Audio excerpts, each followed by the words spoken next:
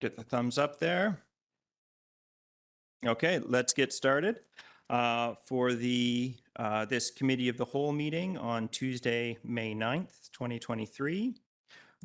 First item on our agenda, welcome to, this Committee of the Whole meeting being held on the Squamish Nation territory. We are very, very grateful to be here.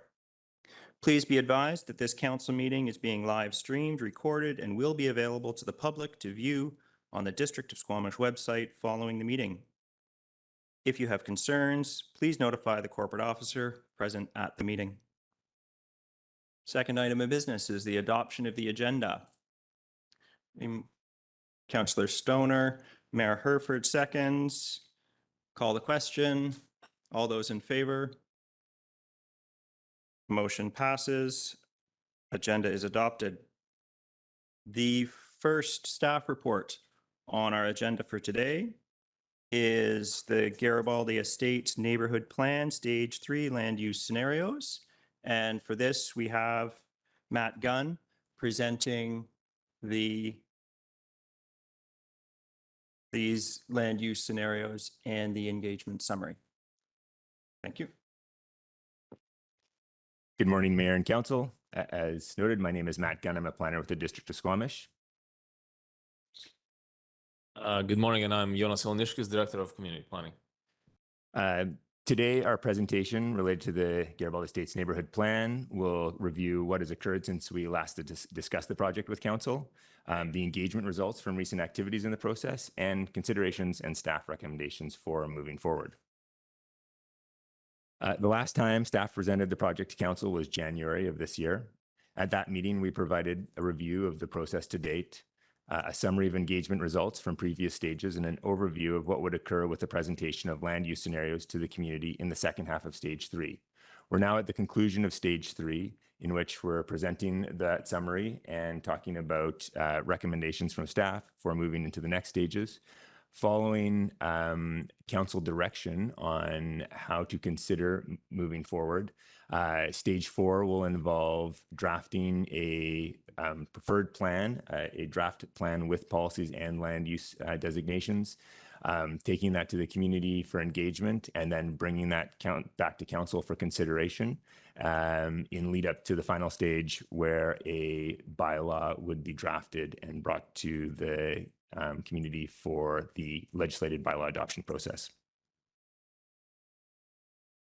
Following the last meeting, staff completed materials for several proposed plan elements. These include a set of guiding principles, a series of land use scenarios, and a set of emerging ideas that would inform policy development in the plan. In February, public engagement was initiated. The scenarios and emerging ideas were presented on Let's Talk Squamish and in booklets. 7 small group conversations were held with 114 participants. An online survey was completed by 252 participants.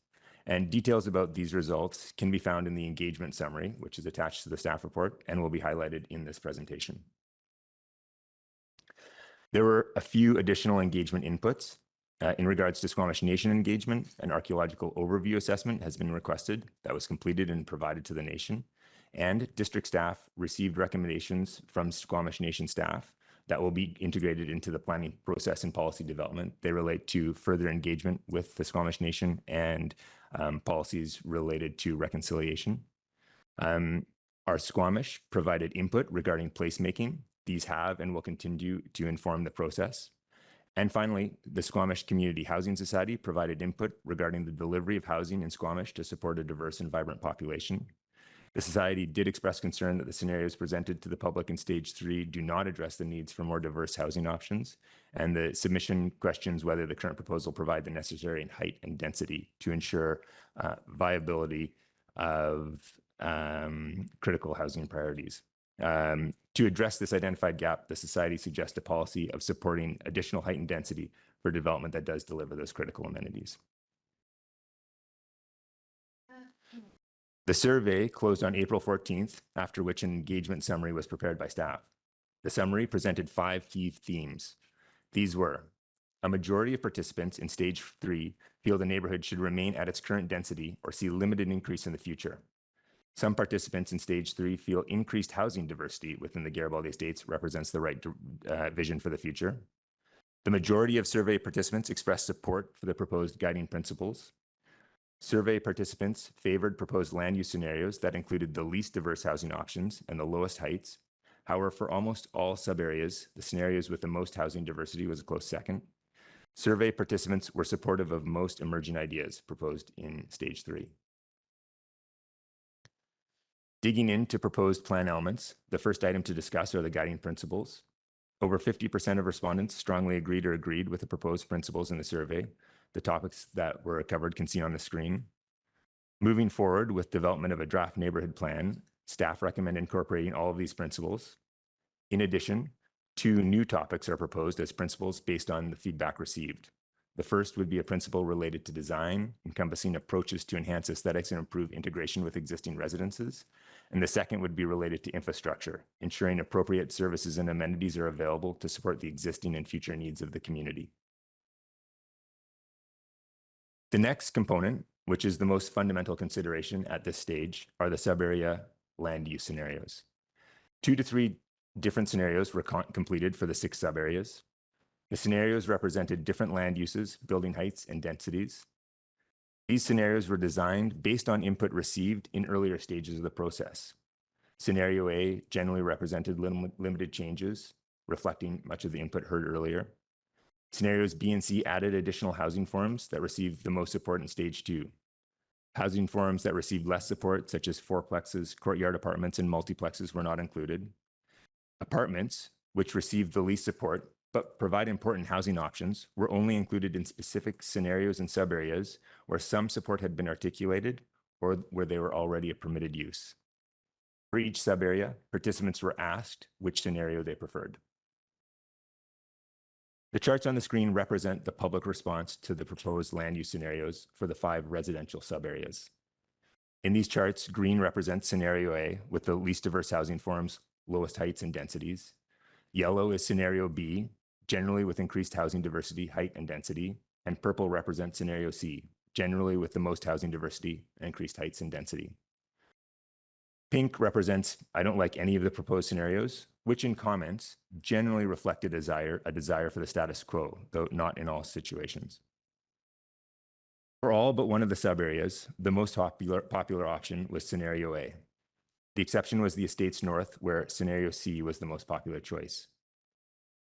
Scenario C was most often second place, aside from the estates east, where I don't like any of the proposed scenarios was the second choice.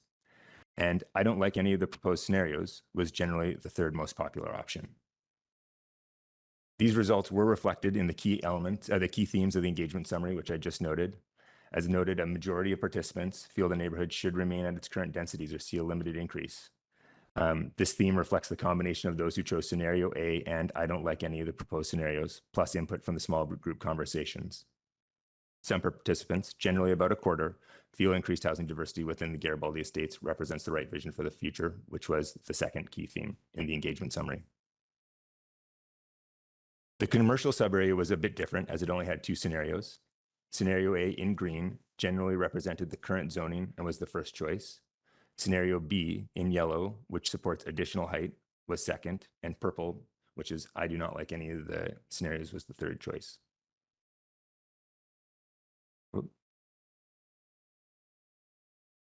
One thing that we do need to keep in mind when reviewing the results of the survey are the demographics of those who participated. 76% had a household income greater than 100%. 66.8% lived in single-family homes.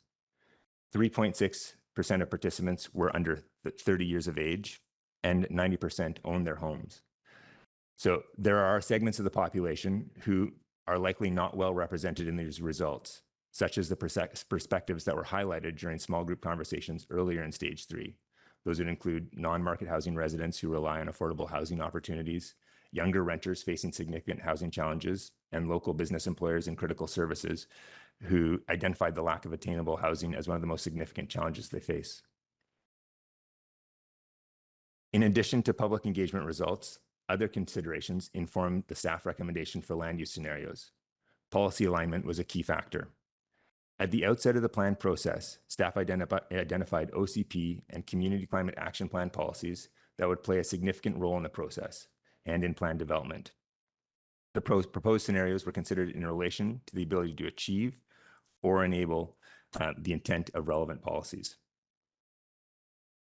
The scenarios that were best aligned with the selected OCP and CCAP policies were scenario B for the commercial and subarea and C for all other subareas. Key factors in these assessments were the increased housing diversity and the employment space opportunities integrated into those scenarios. Another key factor informing the staff recommendation was the 2023 District of Squamish Housing Needs Report. This report provides important context for considering future land uses in our community. The report highlighted the need over the next 8 years for 2,900 units with 3 or more bedrooms and 2,460 units for low and moderate income households.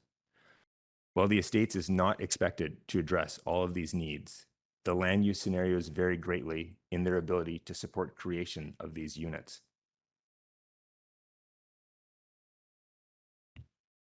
The Housing Needs Report highlighted a lack of new townhouse development in Squamish, in part due to a lack of available zone land.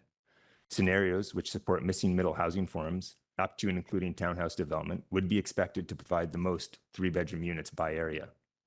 Those include Scenario B in Diamond Head South and Estates East, and Scenario C in Estates Center and Estates East. Scenarios that support apartment development offer the best opportunity to produce non-market housing for low and moderate income households. These include all scenarios in the Diamond Head North, where apartments are currently permitted, and Scenario C in Diamond Head South. Ultimately, staff needs to balance these considerations and make a recommendation to Council regarding scenarios to consider for a draft plan. In this consideration, the weight of obligation for staff rests in the imperative to address one of the most fundamental human needs, housing. Generally, the scenarios recommended represent the best alignment with identified OCP and CCAP policies and provide the most opportunity to support our community housing needs. One of the scenarios aligns with the most popular survey choice, 4 align with the second most popular choice, and 1 in Estates East reflects an effort to balance support for policy goals and feedback from the community. Scenario B is recommended for the commercial subarea. Scenario C is recommended for Diamond Head North, Estates North, Diamond Head South, and Estates Center. And then a hybrid of scenarios A and B is recommended for Estates East. The staff recommendation also includes the Squamish Community Housing Society policy recommendation to support additional height and density for developments that deliver critical housing priorities. Finally, a series of emerging ideas were proposed that reflect earlier input and existing district policy. Staff recommend incorporating the bulk of the emerging ideas, which were well supported by respondents in the survey. These address the transportation network, parks and public spaces, childcare, a Mamquam community garden, accessory commercial units, tree canopy protection, and mid-block connections. These ideas will provide a foundation for concepts from which to draft plan policies. Thank you for your attention. The staff recommendation discussed in this presentation are reflected in the report and on this slide. Thank you very much, Mr. Gunn. Now on to Council for questions. I'd like to remind everybody that we have a total of 90 minutes for this presentation for this item. So let's please try to keep ourselves focused on the decisions at hand.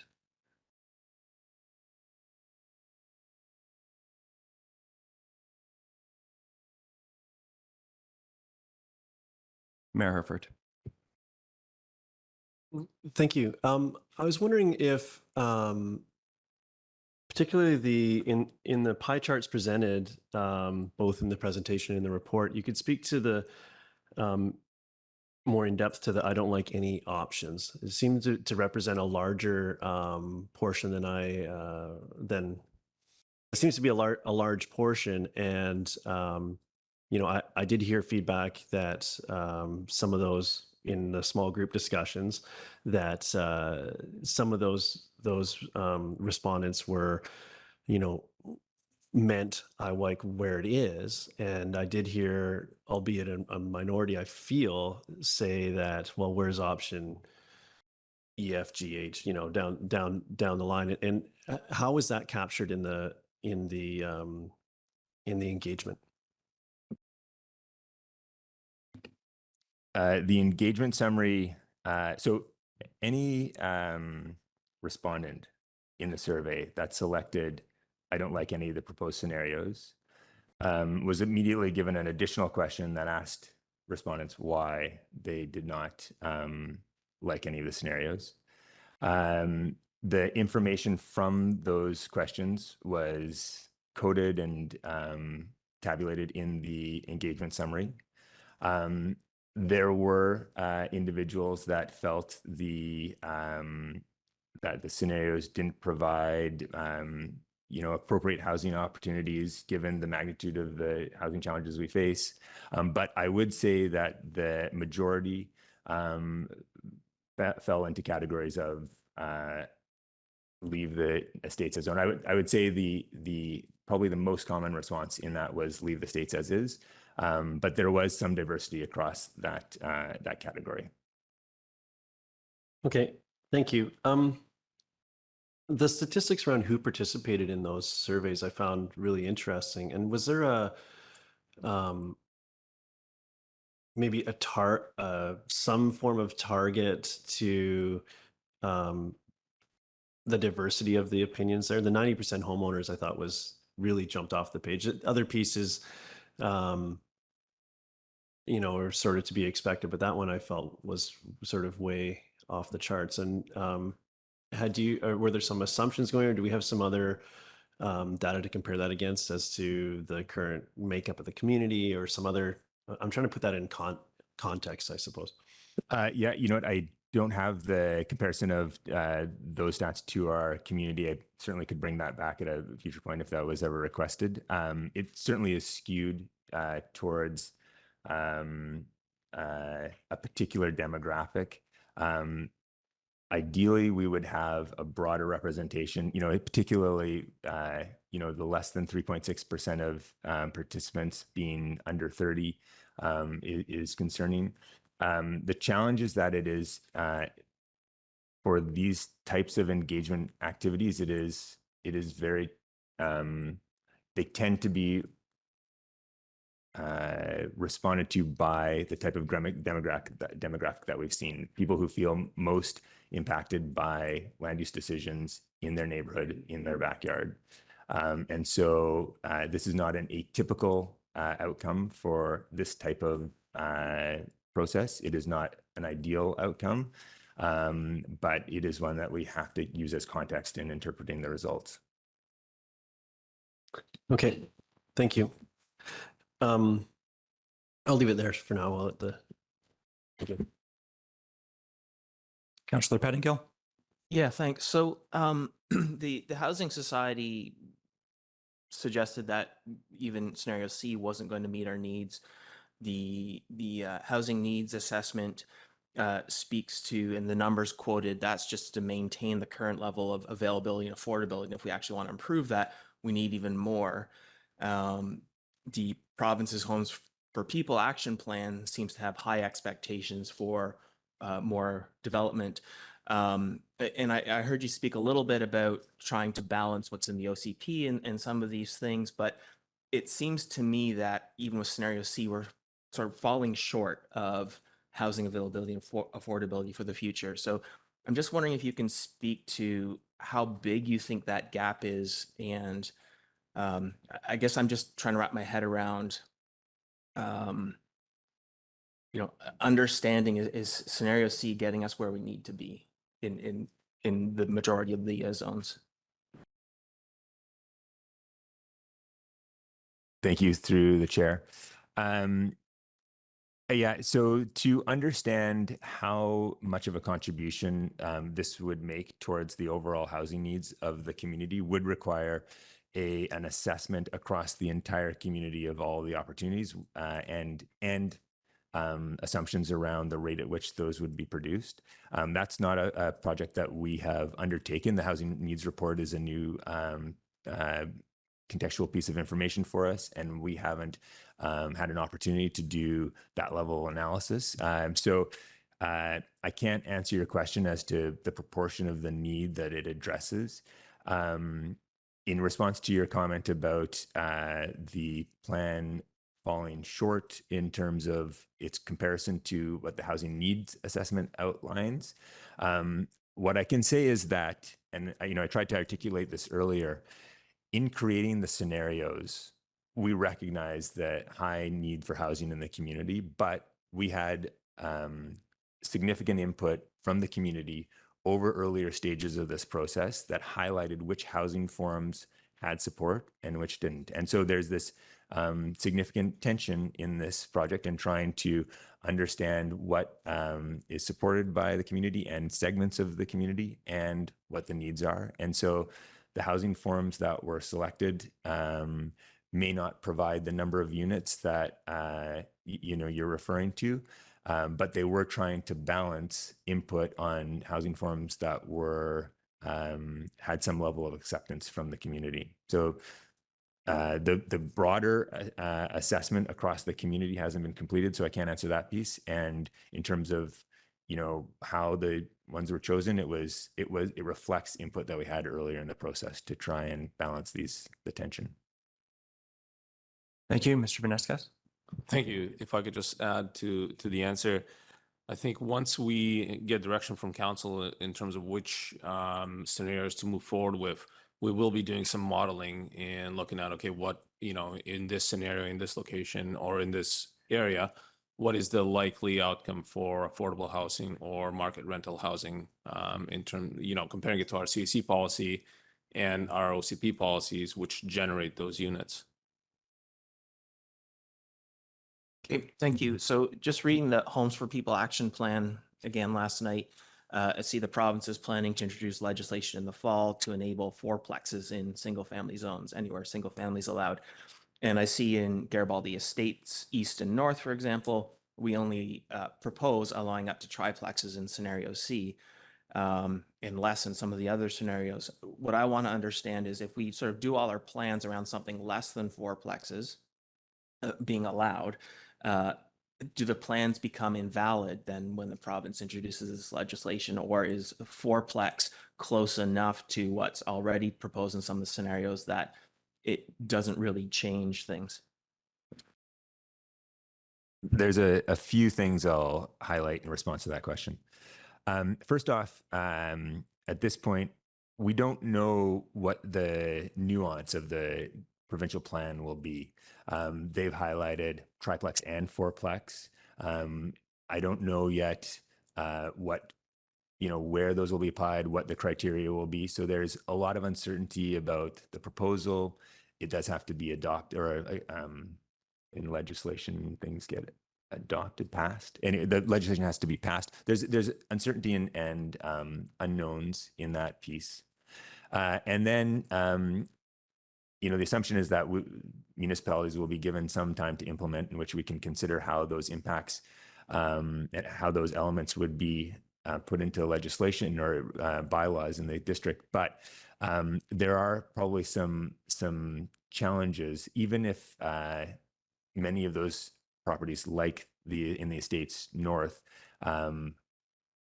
were given outright by right zoning for fourplexes. There are likely going to be some challenges with parking requirements for those to be achieved. And so over time, to I think the other point you made, what are the implications on these? What are the implications of these changes potentially? It's hard to know in some of those areas what the uptake would be over what time period. And so I suspect there is going to be time to contemplate those changes.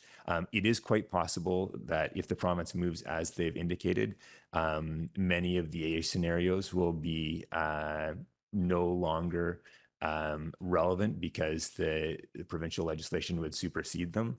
But there's too many unknowns at this point to understand what that would look like and how the uptake would be based on viability and time of change.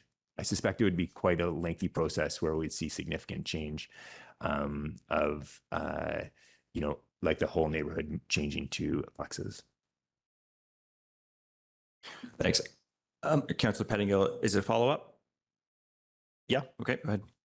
Just sort of related, I think just for some clarification, with what the province is proposing and what we have proposed, for the most part, their proposals to enable or allow for more forms, but not require them. So in general, single family or duplex are still permitted. It's not, no one provincially or municipally is proposing to remove that. It's just adding some additional choice. Is that accurate? Yes, the understanding that we have is that the province is most likely to say any zoning that only permits single family will no longer be permitted.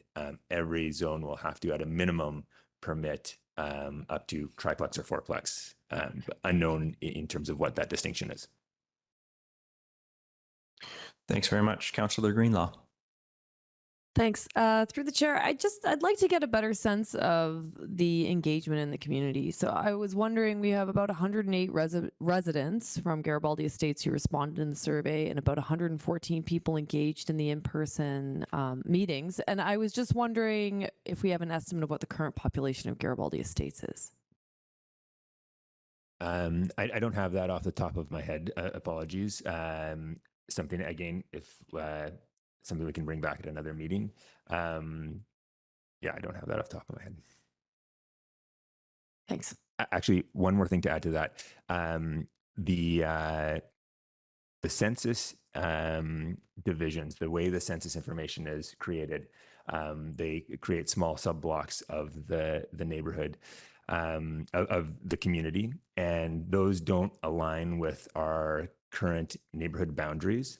But we have requested census information that has been specifically crafted to our neighborhood boundaries. Stats Canada is taking the census information and reconfiguring it so that we will get a set of information that uses the boundaries that we use for this planning process, for example, and that information will arrive. We're expected to get it sometime in July. And so we would have very accurate information about the broad range of attributes of the population at that time. Thanks.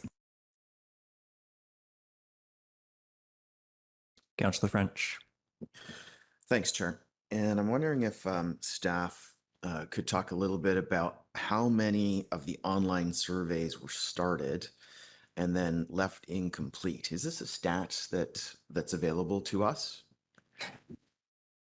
Yeah, I'll just take a look here. So we do have some information from the survey tool that I can highlight. Just one second here.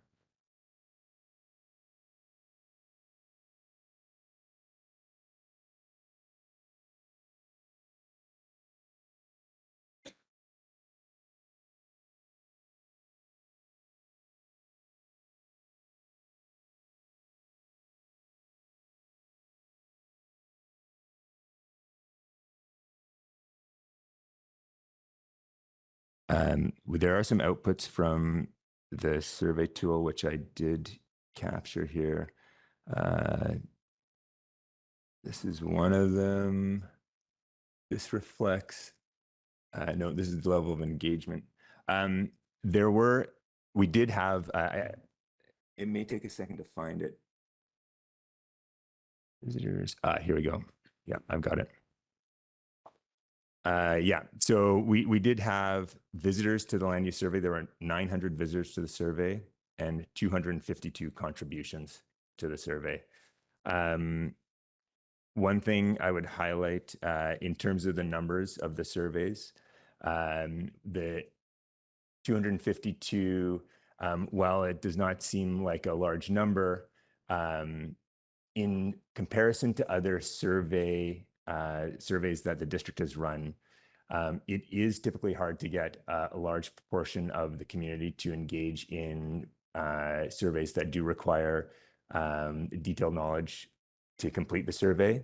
For example, in our OCP engagement, we hired a team, Modus, to help us do do public engagement.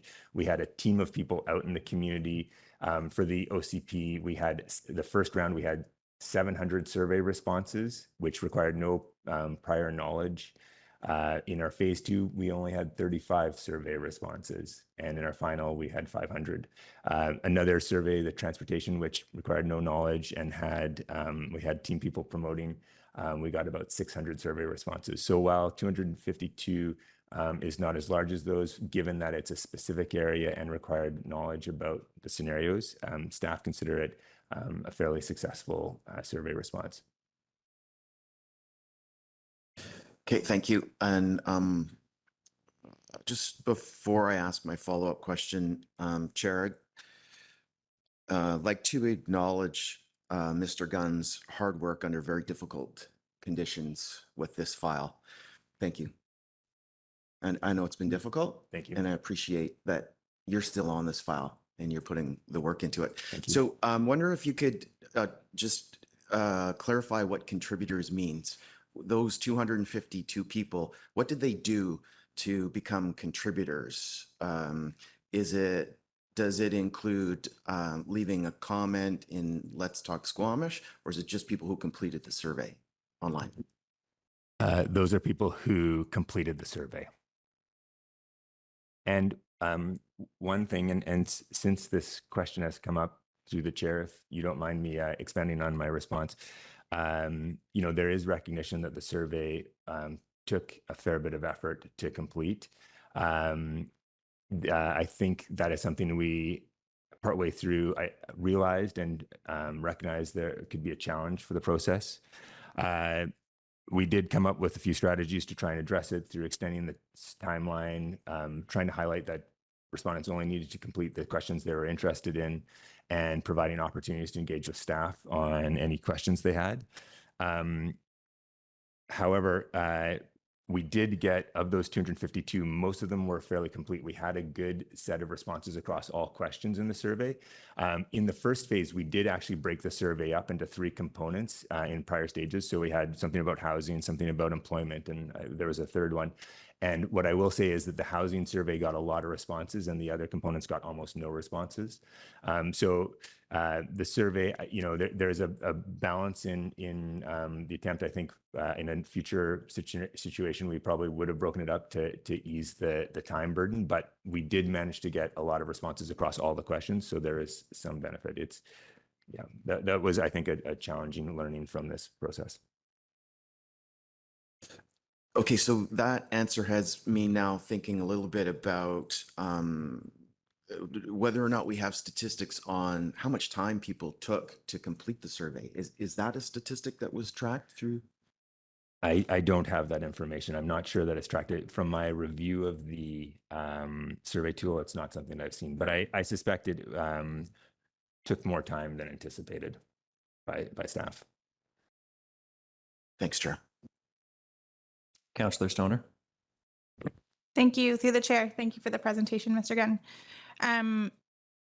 A few questions. The submission from the Squamish Community Housing Society speaks to the suggested policy and direction to include additional height and density for developments to deliver on critical housing priorities. And then the staff recommendation is to focus that specifically on the Diamond Head North and the South areas. I'm just curious why staff are proposing to narrow that policy focus to those specific geographies, especially given that there are other components or particularly other lots within the estates that may benefit from height and density bonuses if it means that we're trying to get affordable housing units at the end of the day. Thank you, through the chair. The recommendation to include that for those specific areas reflected the consideration of land uses that were proposed in those various scenarios and areas. The expectation would be that policy would be most relevant in scenarios where apartments were supported, and we only have apartments supported in a few locations in the proposed scenarios, those being Diamond Head North and South. And so the expectation was that those would be most relevant in that situation. There are other locations that, should they have opportunity for larger multifamily developments, that policy could be quite relevant. but the scenarios proposed didn't go as far as might be useful for that policy. But I think the townhouse, which is maybe the other multifamily that were proposed in other areas, perhaps there are some opportunities to for that policy to be supportive. But I think the nature of that housing product makes additional height and density less likely to take advantage of the policy. That was the staff thinking, but open to suggestions or comments from council on how better to consider that option. Yeah, thanks for the feedback, and I'll hold my comments till the end. A few additional questions. Encouraging to see the amount of support for the emerging ideas across the board. One that I didn't see, or that I think I saw some variable feedback on, was the 30% land for food production in particular. And I'm just wondering if staff can elaborate on what the suggestion is, if it's whether to pursue that, or are we shelving that given the number of priorities that are being identified within the plan at this point? The 30% land allocation for farmland, or for open space park agricultural, was specific to the Estates East location. That location, and that actually wasn't part of the emerging ideas. The emerging ideas included a commercial farm hub, which is a bit of a different thing and didn't receive as much support. So we haven't proposed that moving forward, but if there is more support for that, it could be reintegrated without problem. The farmland or open space in the Estates East was relevant to the townhouse scenarios. And those still are attached to scenario B, which is a potential, but is not attached to scenario C. And scenario C is not, or it is attached to scenario C, and that has not been recommended. And there's also, that we did receive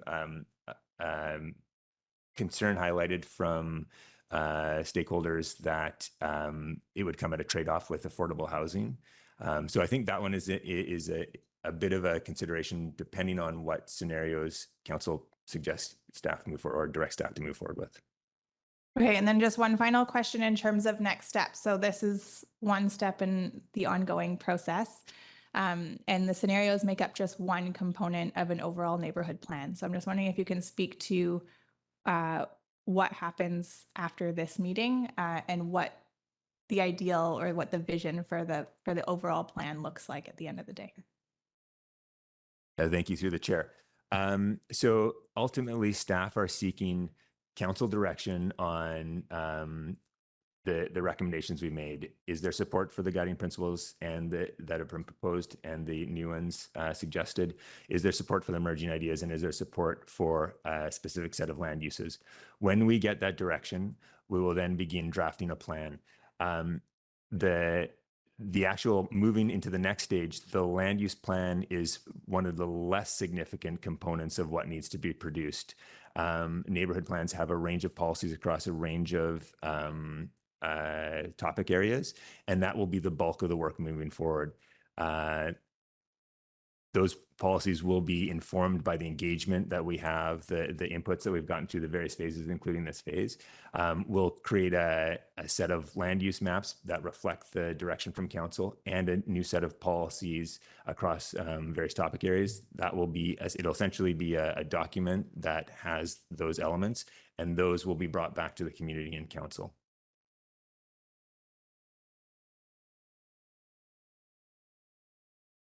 Councillor Anderson, and then Councillor Pettingill. Thank you, Chair. I have two questions that might be considered as relating to stage 4 upcoming engagement and perhaps research. First of all, co-housing is one of two topics, two emerging ideas that staff in reviewing the obtained feedback are suggesting that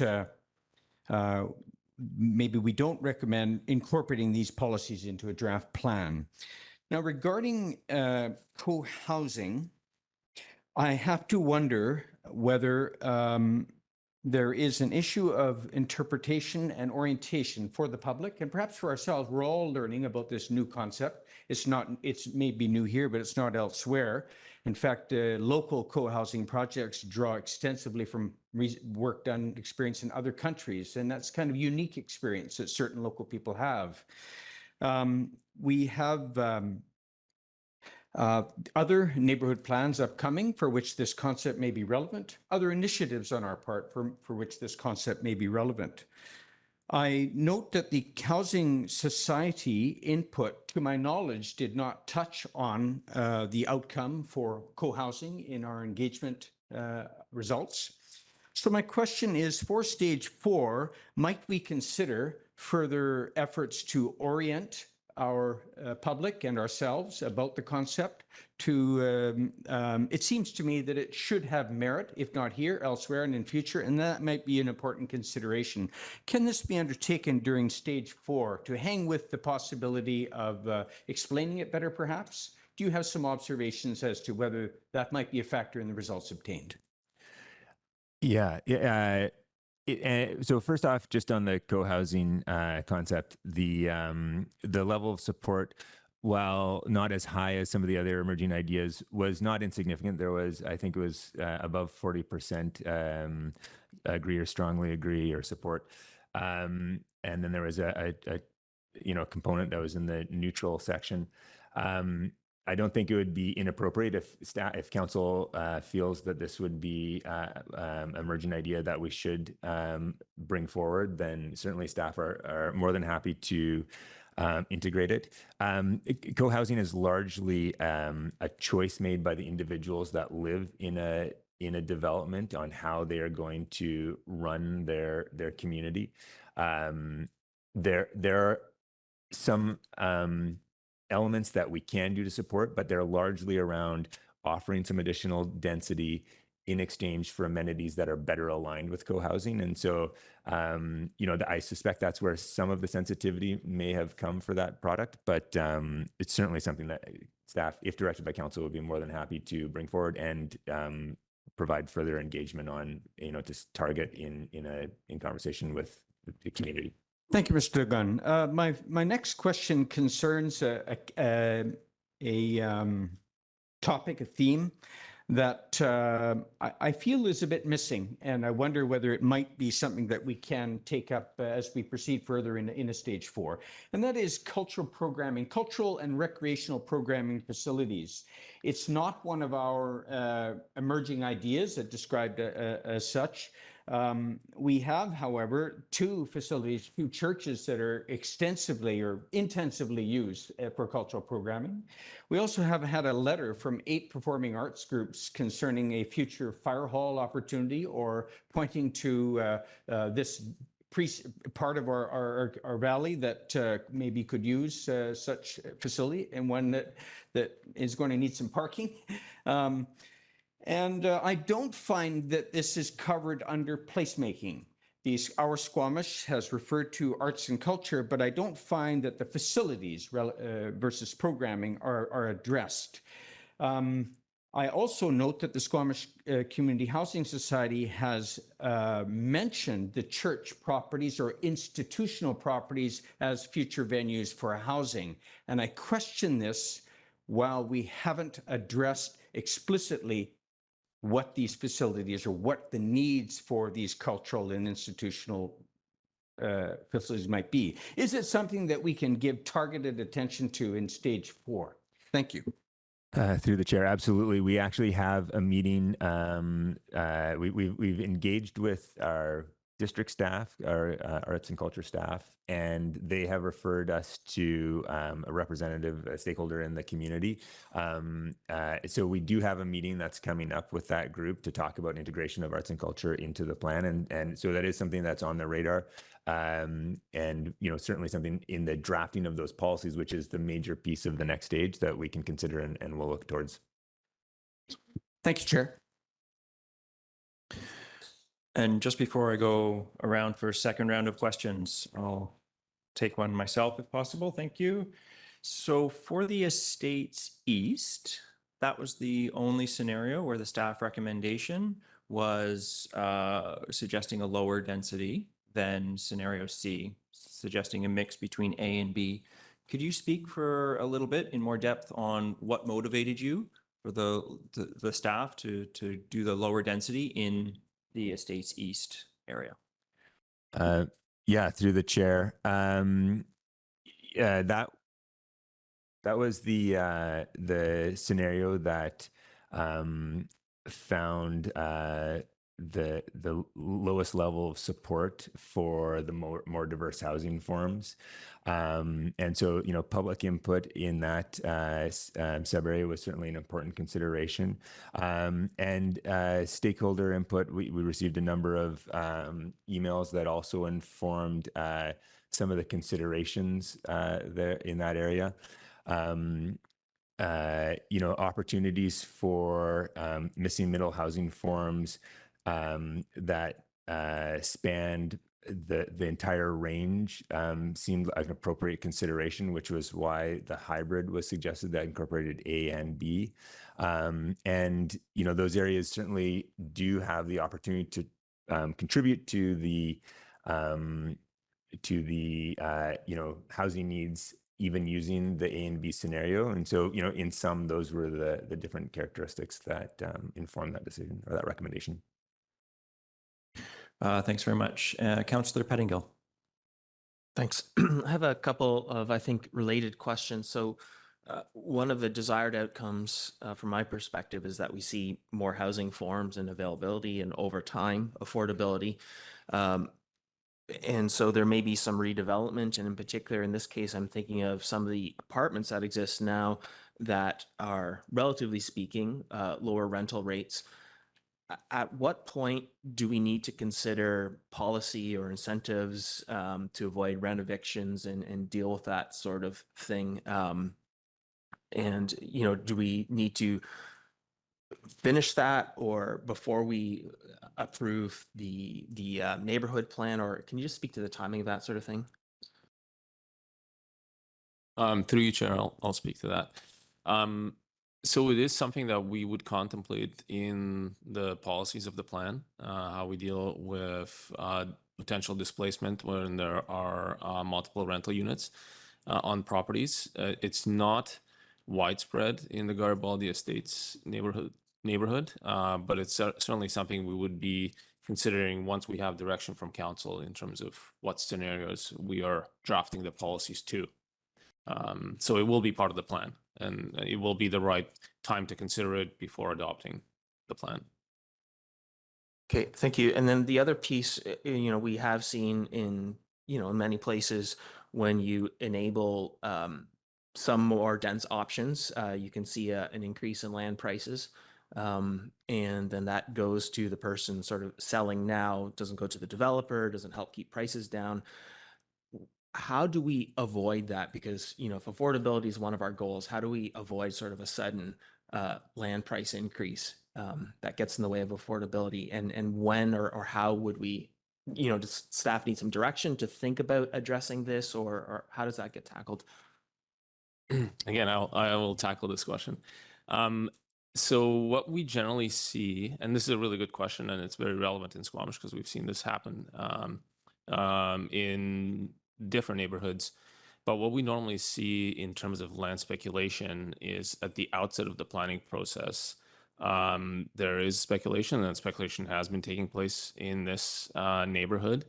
I think the speculators are often betting on density being higher than what it ends up being, and I think this is going to be the case with the estates as well.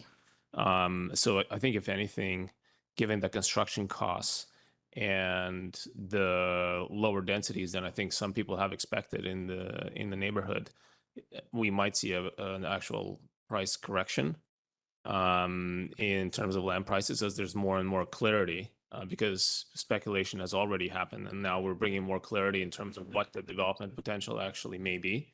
And then the other factor to consider is that land prices for single family estate lots are already very high. So I think the risk of this plan further increasing land prices in the neighborhood is fairly low because they're already high. And we see that speculation early on in the process, not at a later stage. What we've seen in Loggers East neighborhood, there's a few recent examples where people have paid too much money before the plan was adopted, and feasibility is just no longer there. So I think people are learning that it's risky to buy properties in Squamish when you don't know what the end result is. So just to follow up on that, rather than sort of rely solely on the market, are there steps we can take to do more to ensure that we don't see sudden lifts in, because it's already, I would suggest, inflated prices, and so to prevent more inflation, can we take explicit steps to avoid that? I think it's very challenging for local governments to impact land prices. I think the only scenario where that's possible is if you kind of keep things status quo, and there's no expectation that there's going to be growth in the area, because, like I said, land prices often happen early on in the process. So developers are smart, and they try to think like municipalities. Okay, where is the municipality going to want to put more density or grow? And they try to get there before anybody else does. So that's why by the time we get to this point, speculation is already happening or has happened. And now it's about bringing more clarity and hopefully adjusting the land prices based on the plan. May I add one thing to that? The one piece that we may be able to provide clarity on is to ensure that there is clarity in the plan about expectations for amenities or affordable housing components to keep clear what the CAC or amenity would be that could impact that property, so that there isn't speculation that expects a lack of that and thus inflates beyond what the amenity would be able to. That's probably where some of the challenges we're facing in Loggers East, where there's still an expectation for amenities, and if that hasn't been incorporated properly, that could be challenging. So clarity on that would help. Obviously, it's a minor component compared to what Jonas was speaking to, but it is something that we should add. Oh, clarify, sure. So does that mean as part of this process or later, we would consider amenity zoning versus CACs or these sorts of things? Yeah, through the chair. So we haven't gone down the road of contemplating those elements in the plan yet, because we still don't know if there are going to be housing forms and densities that are contemplated that warrant it. It's certainly something we would consider as we move into this stage, depending on what land use scenarios are supported by council. All right. Thank you very much. I'm going to remind everybody we've got less than 10 minutes remaining for this item. So if we could focus on our questions, and we still need to, so everybody start thinking about their comments. Councillor, pardon? 10:45. Oh my goodness. I'm way ahead of schedule here. Yeah. Yeah. All right. Councillor Greenlaw, thank you. Thanks.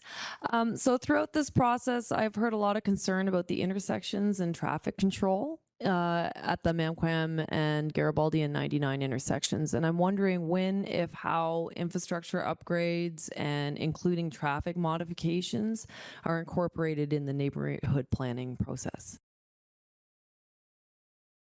So there are two elements that we've used to try and address those questions.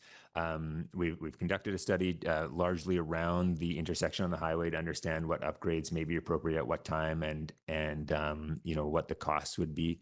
And then we are doing another traffic study now for the area, looking at the road network around the commercial area, and if there are more significant changes or approaches that could be utilized to address the internal road network and the functioning of those intersections.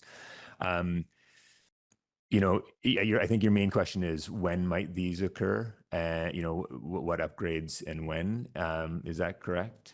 Yeah, like how, if there is an increase in population, how are you going to deal with like when are we going to deal with as well the infrastructure and traffic modifications that will need to come with it? Yeah. Okay. And so in the consideration of the upgrades to the highway, those would likely require some discussion with the province around who pays for it, how it's funded, when it occurs. I would say from our standpoint, the most significant opportunities to support that type of change, upgrading components of those intersections to allow better traffic flow, would likely occur when a larger development occurred somewhere on the periphery of the estates area. So, for example, if the development above Garibaldi Estates, Garibaldi Springs, which is the Thunderbird lands, kind of below J Crescent. If that land moved ahead for development, that would be a time when they would consider the traffic impacts, and there may be a larger amount of money available to do some changes to the highway intersections. Maybe if something happened to Parcel A up at the university, that's another. Some larger developments offer opportunity to look at it in one moment of time, consider those impacts, and create some upgrades. So that's probably one of the easiest ones.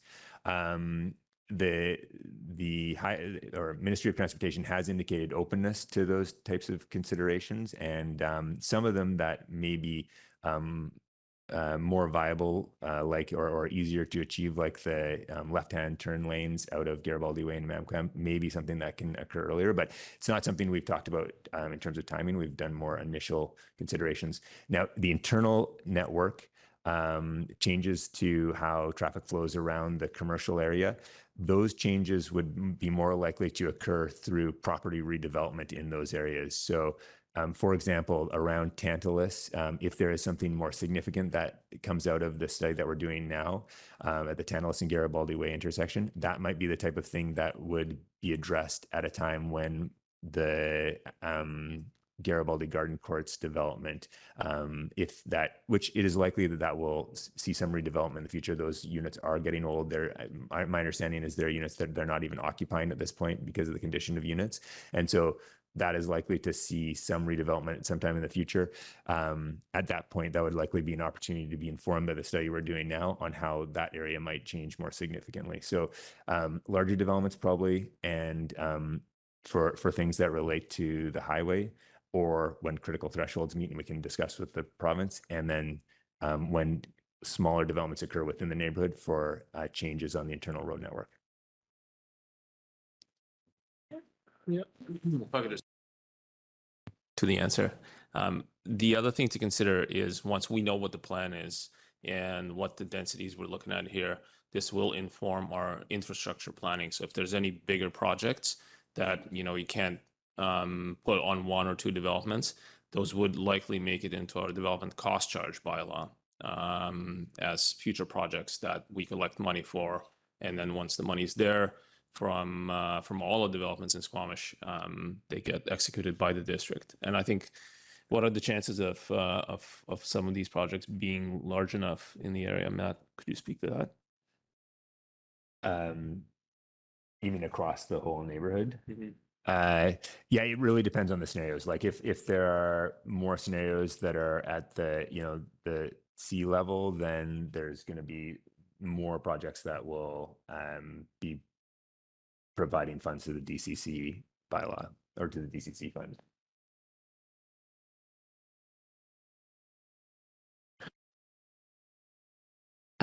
It's a separate question. Is that okay?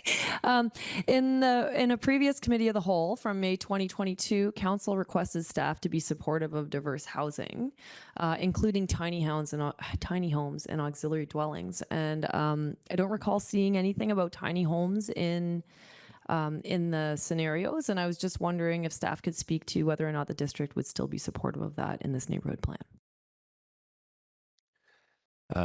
Through the chair, I think the housing form that aligns more closely with tiny homes is the cottage clusters. I probably would need some clarification on the tiny home definition that you're asking about. Sometimes when I hear people talk about tiny homes, they are referencing small structures built on trailers that can be moved from location to location. And that is I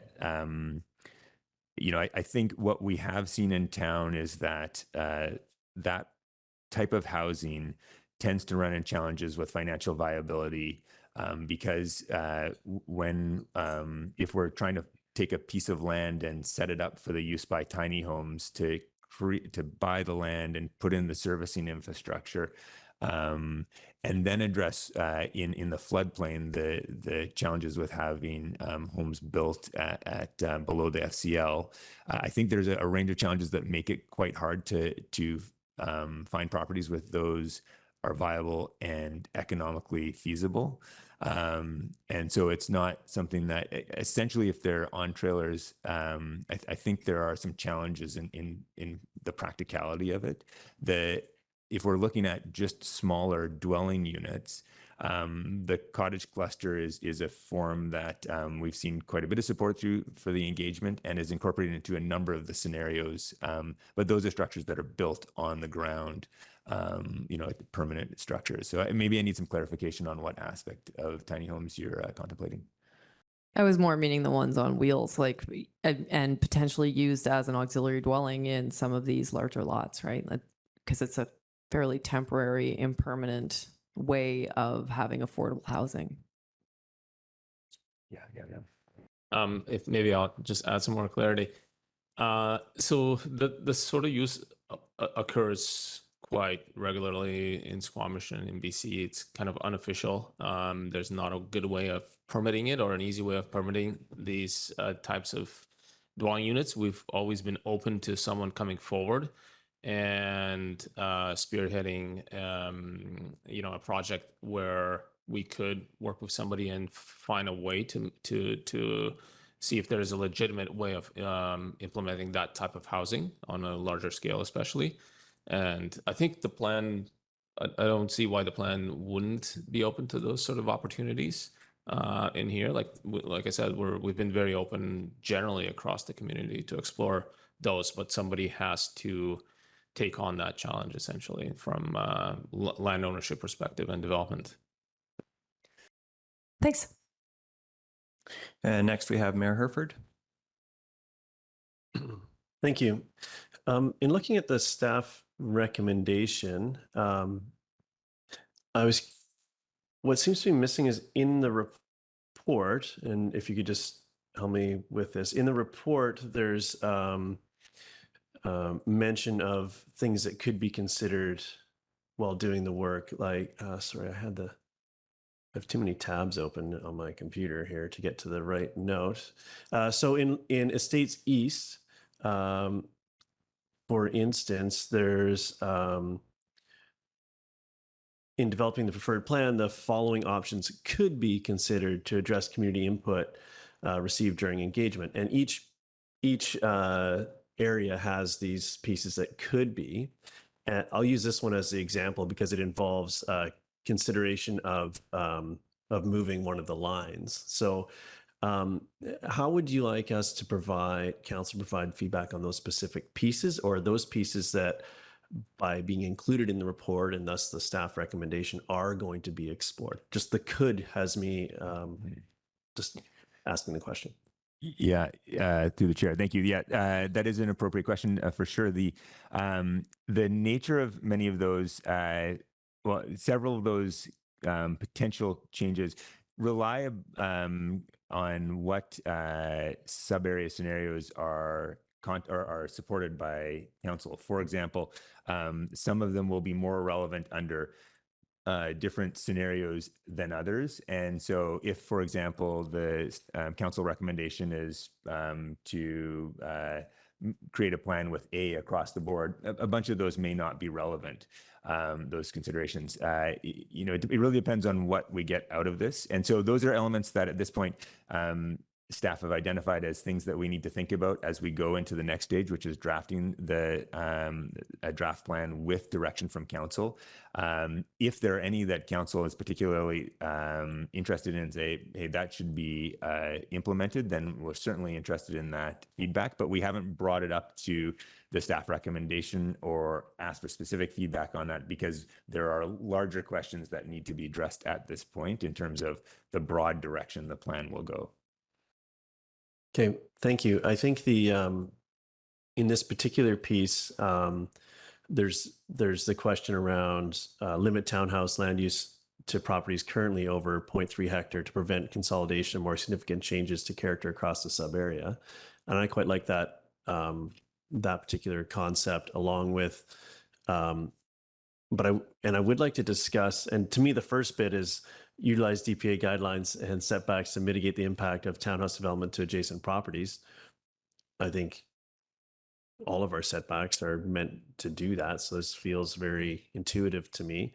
The third piece, consider including properties along the west side of Garibaldi Way in the Estates East sub area, I thought was interesting because it's a sort of a two-step adjustment because of where those lines are drawn. And it made me think about initially after the first round of consultation, it was highlighted the sort of the different characteristics and different values that were represented or were highlighted during that engagement and resulted in the sub areas being pulled out. And just, I hadn't seen any of the lines move throughout that process. I was curious if you speak more broadly to where those lines are and how, or if there's still movement there. This seems to be the only note that really speaks to the movement of those lines.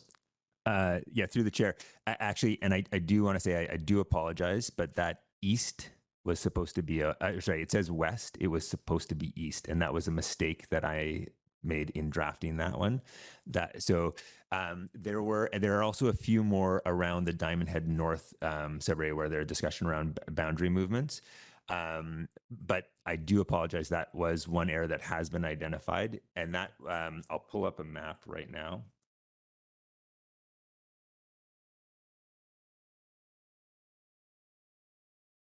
And while we're doing that, I'll just comment that inclusion of the map in this would have been good. I had to go to a couple places to reorient myself, and I'm sure anyone else Apologies. consuming this would have done the same.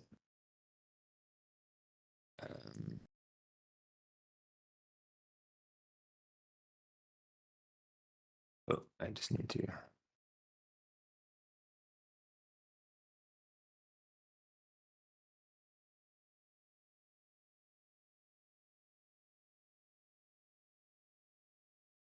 Okay, so what we had in a few areas, Diamond Head North and Estates East in particular, and Estates North were comments from individuals around the boundary line and how it related to their property. The common theme was that for individuals who were interested in additional housing diversity and density, there was a desire to be included. Often, if they were along a road and the boundary ran down the road, those individuals expressed desire to be included in the adjacent property and move the boundary to their backyard. So that they would say things like, well, we're right across the street from what could be development. We feel we should be included. Please shift the boundary to my backyard line. And then other individuals highlighted that if they did not have a desire to see change, they often had said, hey, the line is in my backyard and it would be more appropriate to be along the street so that I have the street as separation from change. And so though it's hard because some of those ran counter. Especially in the Diamond Head North area, there were some concerns that I think highlighted a shift off of the road, but would likely then create some challenges for the people in the single family area in Estates North. And so we've highlighted that these could be considerations, but how we move forward is going to depend on the scenarios that are identified by council. And I think it's going to need some more nuanced consideration, and then it's going to have to come out in the discussion when we do create a plan, and there will be feedback at that point that we may need to modify again. I think we have to go through an iteration where we know where the broad direction is that we're going, and then look at some of those more nuanced changes. Okay, thank you. So then all of the could be considered, can be considered, are still there. You're not looking for that at this point. Those live past our discussion today. Yeah, we really need to have for example, again, if we're selecting A scenarios across the board, a lot of them aren't going to be questions that are relevant. It really depends on what direction council gives to staff, and then we'll have to do some more consideration.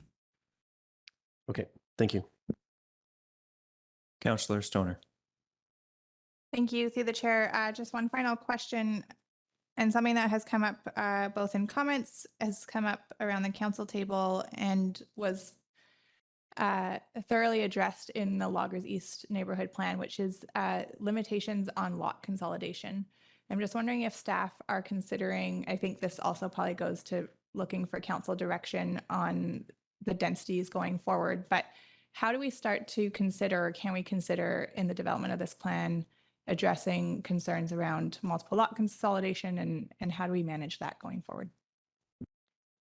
Thank you. Yeah, so those are certainly topics that we can delve into, and we can use conditions of permitted uses to control lot consolidation.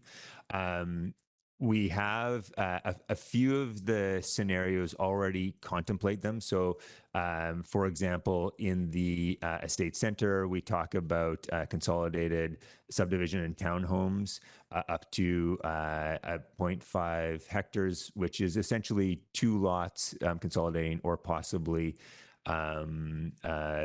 3 if they're some of the smaller versions. And so they were built in. And then as the mayor highlighted, based on some of the feedback from Estates East, we've suggested that some control be put in around what might achieve the townhouse if a higher scenario is chosen.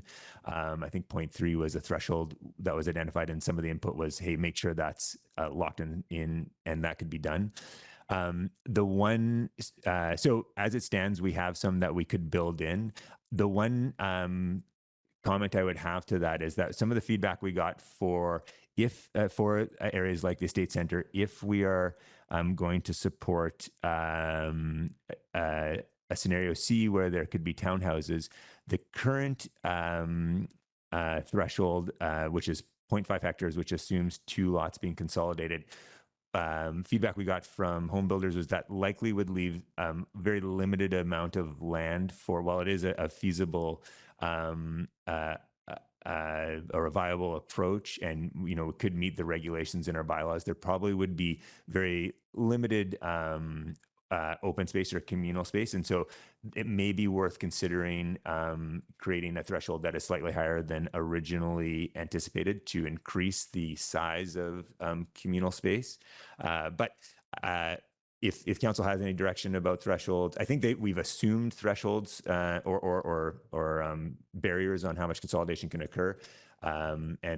Certainly we take any input council has. There is one other piece I would say to that. If a scenario that involves apartments is contemplated, allowing lot consolidation would allow larger projects that may have more opportunity of providing affordable housing, because their affordable housing typically revolves around a certain number of units. If they are smaller increments of apartments, then we don't get a large number that would provide as much for amenities or housing amenities. Okay, that's helpful. Thank you. And then finally, on the commercial piece, appreciate staff's comparison to the Squamish Employment Space Principles, but we did receive a fair bit of feedback from stakeholders that the pro forma on basically commercial or office exclusively is really challenging, and some suggestions for a 5th floor in height. And I'm just wondering if we can speak to if that was considered at all in terms of adding that 5th floor, if that's direction you're looking for from council. Yeah, through the chair. Thank you. Yeah. So I think broadly speaking for the commercial area, I do want to highlight that in the current market, the likelihood of having retail at grade with multiple stories of office is low. The intention of maintaining that area without apartments is to provide for future opportunities where viability may change if office becomes a higher demand product, if it generates more revenue. I think there are many scenarios that are hard to anticipate at this point, but over decades, I think it's a really important place to maintain for employment in the future. The one area where we did get input that we could achieve a viable project given additional height for office at this time was on the west side of the highway. And so certainly we think that's an appropriate, I think it's one of the items mentioned as a consideration. And I think that would be appropriate for that area. We haven't heard, in fact, we have reached out to the owners of the Garibaldi Village properties and had no real feedback from them or response. We've made multiple attempts to engage them. But, you know, I don't think we'd be opposed to providing additional height there. We just haven't had much input. I think right now we see that as a reserve, an employment space reserve.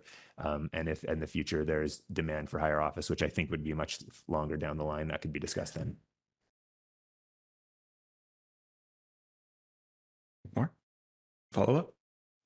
Okay. So we've got 15 minutes remaining, so I'll ask councillors to focus their questions on things they need to give staff, direct staff with some feedback, and to start thinking about the feedback they're going to give. Councillor Pettingill, you're next on the speakers list. Thanks. I believe as Loggers East, a few places we've considered some higher development along a slope because it's less impactful. And I'm wondering if staff considered, I'm not familiar enough with the property lines to know if it's even feasible, but along the eastern sort of side of estates east and north, is that something that we did or could consider, like a little extra height just on that edge, that eastern edge against the slope? Through the chair. That feedback actually did come into this process as well earlier in an earlier stage, and it was contemplated. There's a couple challenges. One, that area, as we saw in the results, there's I would say a high level of sensitivity to that, to change in that area, maybe more so than others. And so I think, in trying to balance the input and proposed scenarios, we shied away from that. The other problem there is that while there are some larger properties that might be suitable for in that location, there is a line of very small properties that sit between those larger properties and the slope. And so impact on those individual properties would be quite significant. It would essentially canyon them. And so we shied away from using that approach in that area, especially because we were limiting and we've gotten more feedback about limiting the opportunity for consolidation along those. So I certainly understand the question and the rationale for it, but it, given the feedback that we'd received and the input from the community over the process, it did not seem like a tool that would be appropriate for that area. But open to direction from council. Thanks very much. Councillor Greenlaw. Thanks. I was surprised to see how many scenario Cs were recommended as a result of this IAP2 spectrum level involvement from the community. And if you compile the I don't like any scenarios, which has been strongly associated with the sentiment of no desire for change, and scenario A, those two numbers together represent about half of the responses. And I was wondering if staff could speak to how we got to a scenario C from that. Thanks. Yeah, I think that is a very relevant question and something that many people have concerns about. Ultimately, in trying to come up with a set of recommendations, staff was contemplating a range of inputs. there is a clear preference for lower change and lower densities in the community over time. The challenge is that in trying to address the needs of the community for housing into the future, and the opportunities for addressing those needs, a choice to retain the current densities would compromise our abilities to, in this part of the community, achieve some of the housing that we need, both in terms of units that are appropriate for families on a larger number of those, and affordable housing opportunities. And in that consideration, it's very challenging from our perspective to ignore that reality. And so that weighed heavily on the consideration and the recommendation. Thanks. Thanks very much. I'll just remind the audience, please refrain from clapping. These are very challenging discussions and very challenging decisions ahead of us. And it is very important that we keep our composure. Mayor Herford, thank you. Thank you. I was wondering if you could speak to, in the Diamond Head South area, the differences between scenario B and C, which is recommended. The main difference seems to be the commercial use, and sort of what the street ends up being its main use is, rather than an increase in unit type, is what I was sort of extrapolating from, or as far as from a housing perspective. Could you sort of take me through the differences between B and C there? And I feel like that's sort of one of the key questions here we're being asked, is whether Diamond Head Road, particularly in the south area, is a future Edgemont Village type thing, or something like that, is what I see in scenario C. And to get that, this additional height and sort of lot coverage and so on, but what's the housing impact of that, and how, from a housing perspective, how different is scenario B and C? I'm just going to put up a table here, 1 second.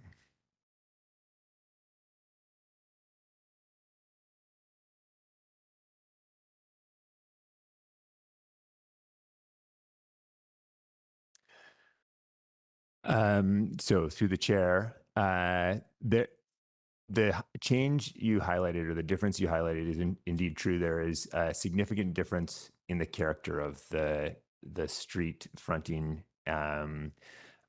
uses, the retail at grade. But I think a more significant consideration in terms of the difference between the land uses is that in scenario C, we are talking about apartments. In scenario B, we're proposing a set of missing middle housing forms that are largely ground oriented. And the most significant difference between those two is that the apartments provide more opportunity for achieving affordable housing options if we implement the Squamish Community Housing Society recommendation and use these areas to try to achieve critical housing priorities. The apartments are where we have more opportunity to get affordable housing, and that there are in the neighborhood. Right now, the only area that we do have apartment supported is in the Estates North. It's a very small area to rely on to provide affordable housing, especially non-market rental units that we might achieve through apartment buildings. And to use an area or to look at the area across the estates and have only the Estates North as an opportunity to provide those non-market housing options is, I think, from staff's perspective, doesn't address some of our fundamental needs. In our engagement in the earlier small group conversations with advocates for non-market housing, residents of non-market housing, there was such a clear message that, an area like the Estates is where those projects want to be located. People who are in those, they want to have access to transit, they want to have access to services, shopping. And so the Estates is really an area where we do want to find locations for non-market housing. And scenario C is our best opportunity to expand it beyond just the area in the Estates, the Diamond Head North. Okay. Thank you for that perspective. I was, Oh, when I- sorry, got it wrong. if that's okay, that's okay. I think I'm trying to understand with the addition of essentially one story in the table, but that one of height, but one story, but then commercial at grade. I guess the unit's getting smaller. I'm just wondering how much of an actual practical increase we're considering with between B and C from a housing perspective. Just that change. I get apartments smaller, so do we see, like, what does that represent percentage wise, or can you help me contextualize this a little bit? Because I'm seeing an extra story and I'm seeing an additional use, and I'm not relating those directly to the sort of what percentage increase of the building would be used for housing. Like how much further are we pushing on housing by going up here, even though it's apartments? Is that like a 25% increase in units, or what are we contemplating there? Right. Okay. So you're saying what number of units could we get, or how many more houses dwelling units might arrive in scenario C over scenario B? So I don't have an answer to that. We haven't done the metrics on that at this point. But if you do look at scenario B, the housing forms that are supported, things like a triplex or a duplex, mixed use commercial corner, that there's the number of additional units above the status quo in scenario B could range quite dramatically. It could, if we had duplexes and triplexes built in that area over time, it would be quite a minimal increase, particularly given that at this time we can have suites and ADUs in single family lots. The apartments, I don't have a percentage off the top of my head, but it certainly is a notable increase in number of units above what is currently there. If I could just quickly add. One of the differences is in the floor area ratio. So I think if you look at the numbers between scenario B and C, there's quite a significant difference between 0.5 and 0.8 in scenario B, and then 1 and 1.6 in scenario C. So townhouses compared to apartments can be quite inefficient in that each one has to have an access. They eat up a lot of the ground area essentially. So I think even though there may be not a lot of stories difference, there will be a floor area that's quite different.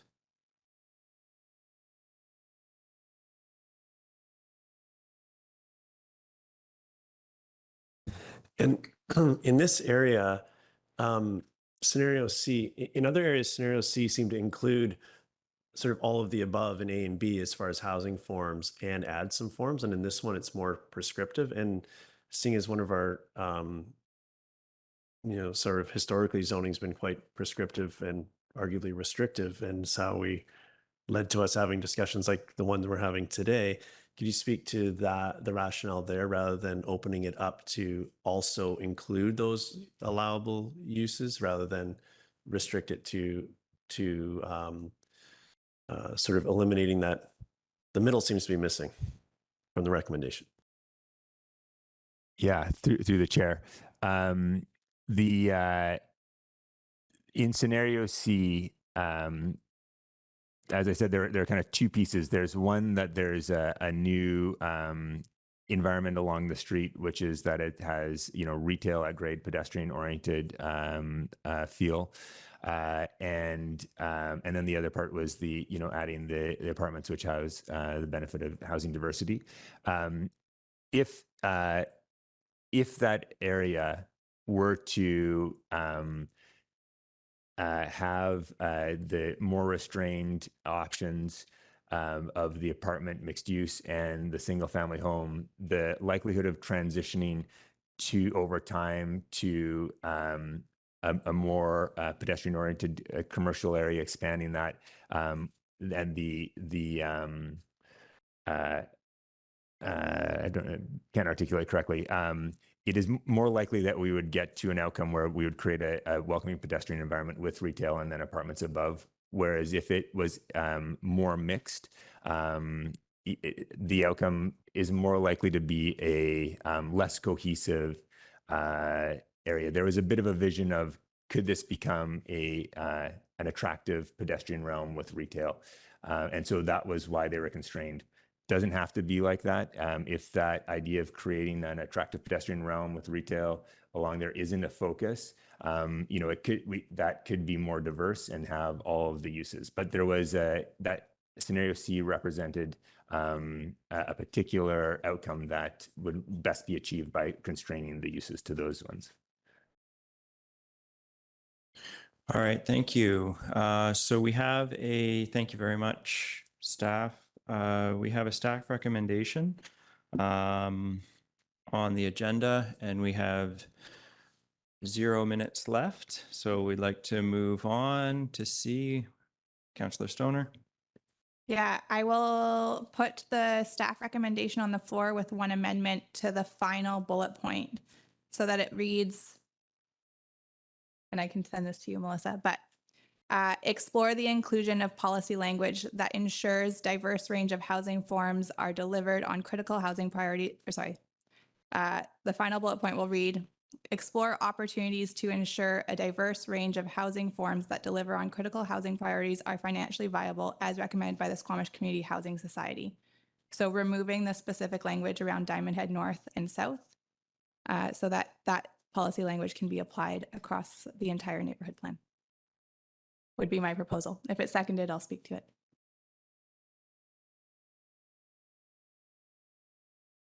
Any second? Councillor French seconds. Thank you. Through the chair, thank you to staff for all of your work on this, for the really detailed feedback and for summarizing all of the engagement that we've received from the community, which has been extensive. I want to thank everybody who's here today and for everybody both within the neighborhood and across our community who has continued to engage with us on this process. The neighborhood planning process is not perfect, and I will be the first one to admit that. The ideal is to create a vision for the neighborhood that will see what it might look like in 20 years' time. That process, as I mentioned, is not perfect. And for many, it feels really personal. I can imagine that seeing your property or your home on a map, having conversations around how your neighborhood might change over time, having people come knock on your door and say, I will give you a lot of money for your property, or having your neighbors sell is really, really hard. I think the reality, though, is that our community is changing, and one thing that's always constant is change. And the best that we can do as a council, as a community, with the support from our staff, is to make sure that we articulate what we think that change should look like over time. What are the values that we want to bring to this neighborhood over time? And one of those things that continues to weigh on me is the housing crisis that we're in. The reality that the housing report that we received just a few weeks ago, that we need to build over 6,000 housing units just to maintain some level of our current quote unquote affordability within our community. We've received a diverse range of feedback throughout this process. And yes, a lot of it has been against some level of densification. I also don't think it has been representative of the community as a whole. And many folks who are struggling were not heard through this process. The reality that in the survey, 90% of folks were homeowners speaks loudly to me that those who are renting have not engaged in this process. Those who feel housing insecure have not engaged in this process. And so for me, it's really a challenge in the engagement process that we're in. It is not perfect, but it still is the process that we have. And so I sit here having to weigh both the feedback that we've heard in writing, the conversations that I've had with folks in this neighborhood, and with folks who do not live in this neighborhood and are trying to find a way to make Squamish home for the long term.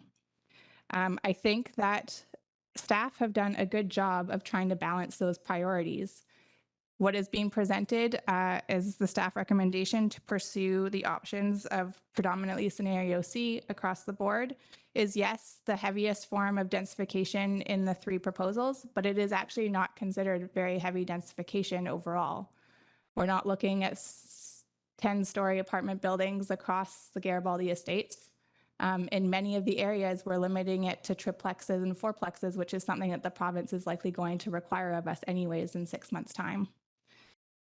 So it's with that I am happy to support the staff recommendation that's before us, as I think it balances the needs and desires of the community today with the demands of what we know is coming for the future. I also want to highlight just a few things that I think is important with respect to the emerging ideas. I think all the ones that we're pursuing in the policy recommendations will be important.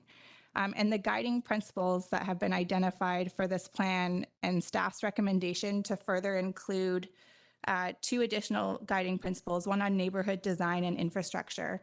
And this is really, we've been in a very detailed conversation about scenario planning and land use planning, but now we get to take a step back and talk about how we make sure that the policy language that's within this neighborhood plan will address the concerns that we've heard from the community, making sure that this remains livable despite some level of densification.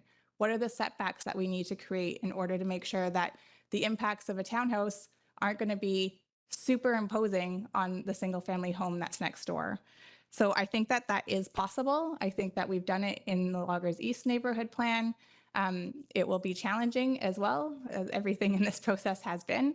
But I hope that people will continue to engage in the conversations so that we get the guiding principles and we get the policy language correct to actually create the vision that we want for our community in the long term. My amendment to the final bullet point to remove the requirements for exploring that new policy language to broaden it across the entire region of the neighborhood, I think is really important as one of my personal stated goals. And I think from the OCP has been to try and explore every possible mechanism to get more affordable housing in our community. And so I think it's only fair that we apply that policy language across the entire neighborhood and not specifically to Diamond Head North and South. Thank you. Councillor French. Thanks, Chair.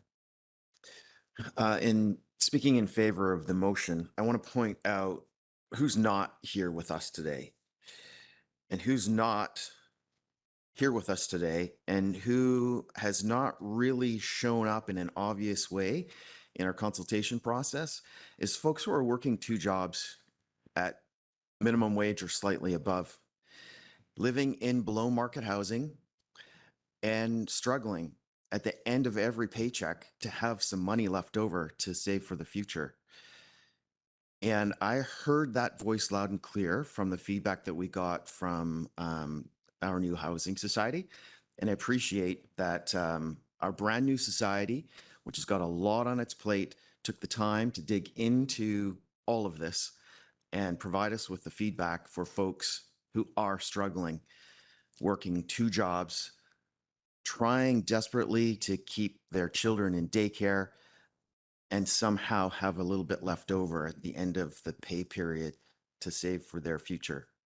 And I also want to take this opportunity to point out that I support the recommended changes to the cottage cluster zoning to support viability of tiny house developments in the estates north. And when I think about tiny house development, I think it's a little different from what our staff is envisioning. I'm not thinking necessarily of tiny home clusters. I'm thinking more along the lines of giving current residents the ability to build another form of housing, more diversity, that is similar to the traditional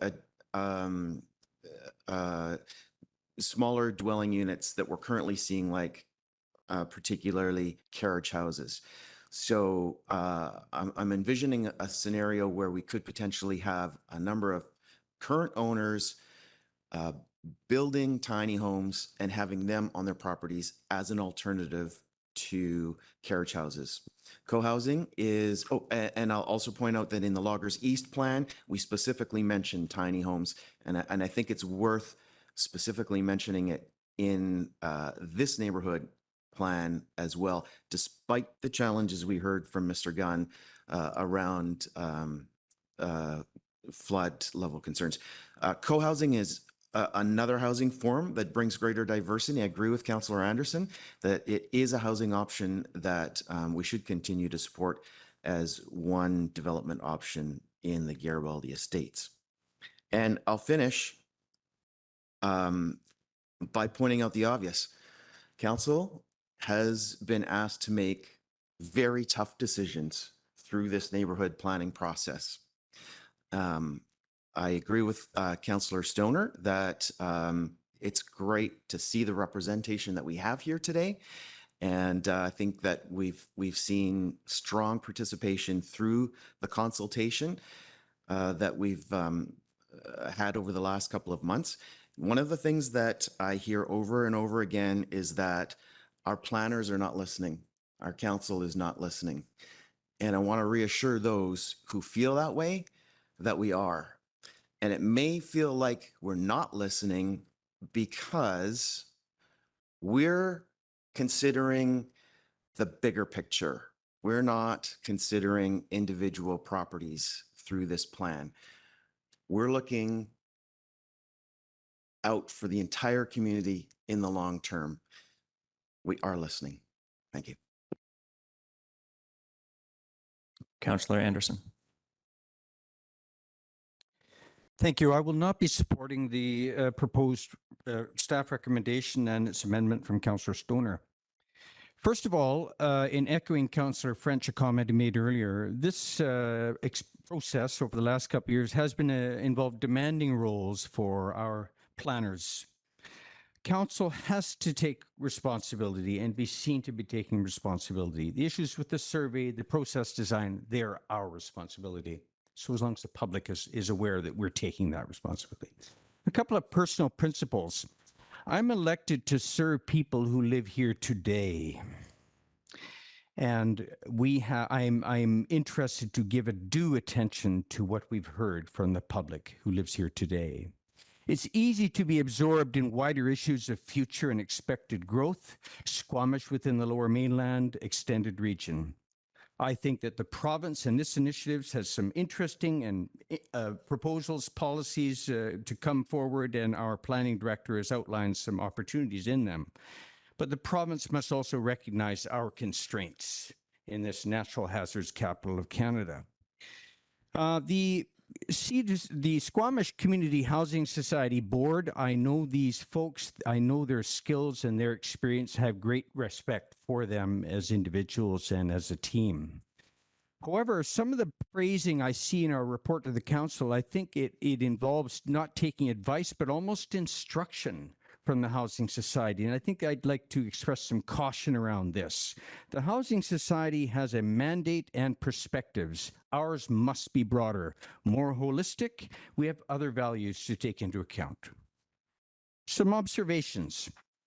NIMBYism, we hear this come up over the last couple of years of our community dialogue. I must express some caution around this too, as a blanket label that may frustrate us, all of us. And my experience in this is the Scott Crescent development 10 to 15 years back, where so much was not done, not addressed because of the use of this blanket label, including by the council of the day. We still are trying to sort this out. We never had the proper dialogue that we needed. It got in the way, applying that label. I agree with the observations about other sites, Greenfield and Brownfield, that are expressed by members of the community. I do not understand why the second to last council reduced the density in the waterfront landing sub-area plan significantly. I also point out, and I have throughout this dialogue, that our hillsides are of less biological value than our valley bottoms for habitat. the farm hub versus private gardens and our de facto green space that we have in the Garibaldi Estates, I think that this is an interesting feature of the report here. I think that the farm hub is problematic, and I think that the private gardens, that de facto green space and natural habitat need to be taken better into account. It is undervalued, also again in relation to the upland hillsides. Zoning does not necessarily deliver affordable housing. There are timescales involved for this filtering, to use another phrase. We must be realistic. It's interesting and important to follow the experience and dialogue around this in the city of Vancouver and elsewhere. I recommend, in fact, firstly, the proposal by one of our correspondents that maintaining character of the neighborhood should be added as an emerging idea. And I think we should take this seriously if we're going to be successful here and in future neighborhood plannings. Our tactics of tree canopy protection and setbacks in parks and public outdoor space are great, but we need to do more. We have to pay attention to the observations, and if we have calm and confidence in the public engagement process, we can talk to people who from their front windows can deliver so many useful and valuable observations on the street, traffic, parking, what have you, how it has evolved. We have a lot of experienced people in these neighborhoods. So if we can reduce the conflict and anxiety and the frustration, then we can do even better in stage 4 to recruit that experience and information. I recommend that the user friendliness of our surveys need to be improved. We can all do better in this. Council must take responsibility, and I think there's work to be done. And the use of an interpretation of the survey data, I think, is highly problematic in this report that we have, which has been pointed out by numerous correspondents. The lessons learned for the future for Valleycliff, Dentville, Brackendale, this is very important that we need to keep in mind. We need to be successful not only here, but in future. And if we get it wrong in our engagement and public buy-in here, we'll fail in future potentially. Housing strategy, in quotes, that was a need identified and suggested by staff in our recent discussion of the Housing Needs Report and its daunting numbers and projections. However, I think it's not a housing strategy we need, but a more holistic community strategy, considering other elements of smart growth and how they work together, including employment lands. We're expending all of this time and political capital on densifying this neighborhood, while I'm being approached constantly by people looking for space or land for their business, and I'm worried that this is lacking focus. Finally, what is it we want to be? Is it only an extended sprawl of Vancouver? And in fact, this is my interpretation of scenario C. This is how it looks to me. I think that we're losing maybe it is only being an old timer that I do note this. I share public concerns heard on this theme. In my own experience over the past year and a half, I've had intensive engagement with our housing crisis in selling a house and trying to find a place to move to. I also had this in mind, and I'm not unsympathetic to what my colleagues have brought forward. But applying scenario C as it's proposed in the recommendations to council, I'm not in favor of. Thank you.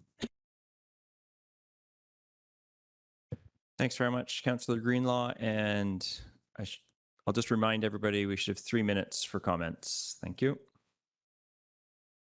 Thank you, through the chair. I wholeheartedly agree with my fellow councillors Stoner and French, but I would also like to speak against the motion. I'd like to start off by thanking staff for all the hard work that they've done. As Councillor Hamilton stated, these are not easy decisions that we are making, and everyone around this table is doing their very best and taking these decisions very seriously. We are in a housing crisis. Younger folks and vulnerable folks are being priced out of housing and pushed out of their communities. It is a very scary time for people who do not own homes. There is very little security in housing, which I believe should be a fundamental human right and much privilege for those who do own. I also know that staff has received a lot of abuse in this process, which is never appropriate, and I want to thank them for having a lot of grace and patience in this process. In my opinion, these recommendations do not adequately convey and address many of the concerns that I have consistently heard from residents. I see a lot of targets that we are hitting in terms of increasing diversity, childcare, tree canopy, but I don't see much accommodation for the concerns from citizens, largely impacting character and livability of their neighborhoods. Nor do I feel that there is adequate conversation around the improvements to current road infrastructure and intersections to accommodate growth.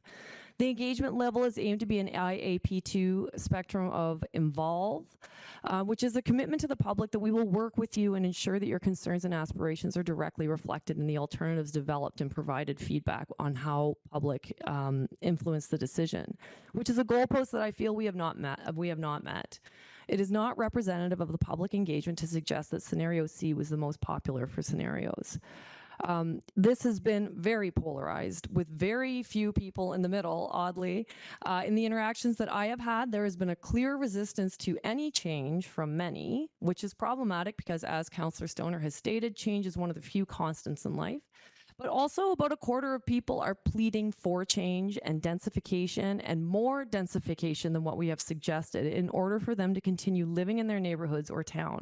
And I would like the conversation with the community to be oriented more around what you would like to see in terms of much needed densification, which in the sessions, the moderators did attempt to have these conversations, but they generally devolved into an airing of grievances instead of a group conversation about planning for the future. I heard several people say flat out no to change, and then heard them talking about the possibility of cottage clusters and auxiliary dwellings, which is in fact not a no to densification. And I recognize there is a need for housing. I do think that the Garibaldi Estates is a logical place to have densification or some densification, and I apologize to everyone who has been fatigued by this entire process, but at this time, I feel the conversation is incomplete. There's simply too much resistance to the proposal, and I don't feel comfortable accepting these recommendations given the clear resistance from a significant portion of the public. And should this motion be successful, I am hopeful that we can come to a better consensus in the next iteration of the process, and I do hope that the public will engage in a conversation of planning for the future as opposed to just saying no. Thank you. Councillor Pettingill? Thanks. Speaking in favor of the motion, I'll just address some of the comments I heard through the discussion and then share some thoughts. And I do want to talk about food production. The idea of agricultural viability, it doesn't make sense to me. I don't think anyone's really pushing for that.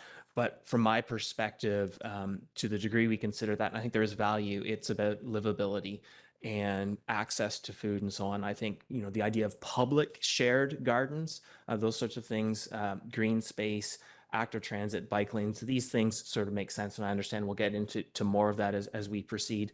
I think density in and of itself is neither good nor bad. You can do it really well or you can do it poorly. And so I think things like food production, it's a means to make sure that we're doing density well and making a more livable community. Understand that we may have to deal with cars for a while yet, but cars shouldn't be our primary planning priority. Priority needs to be people. We didn't get into that too much today, but I just want to sort of make that statement. I do think, I'm not convinced we're going far enough to address the housing concerns, especially with what the Housing Society has identified. So I appreciate my colleagues' proposed change to the resolution. In terms of co-housing, I think that it really makes a lot of sense. It's not clear to me at this point whether we should be a driver or just an enabler, but I think that's worth consideration. I guess I'm still a little bit skeptical that there's not more we can't do to manage some of the cost inflation of land and possibly claw some back with smart policy. So if staff need a bit of time or space to give some thought to that, some creative solutions, policies, I would support that. And I also think we need to get on the rent eviction policy. It's not just for the people in the apartments, but I'm thinking about people in suites and illegal suites and all that sort of thing. If we're planning for change and development, we need to make sure that our most vulnerable are protected. And so I think in terms of the whole process, some thoughts. We in our last strategic plan, in this strategic plan, have included housing as a priority. Most of us ran on campaigns of accessibility and availability of housing. And so I think for me, this has never been a question of will we or won't we densify. It's trying to have a conversation about how do we do that densification well? How do we make this a better community? And I think I would suggest that we haven't spent as much time on that piece as a community of how do we do this well. There's been a lot of effort saying no, no, no, as opposed to how do we do this well and make this a much more livable community. And I think that's a real opportunity going forward. One of the other pieces and my colleagues have touched on this, but in our strategic plan, is a focus of a principle on equity. And I'm thinking about the people living in vehicles. I'm thinking about people who have kids. Some of them may even live in Garibaldi Estates now, but they're going to go to school and they're not going to be able to come and live in that neighborhood unless we make some significant changes. And I think about the people that I've seen come to council chambers and cry because they have to move out of their community because they can't find rental. And I know, change is challenging for people. And so I'm not suggesting this is easy, but when I think about who we've heard from, and I've heard very well, and how, I think we probably need to be going further.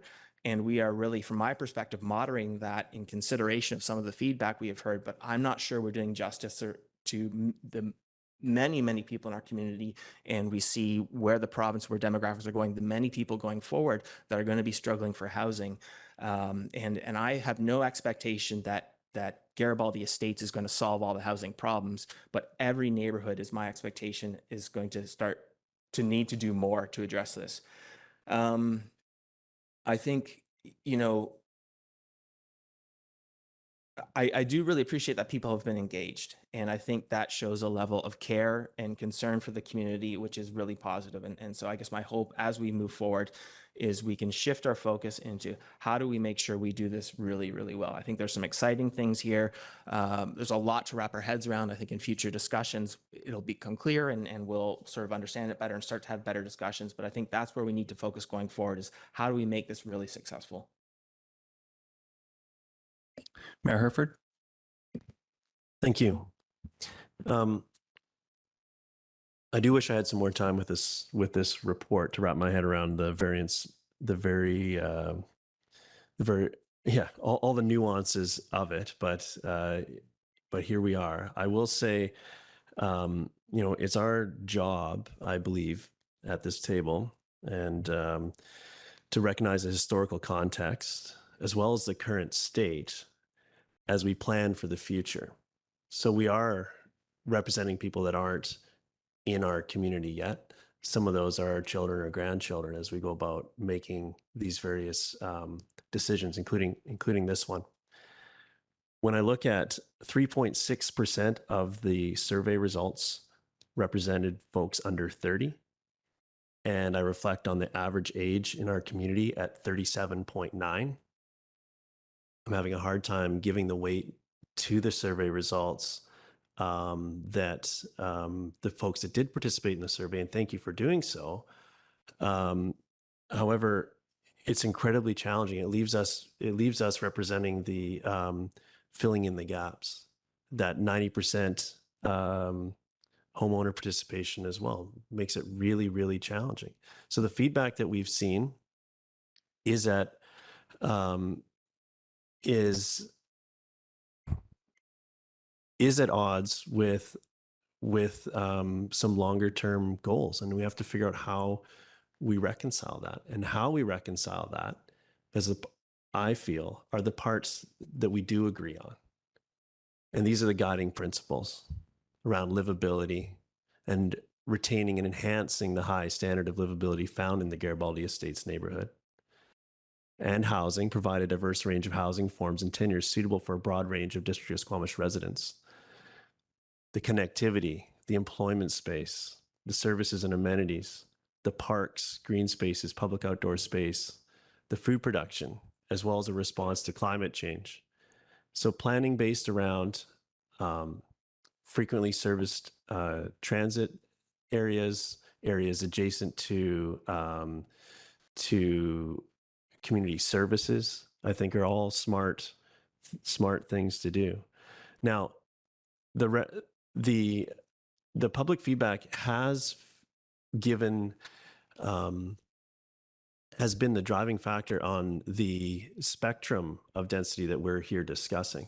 So as much as we're discussing the densest of the options presented, as previously stated, in some areas, and actually even in some comments and in some meetings, we were asked where the density was in any of the proposals. So it's a matter of perspective. So going forward, I hope these guiding principles will help us come to, because this is not the end of the process. This is a refinement of the process. And I hope these guiding principles will be the part that pulls us together to ensure that we get an outcome that is enhancing the livability, connectivity, employment spaces, service amenities, parks, green spaces, food production, as well as our response to climate change. We are in a housing crisis. The regulatory system is moving under our feet as we're sitting in this room discussing this. There was mentions earlier about where the province is going. And to read from that, building and creating more attainable housing supply won't make housing prices more affordable overnight, but it will help close the gap between surging demand and the shortage of homes. By closing this gap and creating more housing choices for people in growing communities like ours, the province will be working to build a province where every person and every family can find a home they can afford that meets their needs. I'm going slightly over time to tell one short story here, is a success story. The West Winds building is a beautiful new apartment building specifically for seniors. The amount of people that have been returning to our community and have been overwhelmed with joy that they could do so and spend the rest of their days in the community that they love has been remarkable. I know from my friend group, and I'm sure many people in the room, and you think about the percentage of the folks that you used to know or the Bens that used to live here, and now they live in 70 Mile and on the island and all these places, and I'm sure are wonderful places, but they want to be here. And how do we create that so we don't have people needing to see a future for themselves elsewhere? It's important. And this is an evolution over time. This isn't something that, that happens immediately upon any one decision. So I am supporting, and I find this this has been really challenging, and I hope in our next rounds of engagement we can fill those gaps and get some more meaningful engagement that represents a broader spectrum of the community. Thank you. Thank you, Mayor Herford. And I'll try to keep my comments brief. I want to thank the members of the community who have come to the gallery. It's extremely important that we can make difficult decisions looking at the people who those decisions impact. And know the decisions that you've heard around this table are the decisions of the council members. They are not the decisions of the staff. So with that, I'm going to speak in support of this motion, in part from words of a very wise member of our community, a young member from the Squamish Youth Council who wrote an editorial in the Squamish Chief many months ago. It was titled, "Change Happens, Plan for It." We have a responsibility to plan for the pressures that our community are under. We are not creating these pressures. These pressures are on our community. We have a responsibility as a council to plan for these pressures, and I believe that this is a mechanism for us to plan. So I'll be speaking in support of this motion. With that, I'll call the question. All those in favor, please raise their hands.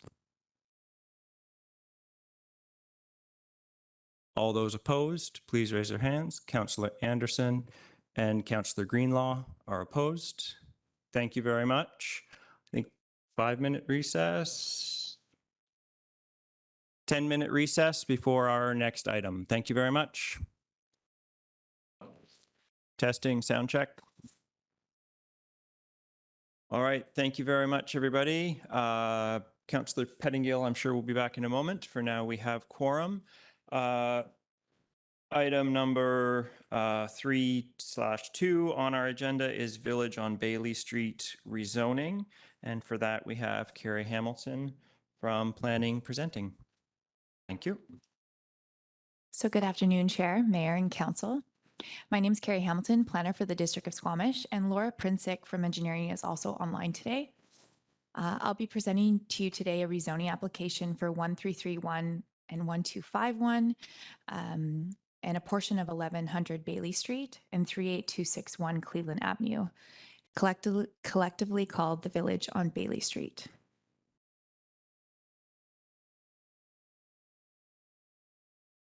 So 1251 Bailey Street was used as a rail line staging and storage area with the road and facility in operation until around 2005. The site was decommissioned and works removed from the site by 2009. Portions of 1331 Bailey Street have been used as road access and are still used today as pedestrian crossing connections through the site. In 2014, the district received an application to rezone 1331 Bailey Street and 38261 Cleveland Avenue and was given third reading in November of that year. Photos on this slide show concept drawings of that application. The rezoning was conditional on a number of legal agreements that did not get resolved, and the file was officially closed in 2018. This application for rezoning now includes a portion of 1100 Bailey Street and 1251 Bailey Street properties. The new application was first presented to Council at a Committee of a Whole meeting in September 2021, where Council provided feedback that the applicant has been working to resolve.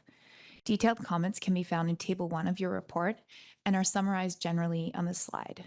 The key comments for density and employment space mix were that density was too high and on the high end for lots B and C and should reflect the existing neighborhood, consider viewscapes, and break up massing. Support for the job unit ratio and additional mixed-use spaces supported along the new road dedication area to encourage activation. There was a desire to see more public shared open space with a stronger connection and transition to the estuary from Lot C.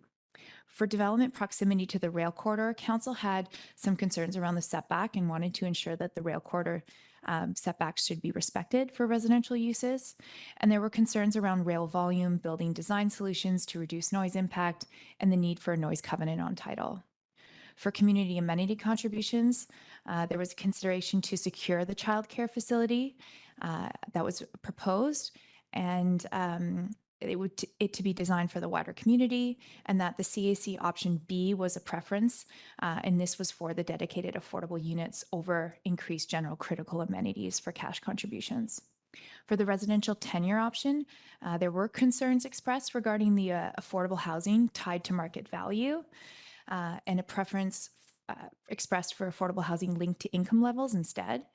But that Council was generally open to the concept of the affordable home ownership model, and that options should be explored further.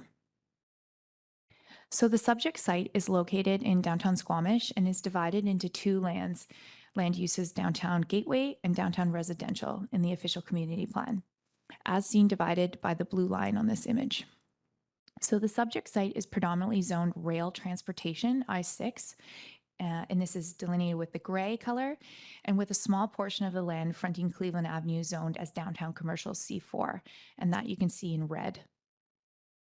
The downtown residential component is adjacent to both townhouses and apartment-style multifamily residential uses under CD2 and CD51.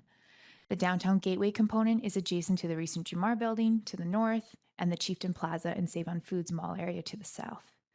The application seeks to rezone all of the land to a comprehensive development zone to allow for 3 commercial buildings and 2 multifamily residential.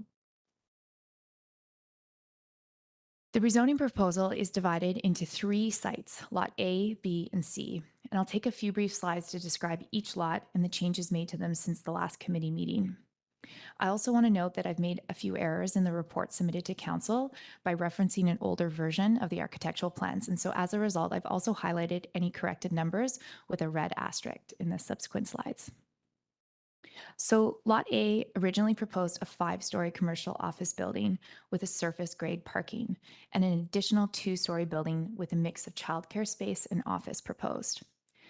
The revised Lot A proposal has kept the 5-story commercial office building, but has replaced most of the surface parking with a 4-level parkade and one additional 4-story building fronting Bailey Street. The 4-story building is proposing 2 stories of ground floor commercial and office and 2 stories of dedicated market rental.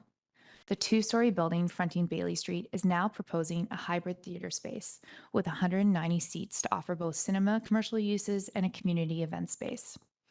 The amenity has replaced the previous proposal for a dedicated childcare space.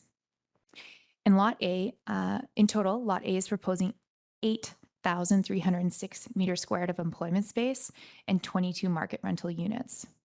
The site includes a total of 203 parking stalls, including all the required residential stalls and exceeding commercial downtown parking regulations by 14 stalls. They also have a potential to ask for 81 cash in lieu, which they are not proposing.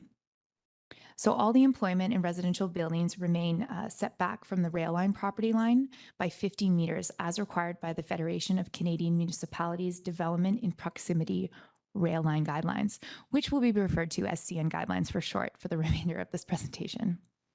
So the parkade is allowed to encroach into the setback as long as a crash wall is designed along the perimeter. CN Guidelines also recommend that a fenced berm be installed along the lot line without the parkade. The CN guideline contradicts with the flood DPA2 and downtown gateway guidelines and do require further review with CN to address this issue. The rezoning package includes viewscape perspectives and further massing images to convey the proposed buildings.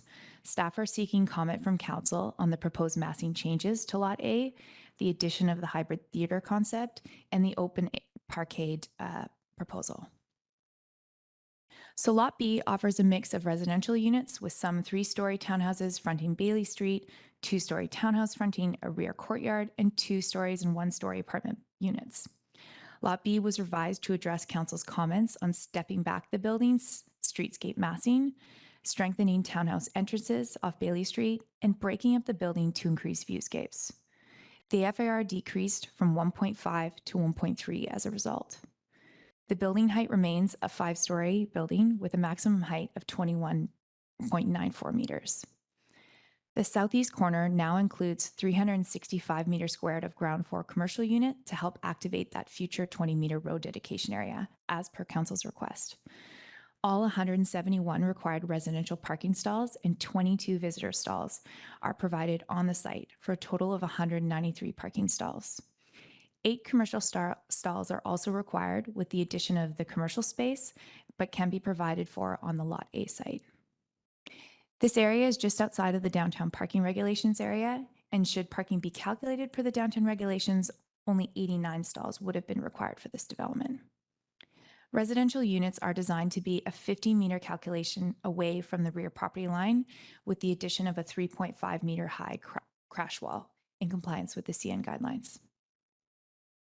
So the rezoning package includes viewscape perspectives and further massing images to convey the break in the building and the view of Garibaldi it preserves from the Eagle Wind Boulevard. It also conveys the upgraded commercial frontage along the new road dedication area. And staff are seeking comment from council on the proposed massing changes to Lot B and if any parking decreases are desired. Lot C originally proposed a 5-story multi-family residential building consisting of a ground floor continuous parkade and 4 separate 4-story buildings with a mix of studio, 1-bedroom, and 2-bedroom units. The site plan has included a surface parking area at the west end of the site, which council had concerns regarding the building's transition into the estuary. The revised Lot C massing is now similar to Lot B massing with 1 continuous ground floor parkade and 2 4-story upper buildings separated in the middle. The development is now proposing a range of 3 bedrooms to studio units, and the FIR has increased from 0.8 to 1.03. Massing is reduced at the east end to support viewscapes from district parkland, and upper story setbacks are proposed along the Bailey frontage to further reduce massing impact to the street. The west end surface parking area has been removed and relocated to the east end. The west area is now proposed as an environmental compensation area with a new pedestrian crossing to connect the development's multi-use pathway with the existing Town Dyke Trail. A total of 131 residential parking stalls are provided for this development, along with 22 visitor stalls, all in keeping with the parking regulations. Should parking be calculated by the downtown regulations, only 102 stalls would be required. So again, the rezoning package includes viewscape perspectives and further massing images to convey the views of the park and massing as it relates to the adjacent Park House building. Staff are seeking comments from council on the proposed massing changes to Lot C, the transition of the massing to the estuary, and if parking decreases are desired. So this application triggers the Community Amenity Contribution Policy, which will be referred to as CAC for short, and is currently under review. The original proposal in 2021 presented two different options for their CAC financial contribution, with council's preference to see the 20 units of affordable housing proposed over increased critical amenity funding. Both the 2021 CAC proposal and the current CAC proposal are provided for comparison on this slide. Increased residential square footage has slightly increased the cash amounts for critical amenities, active transportation, and parks. The current CAC proposal also includes the addition of 22 market rental units. The affordable homeownership housing proposal has increased from 20 units to 22 units and generally aligns with the district CAC policy, with the exception that the metrics used for this proposal are still related to below market sales, while the district affordable housing calculation is based off of area median income. Staff are suggesting this affordable homeownership proposal be brought to the Housing Society for further consideration prior to first and second reading. More detail about the homeownership housing proposal can be found in your package in attachment 3. So in addition to the CAC amenities, other additional amenities are also summarized in this table. A comparison is also provided and other changes highlighted in red. They include the 20-meter land dedication and cost of the utility relocation for the new road dedication area, the initial investment to create a hybrid theater space, the addition of a public right-of-way for an existing trail on BCR land, the addition of green roofs on the 5-story Lot A building, and both the childcare option and shared parking model of the parkade, which was previously proposed, are not being secured at this time, but could be explored further. With the addition of the theater space, a residential shared parking model may not be viable as theater use will conflict with the residential evening use.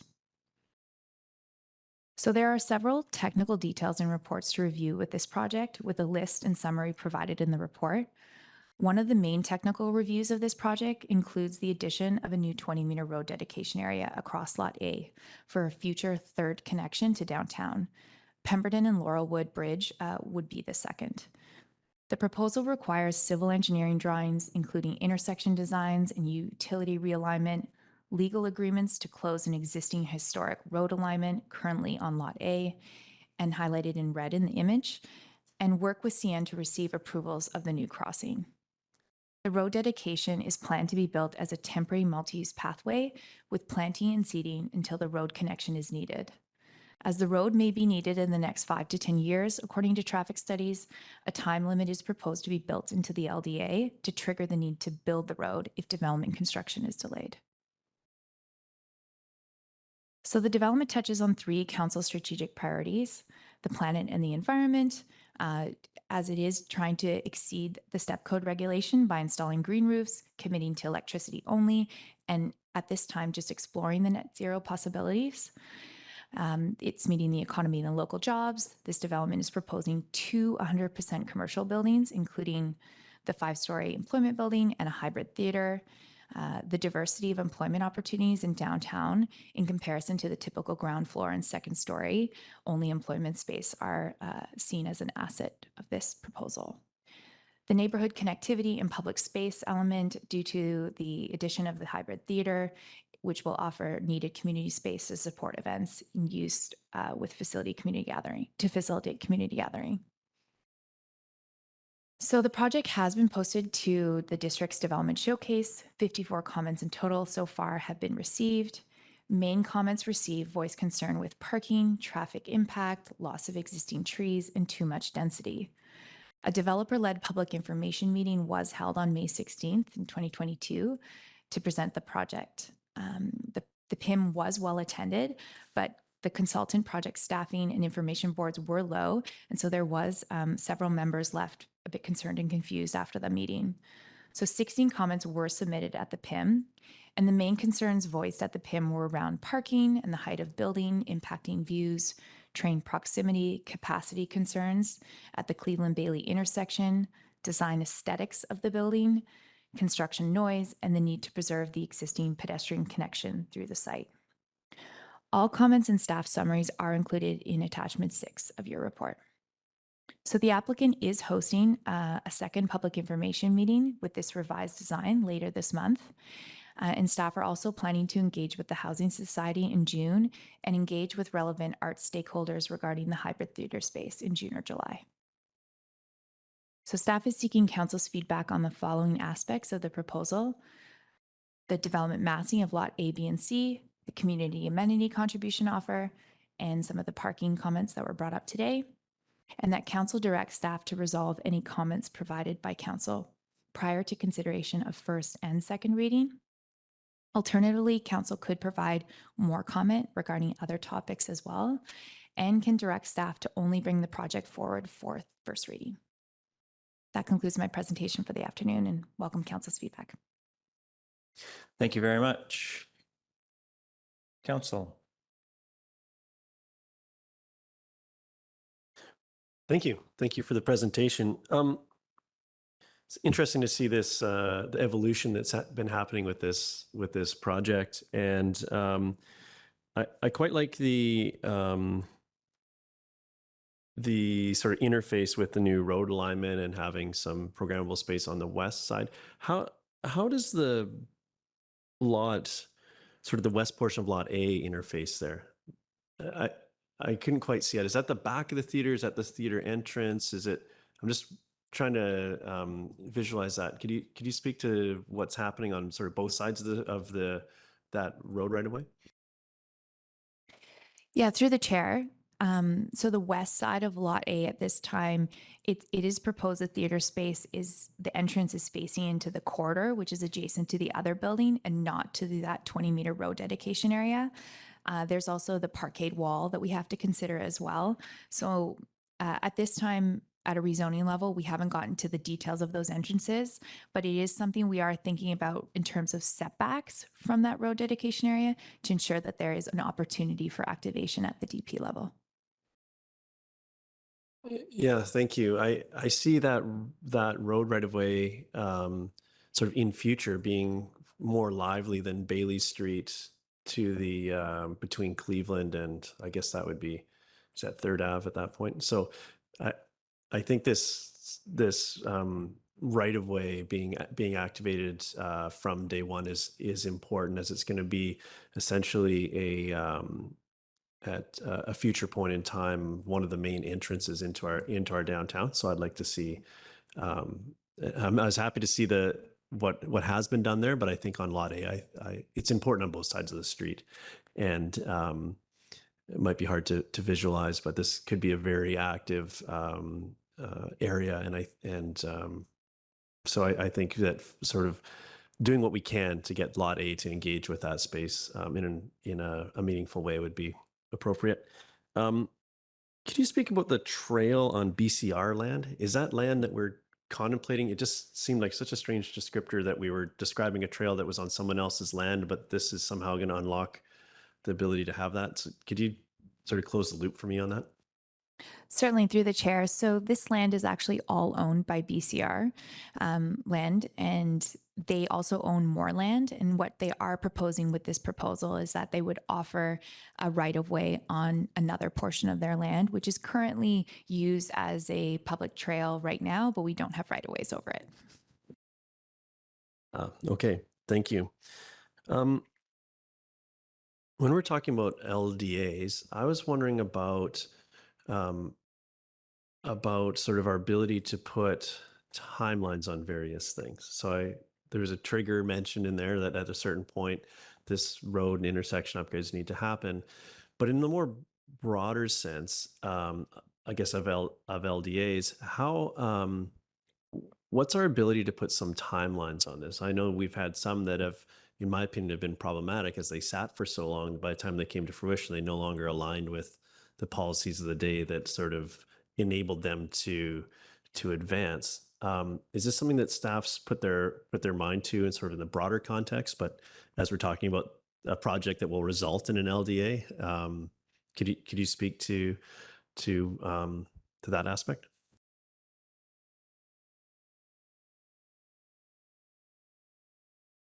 Just to the broader context. So yes, we have used essentially a deadline in the past for an LDA when it comes to infrastructure improvements, because the standards change over time. And so we want to make sure that, if 10 years pass and there's still no project and infrastructure hasn't been built for the district, that those improvements have to be renegotiated if the district wishes. It's something that we can certainly build into this agreement as well. Yeah, thank you. I think in the general sense, having as much certainty as we can, I suppose as a municipality, but for the public as to what's happening would be helpful. And it's probably early to talk about phasing unless do you have any input into the sort of what's been proposed as an order of operations here with this? I know there's some technical aspects with road alignments and in-ground utilities and so on. Through the chair, it's a great question. We haven't gotten down the road of the phasing of the actual development at this time.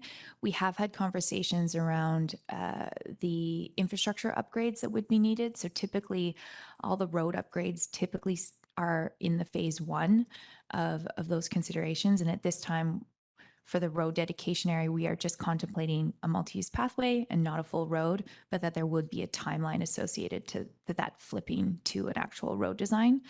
But it's a great question, and it's something that we would be bringing to council with first and second reading with some phasing. Yeah, thank you. That'd be helpful, and particularly as we contemplate the CAC package. I would like to hear from the Housing Society as to, I did read about the proposed affordable home ownership piece, but I'd like to have the perspective from the Housing Society on how that lands, because I haven't worked with that. I know that this is something that is sort of a regular thing for other. I know Whistler has a lot of this, but I haven't grappled with it, and I wasn't quite sure what to make of it. So, but in the more broad sense, I'm generally happy with the CAC. Although I think this goes back to the phasing, that having those amenities come online as early in the process as possible is something that we should really keep our eyes on. And so I'll be looking for that. I suppose that's a future discussion around phasing. So I'd like that perspective from the Housing Society, and but in general, as much as early as we can, which I suppose the development community also often has the exact opposite perspective, but that's where I'm sitting with that. Thank you. Thank you, Councillor French. Thanks, Chair. The theater drawing page shows a daycare still on the floor above the theater, and then an outdoor play area on the roof above that.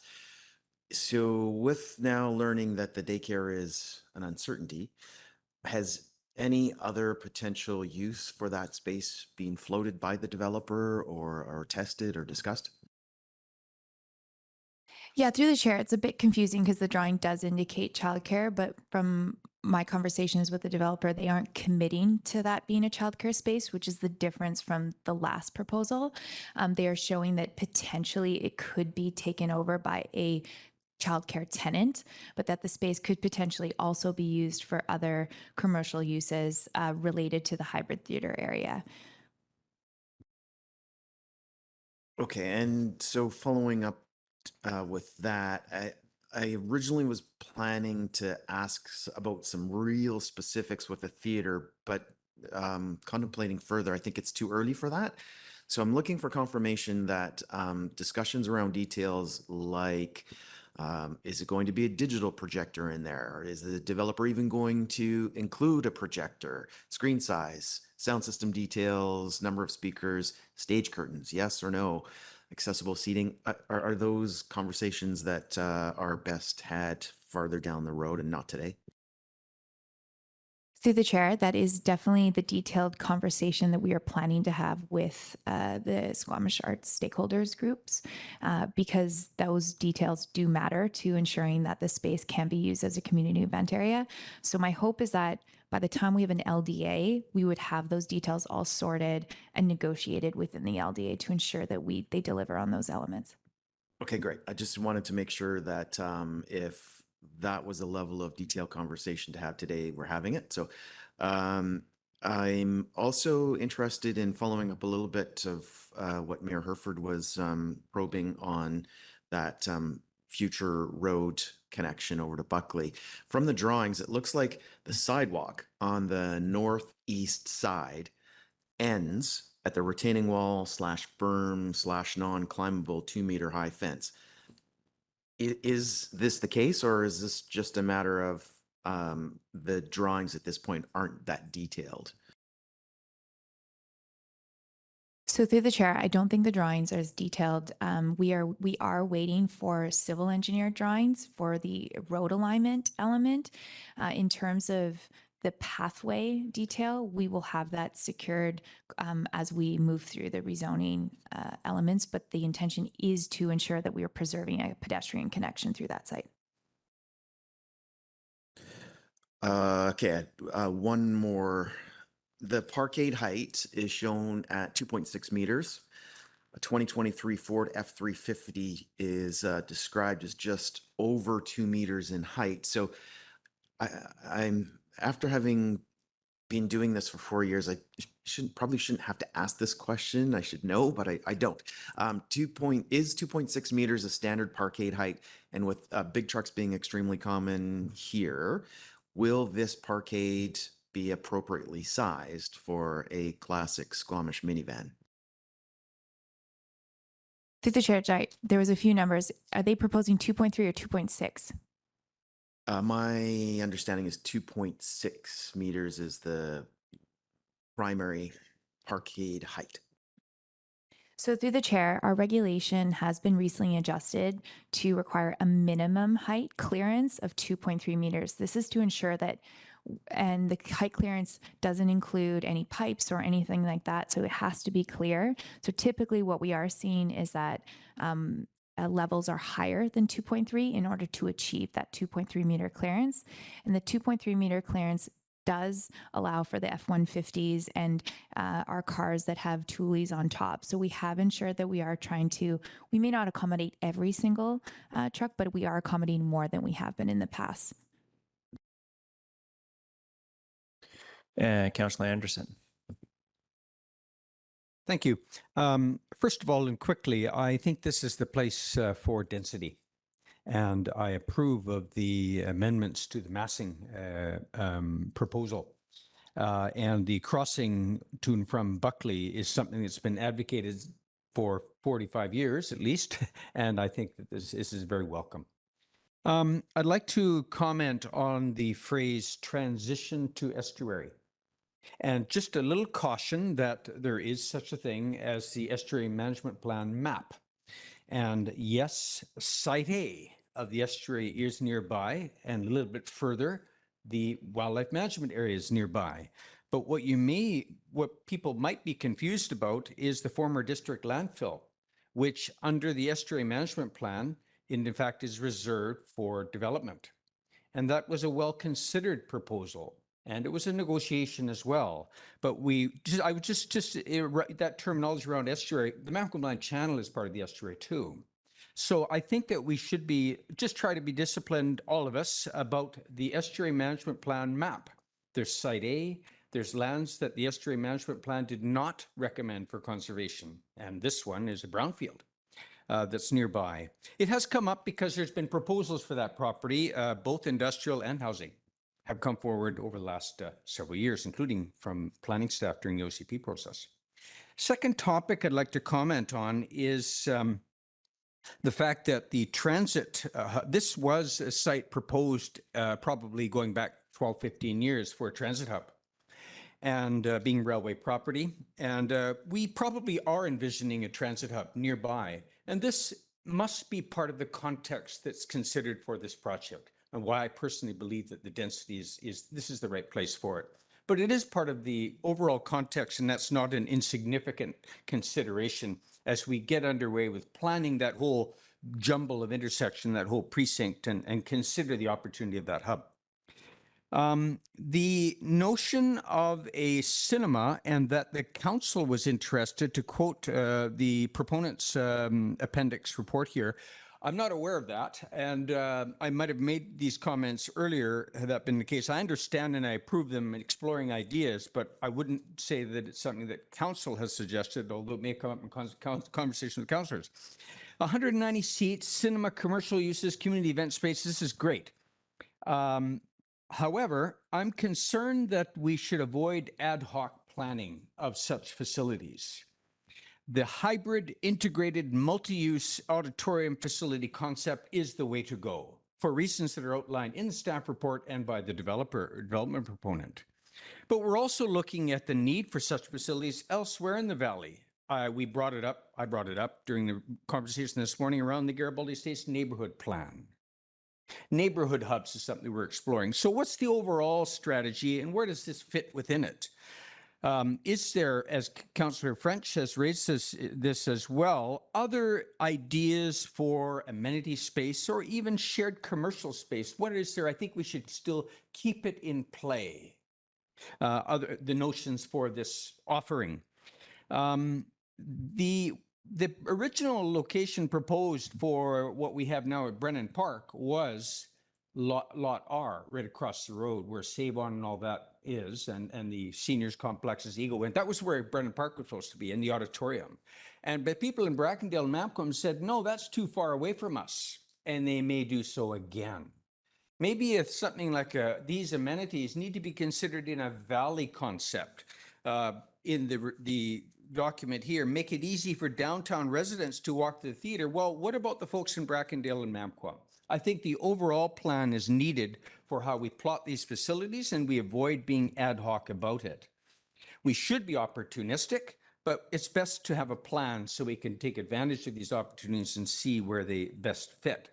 The arts cultural, here I'll just touch on Squamish Arts first. We are still awaiting a report to be finalized on their work with Studio Hub architects on facilities plans from the arts community's perspective. But there's also the Arts, Cultural, and Heritage Strategy.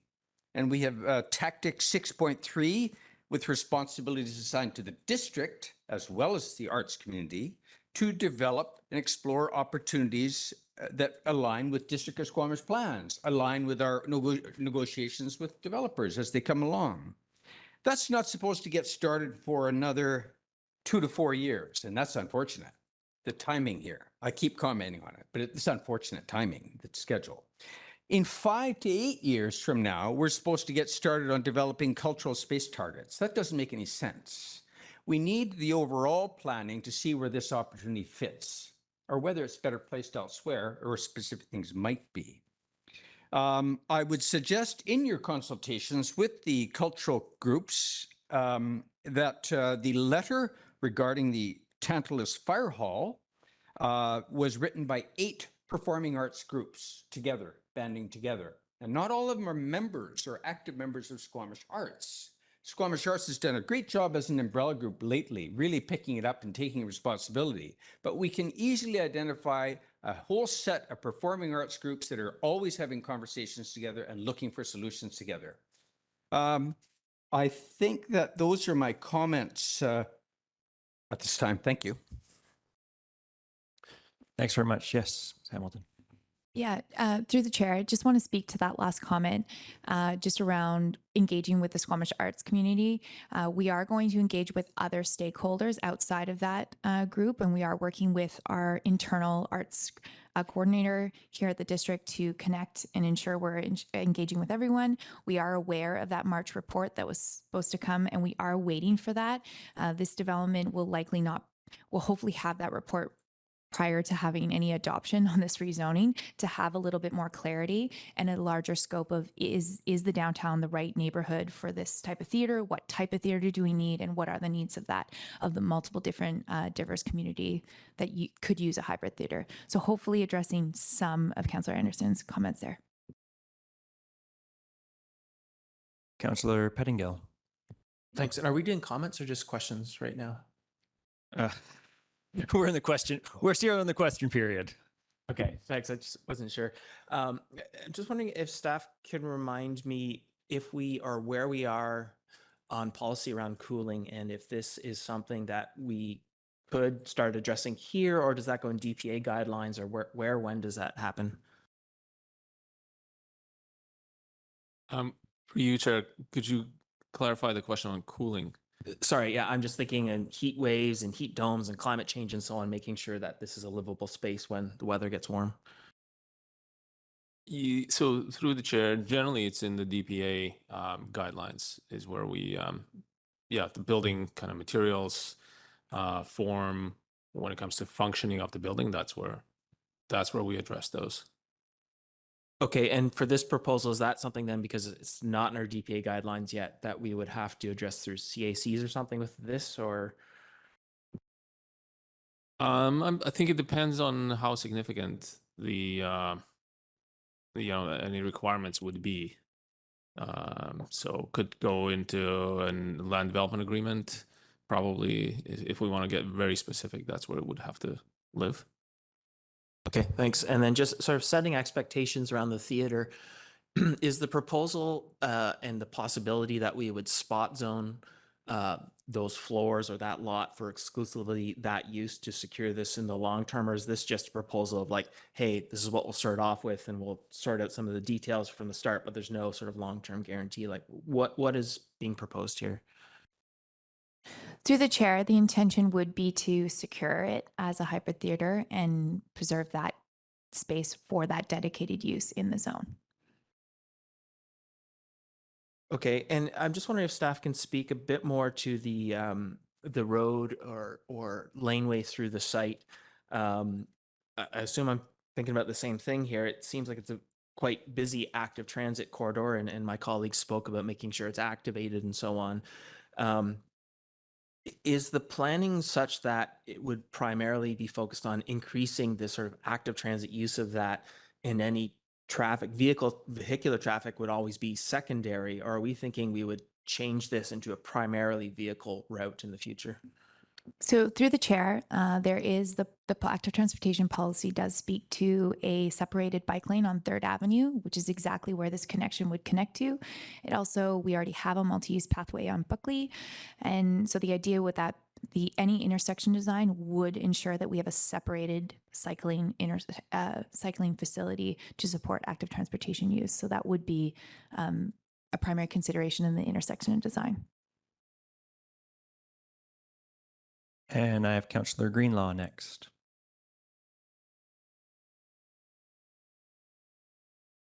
Thanks. Through the chair, in the presentation, there was mention that the district encouraged a reduction in density, and I was just wondering if we could speak to that.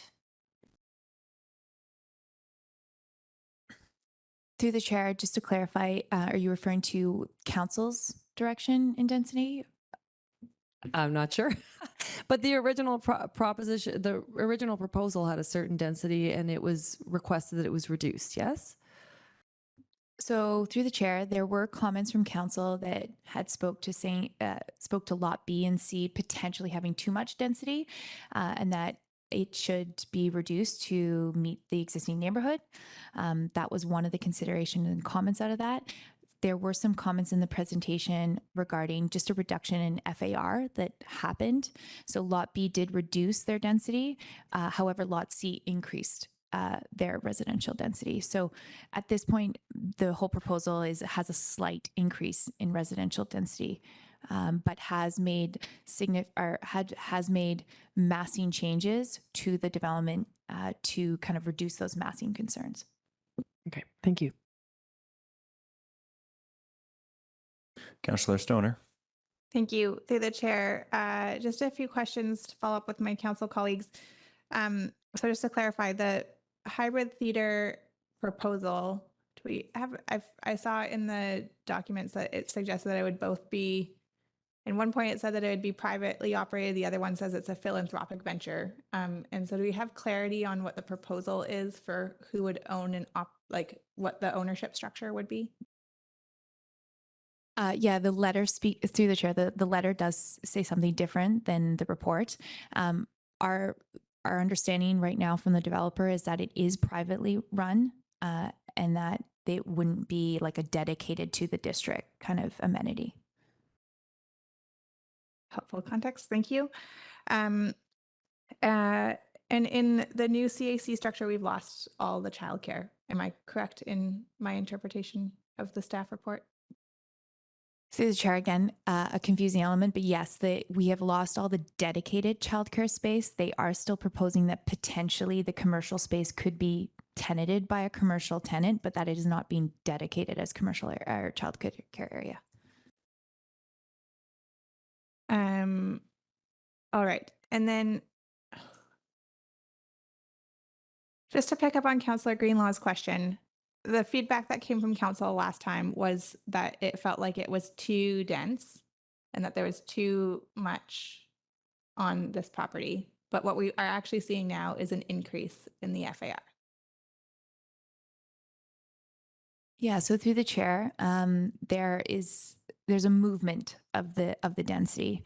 There is a slight increase, which is why the CAC amounts have come up a little bit. But in terms of there's a decrease of lot B, but an increase in lot C. And what they've done is instead of decrease the overall density, they have decreased. They've made changes to the massing, so how that building feels, rather than actually taking the square footage out of it. Got it. Thank you. And then finally, I'm just curious if there has been any conversation on the market rental proposal for the 22 market rental units. If we can consider residency requirements, so not necessarily below market rental, but require that they be covenanted for local residents. So through the chair, this applicant has been exploring that the market rental is dedicated to employees of the commercial area. So whether it's the hybrid theater or whether it's the office commercial area, they are trying to explore that to be dedicated, and we could explore writing that into the LDA. Thanks very much. Following that first complete round of questions, I've got a couple of my own. Can you speak a little bit to the parkade? Is this public? Is it viewed to be public parking? When we say shared parking, what sort of fraction would be dedicated to the residences or businesses, and what sort of fraction would be potentially dedicated to public use? So those are great questions. We have not gotten into that detail at this time. The parkade is intended to serve the commercial uses that are proposed, so would be for the hybrid theater and for the office. So it would have to remain open to a public to be able to access, whether it's a paid parking model or whether it's going to be open to residential parking, which has been a previous conversation. There's no commitment at this time around that. Thanks. My second question, and I'm not sure that this is a question you can answer.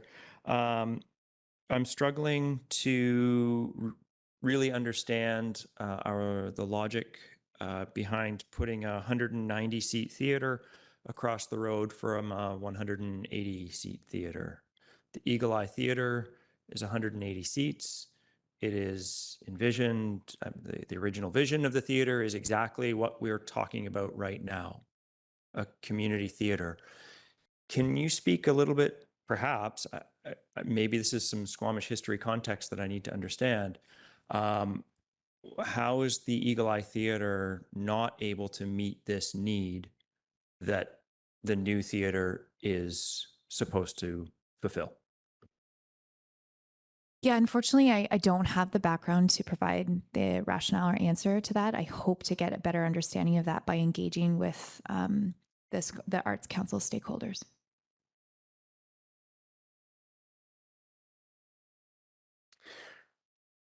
All right. Council, we have a staff recommendation before us, and part of that recommendation is that we have clear comments provided to them. So I'm going to just take a moment to ask staff, do you feel like you have clarity in comments from council, or would you like a round of comments from council specifically addressing development massing, community amenity contribution offer, and parking? Yeah, through the chair, I'd appreciate if I had some direct comments around all of those pieces, as well as the first and second reading consideration.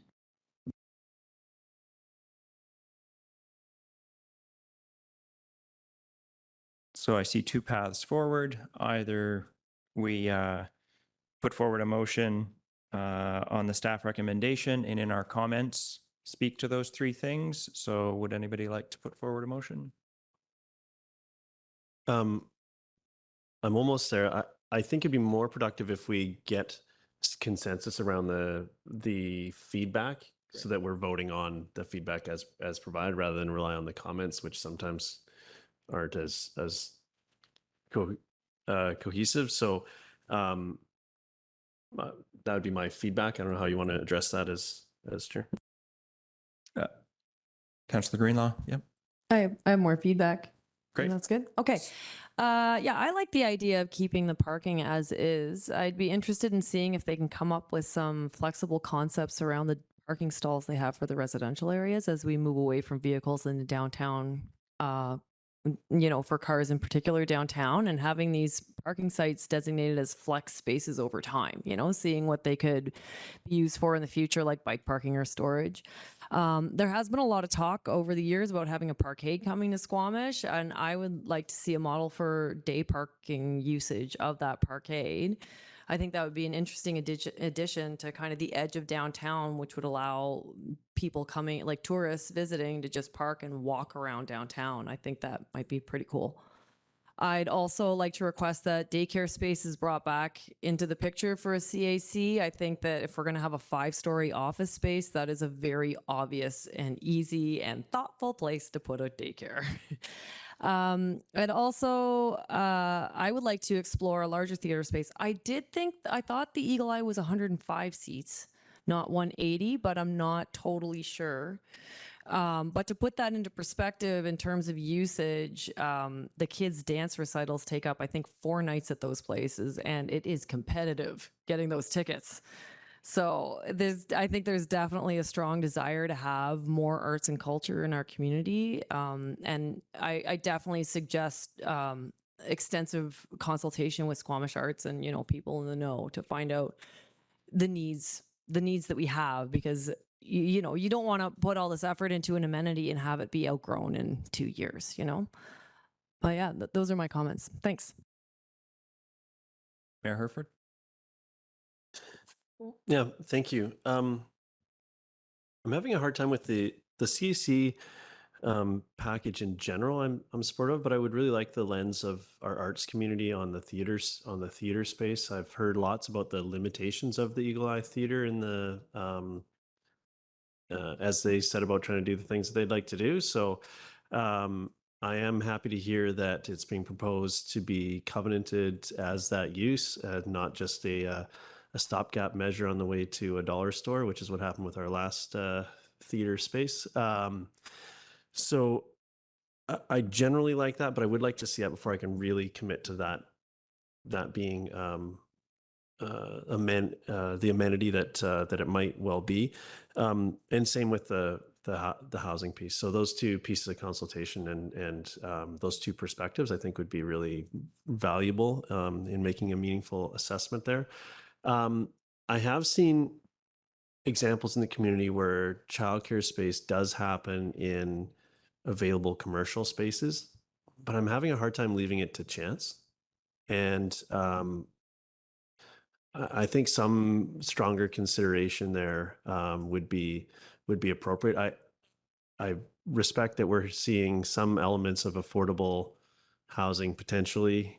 Wait for that feedback to really understand that bit. as well as this theater piece as sort of the main amenities, and the other things that are substantial and creative, I thought, but I just don't know how much of a imposition it would be to the development to covenant some daycare space, and I'd like to continue that conversation. I think the parking requirements on the edge of downtown are challenging, but I'm happy to see. I think I'm comfortable with where they are. I would like to see some policy that ensures they're getting used. So if in use, these aren't being used by the residents, that there's some mechanisms to open it up for some overflow capacity and people that need additional parking. So, and that could be in the parkade or otherwise. And those things aren't always easiest to accomplish. But I think if we this is a step to more parking than we would provide in the downtown, and the aim of doing that would be that it was to get used. So whether that was used for vehicles or, as was suggested, some other use, I don't think we should be. I'm a little leery that we may be creating some space that doesn't get used for its intended purpose. However, there are other uses for a space like that, and in Squamish to maybe have some more storage space in the units coming at the expense of parking down the road once operational, I think would be great. But I don't know what that means as I'm saying the comment and how we capture that. But I'm comfortable with this as a starting point rather than starting with too little and not being able to add. I think we can always repurpose some parking space if it's not in fact being used. And I was happy with the change of the massing. I thought that view corridor was very thoughtful. I was happy to see that. And I think those would cover the three pieces that you were looking for. Thank you. Councillor Stoner? Yeah, thank you through the chair. Just a few comments on the areas that you've asked for feedback specifically. I do appreciate the changes to the massing, especially to the Lot B building, but it still feels like a lot of density in this area. And I do agree that it is a good area for density, but especially Lot C feels really heavy still to me. So I'm not 100% convinced yet. I think that goes hand in hand with point B in terms of the community and amenity contribution offer. So we allow density in order to get things in exchange that our community needs. And I appreciate some of the creative and innovative things that this proponent has brought to the table, but I think that they require a bit of refinement. So starting on the hybrid theater model, appreciate the conversations that are going on and some further clarity on how we're actually going to be able to secure that space, what is actually needed by the arts community, and what is going to be a functional model, both for the pro forma of this development, as well as for, if it is going to be a philanthropic venture, to making sure that we have the capacity in order to actually make sure that that is successful over time. The housing components are really challenging to me as they're currently proposed. I would love to see further fleshing out and consideration of residency requirements for the market rentals. I think that is a step in the right direction.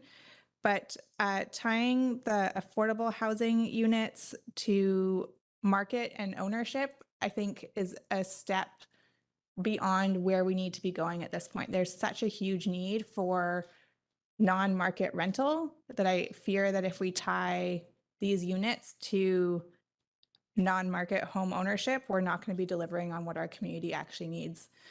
So I appreciate the feedback of trying to send this, or of sending this to the Squamish Community Housing Society for some feedback, but just generally as somebody who sits around this council table, I'm really hesitant around that model.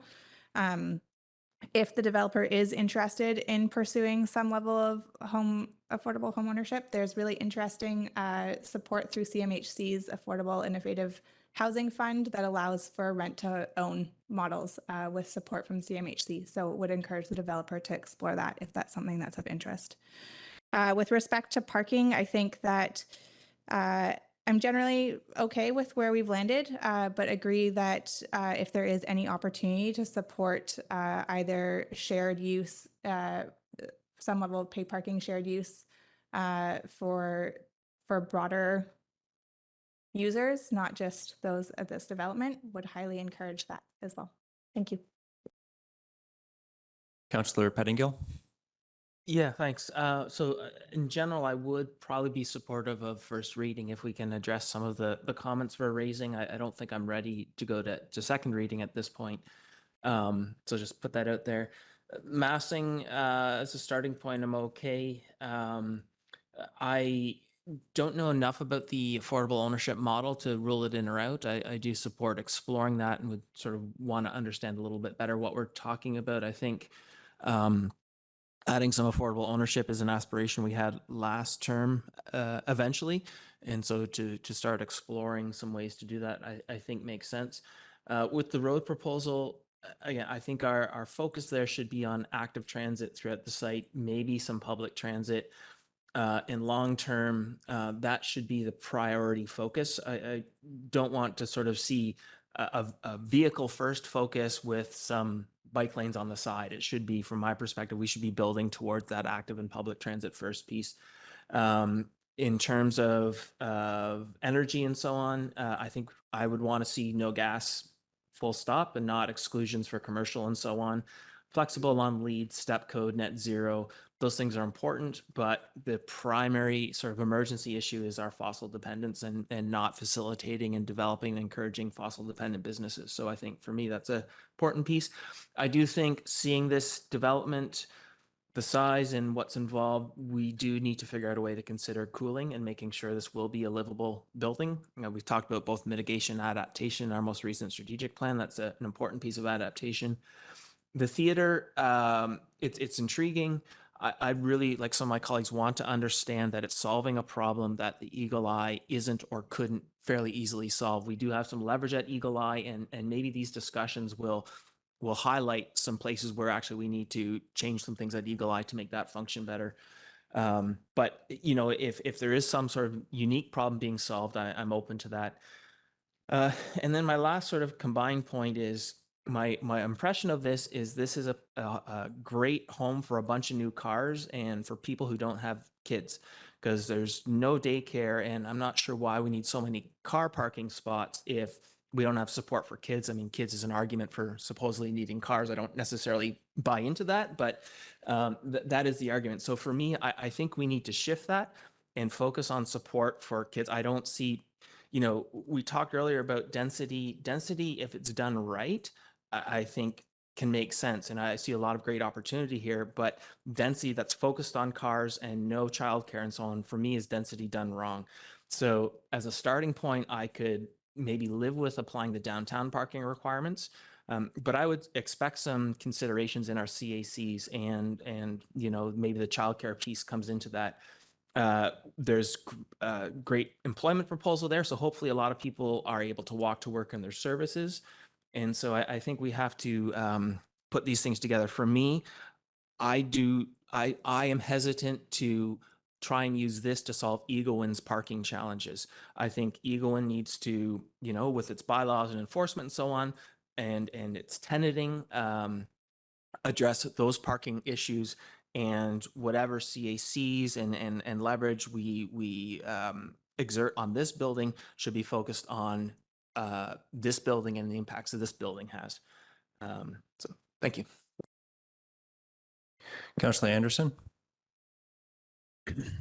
Thank you. I'm going to comment on the latter two topics of the CAC contribution and parking. In general, it seems that the issues that arise from this development project are all about taking advantage and also taking account of its unique location circumstances. With respect to the hybrid theater, I think that, as I've already mentioned, we should keep our options open as to the use of an amenity space, and perhaps consider further a design that we can see repurposed, and a flex use, but a future repurposing. Keep this in mind. So maybe not necessarily an auditorium, but some type of community amenity flex space. The reference has been made throughout here in our conversation about the arts, Squamish Arts project of facilities inventorying of needs, but we have to keep in mind that the Arts, Cultural Heritage Strategy outlines also a parallel responsibility on our part, on the district's part. And we need to keep this in mind. Yes, the schedule doesn't make sense, but we will have our own lens. We will have our own engagement process that might be distinct and cover different ground than the arts, Squamish Arts. And it's spelled out in section or tactic 6.4, a clear responsibility for the district alongside the arts community.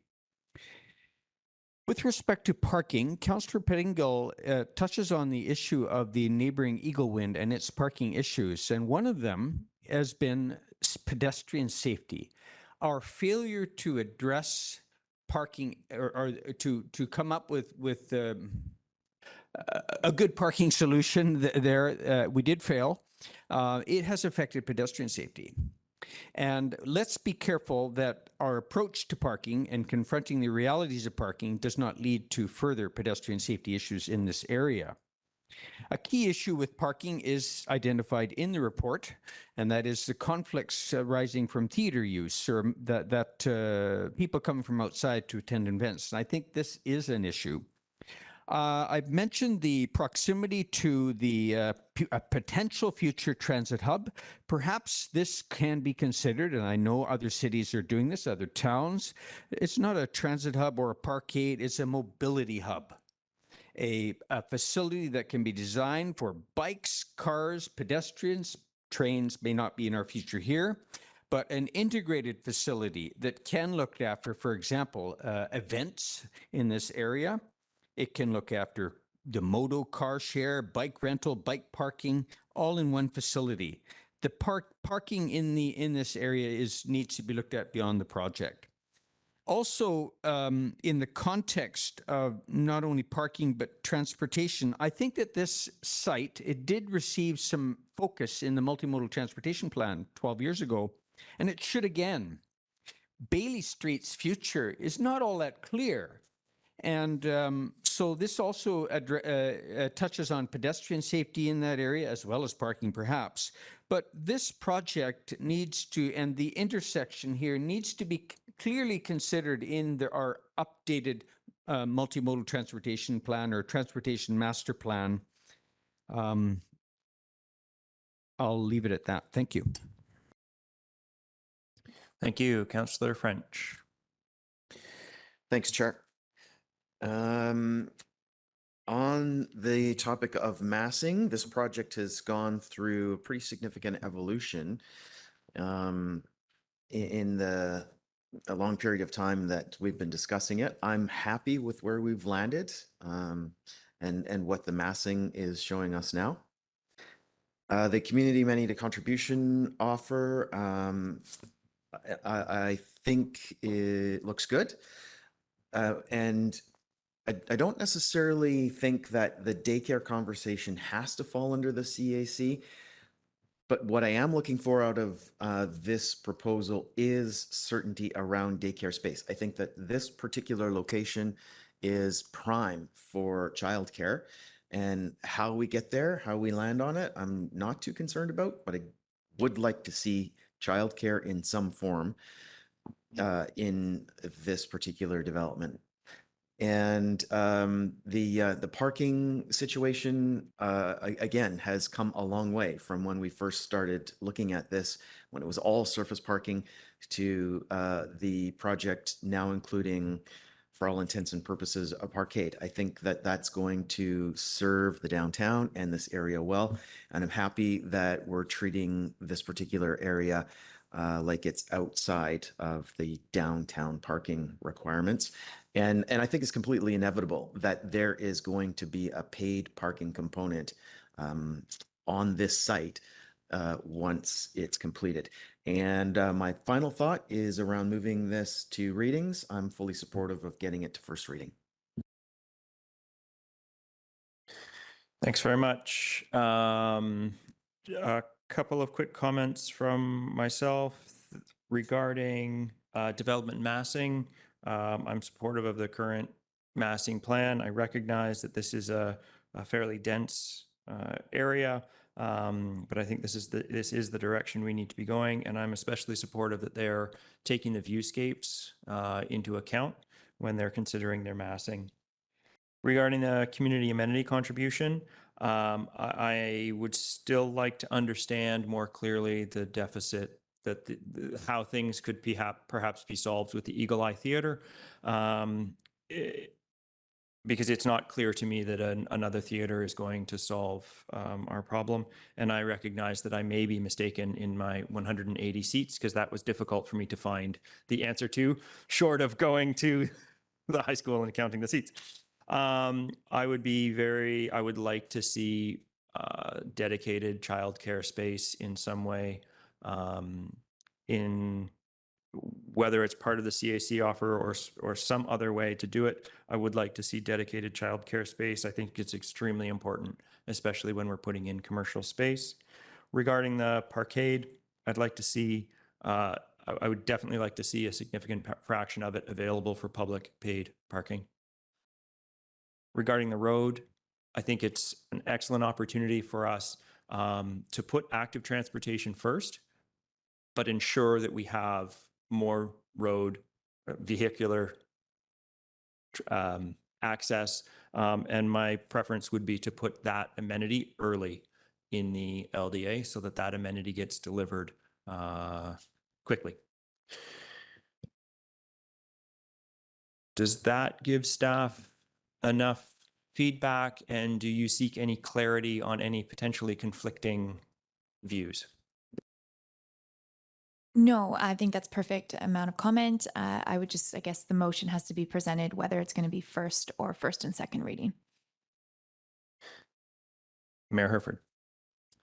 Thank you. I'll move the staff recommendation including both. So that includes prior to consideration for first and second reading, and I'll speak to it if seconded.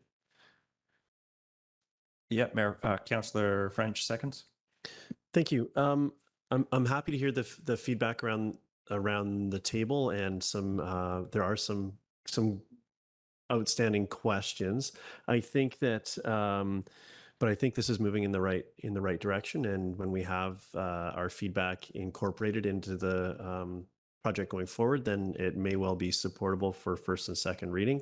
And at that time, if it isn't, we can always choose to have only pursue first reading and add some conditions to be addressed before second reading. So, yeah, thank you to staff and the proponent for all their work on this. And it's been evolving in what I feel is the right direction at this point. Thank you.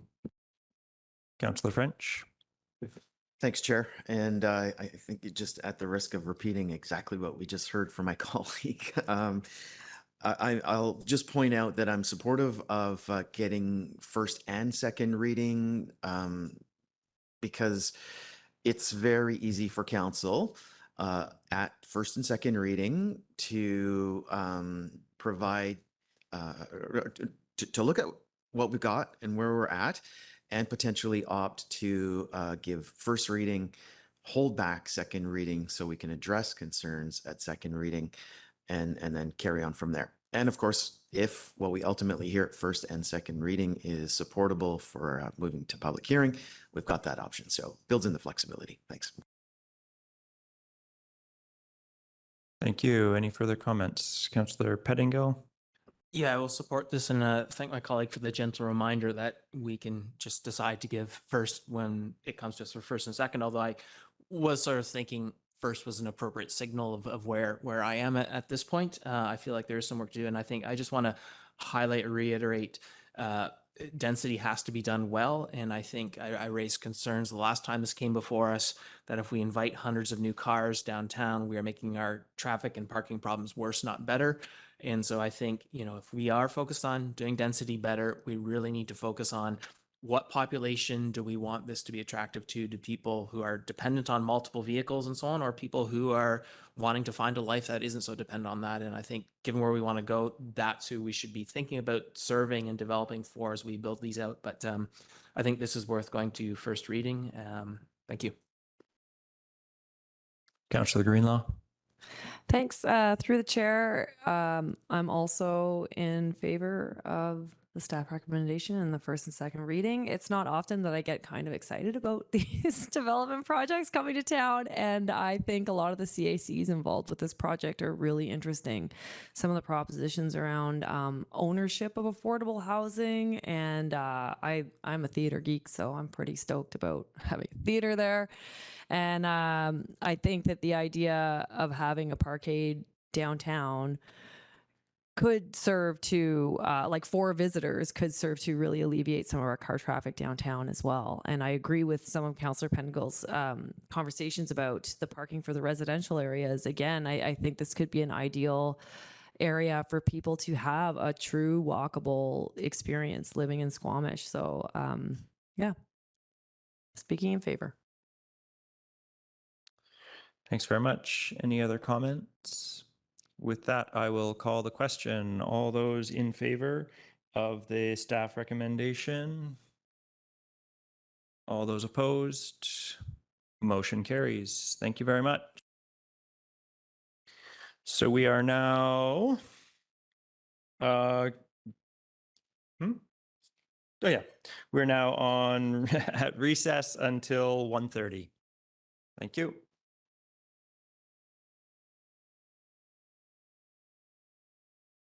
All right, thank you very much. We are now back in session with our May 9th Committee of the Whole meeting. At this time, we have Squamish Wildlife and Habitat Connectivity Project update from planner Sarah McJannet and Leslie Douglas. I'll let you take it away. Thank you.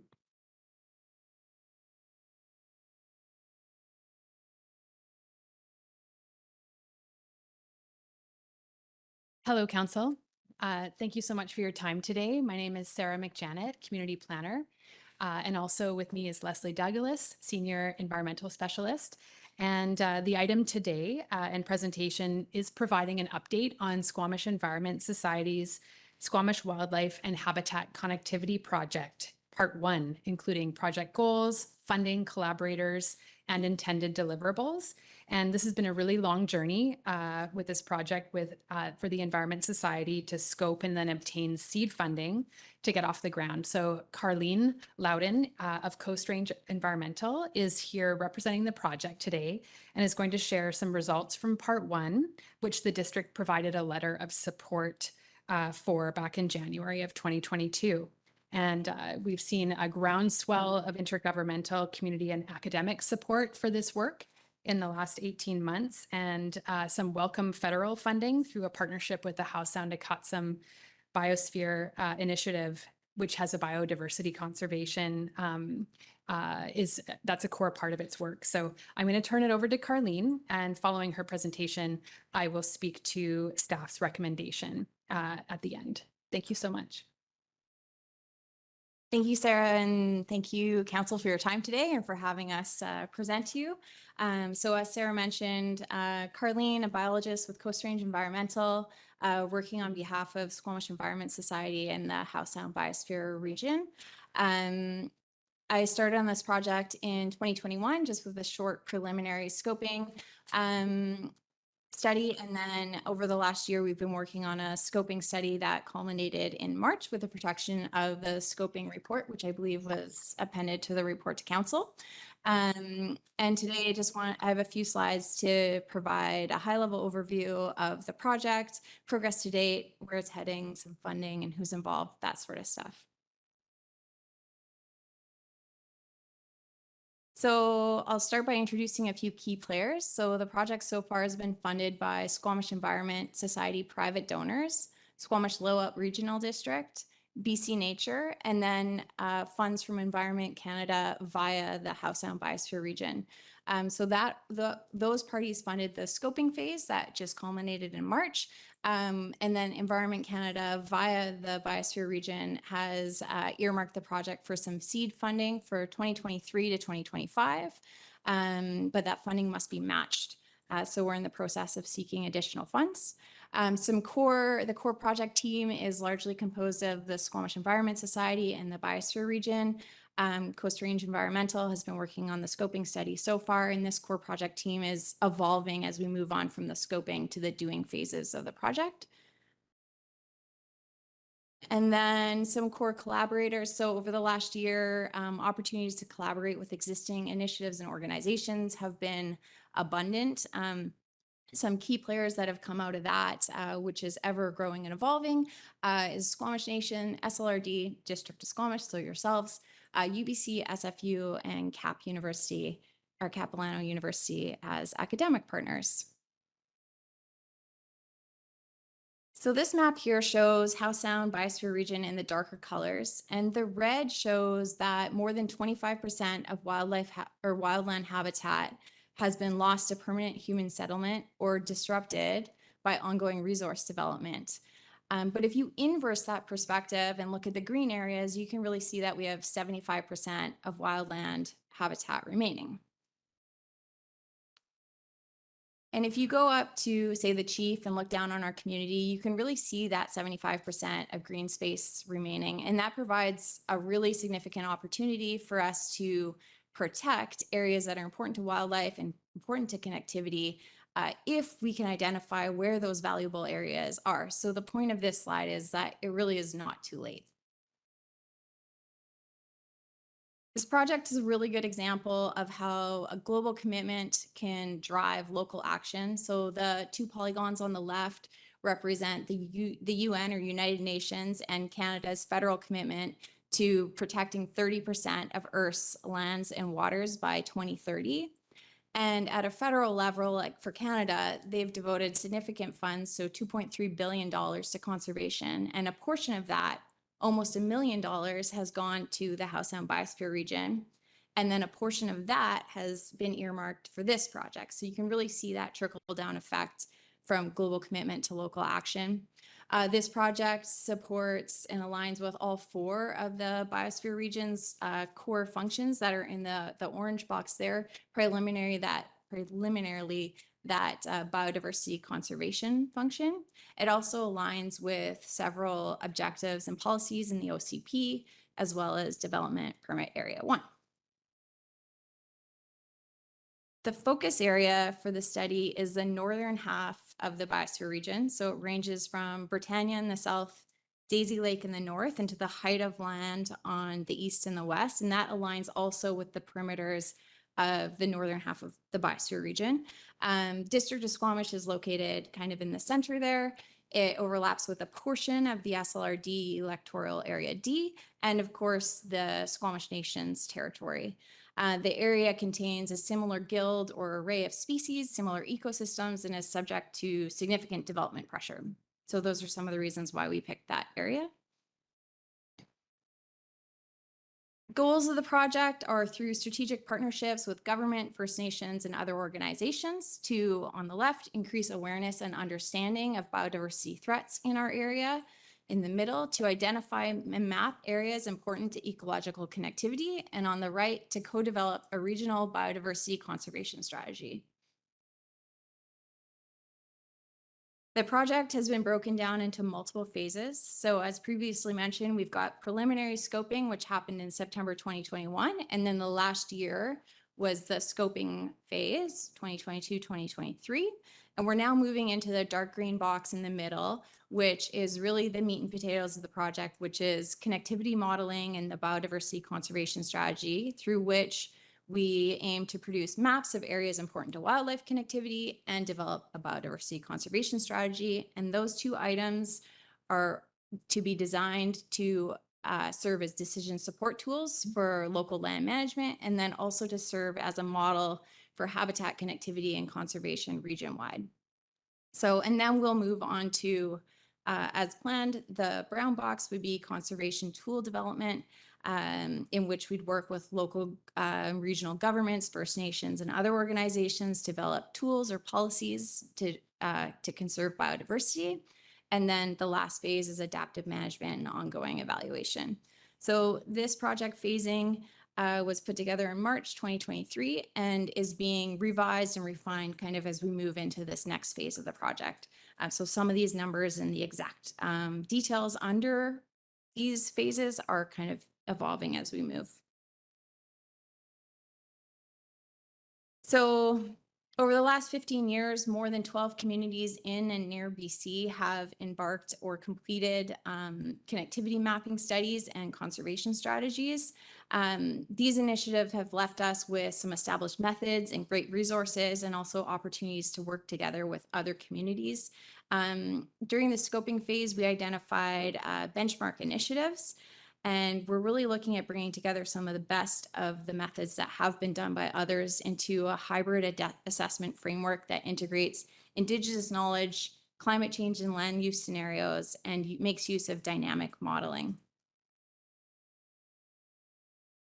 So I'll stay really high level on the methods front, but I just wanted to give you an example of what do we mean by dynamic modeling. So a lot of traditional models show a static snapshot of the landscape at one period of time, and they often use data sets that are outdated, sometimes maybe 5 years outdated by the time they're integrated into the model. And it really makes it hard to be adaptive, to see change over time, and forecast future trends. So we're looking to address this challenge. We're looking at integrating TerraDAP platform, which is a cloud-based platform that makes use of remote sensing data, machine learning, and Google Earth Engine. So it's really state-of-the-art. And they're able to monitor change over time, so dating back from the 1990s, and then also project change into the future using different climate change scenarios and different land use scenarios. And it helps us prioritize which areas are most important. And then this is another map that's been taken from the TerraDAP platform. So it shows changes in grizzly bear habitat suitability from 1990 to 2020. And the low suitability is in the purple, and the higher suitability is in the yellow. And you can see how that changes in our area or just east of us in this map here.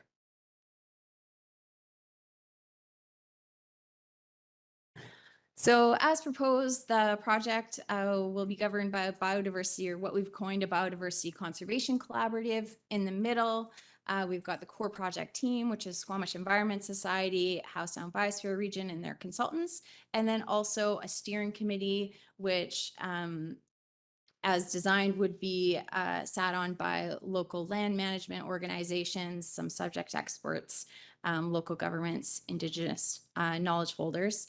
And then they'll work collaboratively with those in the white bubbles around the outside. So technical advisors, species experts, academic partners, other Indigenous and biodiversity knowledge holders, et cetera. Engagement and collaboration is a key part of this project. So on this slide, we show several examples of activities that have been done recently or so far during the scoping phase. That includes an online survey, an interactive mapping tool, workshops, multiple meetings, intergovernmental or local intergovernmental meetings, et cetera. It also shows some proposed activities heading into this next phase of the project. It's our hope that the District of Squamish staff can continue their involvement through this project, through participation in workshops and the steering committee. And the steering committee would meet approximately 4 times a year once convened. And that kind of concludes my high-level summary of the project. I'll pass it back to Sarah. Thanks, Carlene. Council, I'm just going to bring up the resolutions that are connected to the report. Just one moment.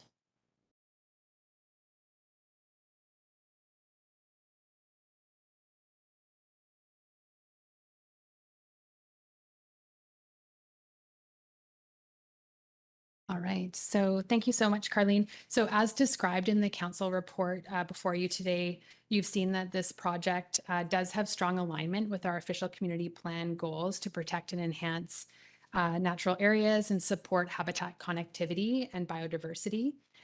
Continued participation and collaboration with the project does present some significant opportunities, and we see value to the district in terms of building bridges with Squamish Nation, integration of ecological and cultural knowledge with that intergovernmental participation, as well as participation with the province and regional governments and land and water managers and subject matter experts. In terms of the project deliverables, the local and regional spatial habitat data and knowledge collection and mapping, as well as the recommendations that are coming forward, are anticipated and could help us to inform upcoming mapping updates for our next OCP update. Also future OCP policy updates and development area planning. And a variety of other planning initiatives that do rely on ecological data and information, including our natural asset management work, integrated stormwater management planning, and so on and so forth. So we see this as quite timely and important work, also in the context of all the growth that we're experiencing and the neighborhood and area planning that continues. So with that, we have put forward 3 motions for council. So the first is to receive the Part 1 scoping report presented by the Squamish Environment Society. And secondly, staff are recommending continued participation in the project as a collaborator. And thirdly, that the district refer this project to budget discussions for 2024 for consideration of a municipal contribution towards the Biodiversity Conservation Collaborative, as we've described in the report. This is similar to collaboration funding and participation funding that we've done in the past with the Howe Sound Acatsum Marine Reference Guide development. So sort of similar, and council's quite familiar with that. So we'll leave it at that, and happy to take your questions and to discuss with you. Thank you. Thanks very much for that report. Questions? Mayor Herford? Thank you so much for all the work and the report. It's very exciting and quite ambitious. I like that. I was curious, I did have a question around where the study area line was drawn. I know that every meter it's moved, there's, adds complexity, but particularly the Britannia drainage and Furry Creek drainage has, and even on some of the maps, you can see there's I can see some change down in that corner, and there are substantial developments both approved and under consideration in those areas from the SLRD. So I feel like they could be quite impactful. Yeah, how was that study area selected, and particularly those 2 drainages excluded from this study?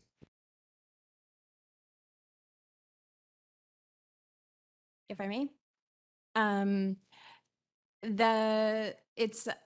the study area is, so as part of one of the surveys that's out, the interactive mapping tool, people can provide exactly that type of feedback on the study area right now. So, and it is open to being, having the boundaries massaged to include potentially certain areas of concern or developments, or areas of importance for wildlife habitat or wildlife use. So that is up for involvement or discussion for sure. The boundaries were cut along watershed boundaries and then along jurisdictional, so like municipal boundaries and boundaries of parks, sort of thing around the but if there are other factors, we were definitely seeking that information right now. So open to feedback. Okay, I will endeavor to provide that feedback through that mechanism as well as discussing it here. So thank you so much.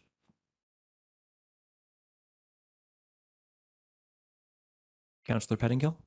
Yeah, thanks. And you may not have an answer to this today, which is fine, but I can't remember, I think it was in this report, or maybe it was at LMLGA. It was speaking that you could start to apply DCCs to natural assets. Do you know if that only applies once you know what the project or work is, or can the planning qualify for DCCs as well, or the understanding? I'm just wondering if this is an additional funding mechanism as we start to look at natural asset management and so on. Thank you for that question. I think that's something that we'll have to look at in much more detail. Certainly, we know that's a tool that's out there in terms of what's required in order to establish the DCC. Typically, DCCs need to be mapped out and assessed and to have that inventory essentially, firstly. So we will look at that in more detail. That will come through later phases, is our understanding with the project, to deep dive on all the different kinds of tools and recommendations. There is in the attached part 1 scoping report, there's an interesting legal tool piece that was provided by Lidstone, I believe. So yeah, and also we're able to investigate and look at how other communities have incorporated different tools and mechanisms for biodiversity conservation as well.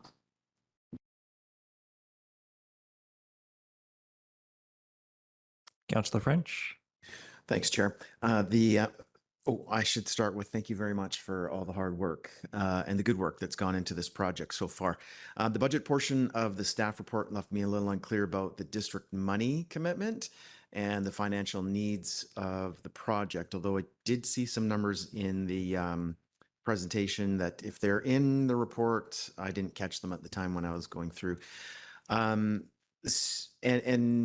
I'm thinking that maybe there are no money figures attached because that's a future conversation. So if staff can give us any insight into what kind of dollars we're looking at into the 2024 budget and then 2025 and 2026 and beyond.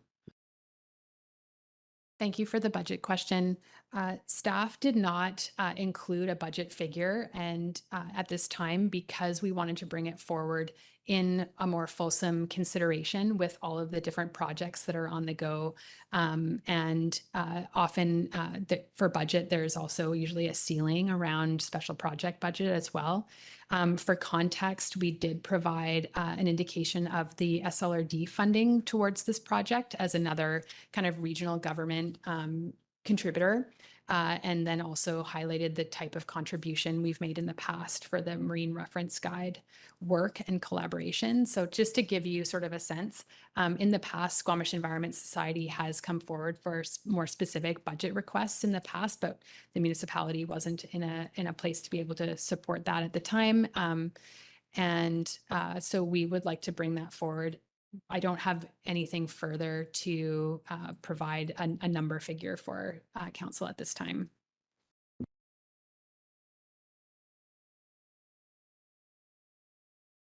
Councillor Stoner.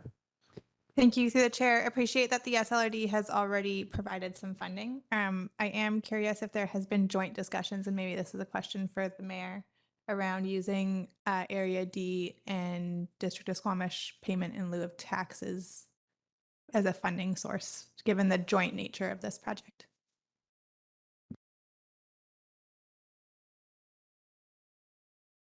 Thank you. I believe that those conversations haven't taken place yet, but I'd be happy to have those if we get the direction here today. And we'd be looking at every source of funding.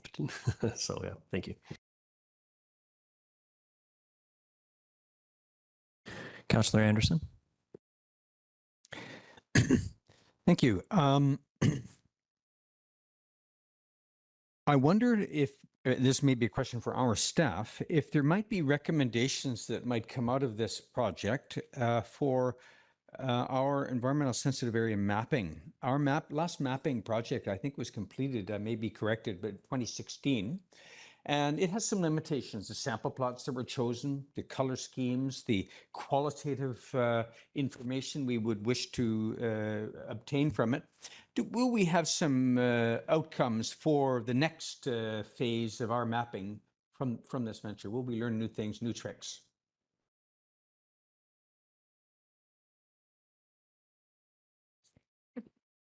Thank you. Through the chair, absolutely, we anticipate that the mapping and the results from this work will be used to inform and help support future mapping efforts for the municipality as we go through our next iteration with environmentally sensitive areas mapping. And I don't know if Leslie, if you wanted to. The only thing I would add is that through the chair that the timing of the availability of the data and just how accessible it is and the timing of our ESA, environmentally sensitive areas update, that will be the critical piece. But this is one of the positive outcomes is these data layers that come with the process. So we're excited. My next question, I'll sort of introduce by relating a conversation I had in the hallway here with one of our senior staff members who had come from Canmore and was used to large-scale ungulate wildlife corridors. And my question was concerning a micro-scale wildlife corridor that happens to be located. In fact, there's a couple of them in a neighborhood where Councillor Greenlaw and I live. And my question is, how do they fit? And as I was reading through, I'm wondering, well, when and how do we get to the micro or neighborhood scale? In the review of the benchmark initiatives, there's large scale maps and there's Surrey. Maybe we can learn something from Surrey. And I appreciated seeing that because that's the neighborhood micro scale that I think we need. Our topography is complicated and diverse, and so I think we can't avoid that. And so my question is, how does that fit into strategy and engagement strategy? How do we reach those people who live next to these micro scale wildlife corridors or who may be quietly doing regular wildlife observations?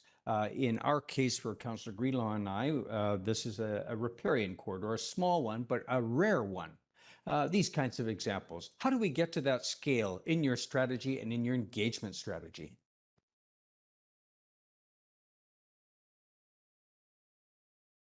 Thank you, Councillor Anderson. Great question. And I really love this, that you picked up on this concept of these regional large scale corridors and zooming in, because we're also seeing the need to do that here at both a regional and a zoomed in level. So I think what we've been, when we're looking at kind of the best technologies or best methods used by other communities, we're really looking at that option of doing a high level regional mapping exercise for our focus area, and then zooming in, and there's a lot of technical jargon in behind it, but you can really kind of just change your criteria and it allows you to zoom in on a smaller scale. It also depends on what focal species you pick. So I think that kind of, I agree, and the project team agrees with this need to look at it regionally and on these smaller scales, more micro scales within developed portions of our community. And then I think the other portion of the question is, how do we get that information from people in the community and how do we engage on that level? So we have this interactive mapping tool that's available, which if you guys have insights into these small little corridors, that's one of the things we're trying to pick up in that mapping tool. So that's one great place to do it. We'll also be hosting future engagement workshops and engagement sessions, press releases, that sort of information, and reaching out directly to people in the community throughout the network who we might be able to identify to have that knowledge. And then also we're hoping that the steering committee can play a role in directing what those engagement activities might look like and how best to go about extracting that knowledge and other kind of knowledge and concerns from community members. Thanks, Chair. Councillor Stoner. Thank you, through the chair. Picking up on part of your response there, the technology is really amazing and has come a long way. And part of one of your early slides that had kind of the timeline of the project, the last component was the adaptive management piece. And I'm wondering what thought, if any, has been put in to start to think about even just maintenance of the tools that get developed and how we start to incorporate that into the conversation as early as possible. Yes, very much so. So as we're going through this process, we're looking at other communities who have developed these corridor maps. And like I kind of mentioned or alluded to, some of them, they're just a static snapshot, and some of them use some outdated data. And by the time you've got it published and integrated into planning, they can be quite outdated and it's hard to see changes over time. So what we're really looking at is integrating that TerraDAP tool, the one that had the moving maps, and that it's built into the model as opposed to having to redevelop the model or rerun it manually every 5 years or every time you want an update. It's built into the model up front. So it's a bit of extra cost up front, but it allows us to instantaneously update the model based on remote sensing data and Google Earth Engine to see changes through time, like, and also forecast. It's really quite incredible. Yeah. Yeah. So it's a really neat feature. And I think it's a little bit more expensive for us up front, but it'll, if you have to run a model twice, you've already paid for our upfront cost, and you can update it whenever you need to. I'll venture a question myself. Warning, I'm very keen on data and modeling. Sorry. And in the words of a colleague, all models are wrong. Some models are useful. To decide whether it is just wrong or wrong and useful, one of the big things is validating the model with the data. Yeah, and that may seem, what does validating you use the data to build the model, but then how do you validate this model? How do you know that the model is doing something? Is there doing something correctly? Is there a period of data validation? Yeah. Yes, absolutely required for sure. So we're looking at 2 different types of validation. One is an iterative process, which we're borrowing from the Washington Habitat Connectivity Group, which has been focused on the best of science for the last 15 years.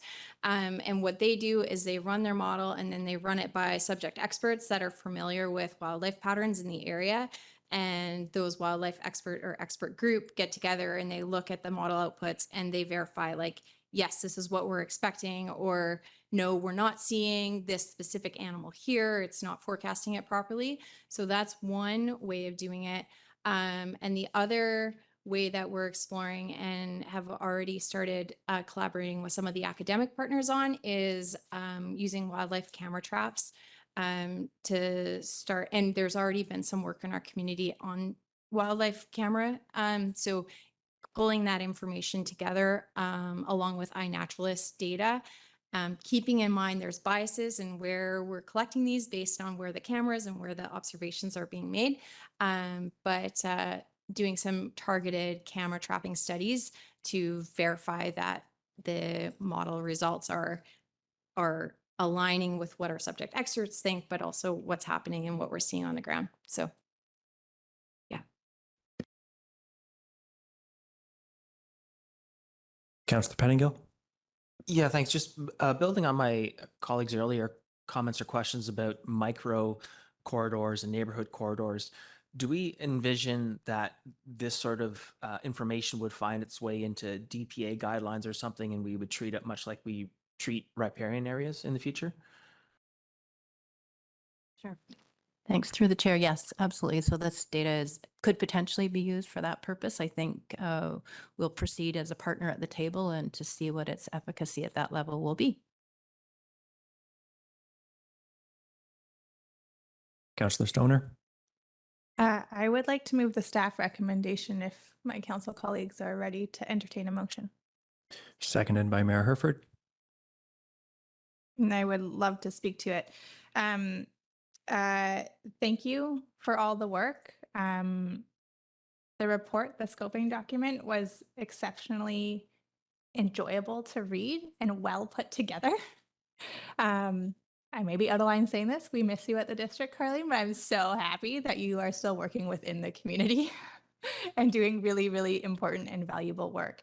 And the staff report really helps to overlay where these intergovernmental regional collaborations are so valuable not just for our community and us being able to achieve the policies within our OCP, things that we've identified within our community as goals, but more broadly across the region.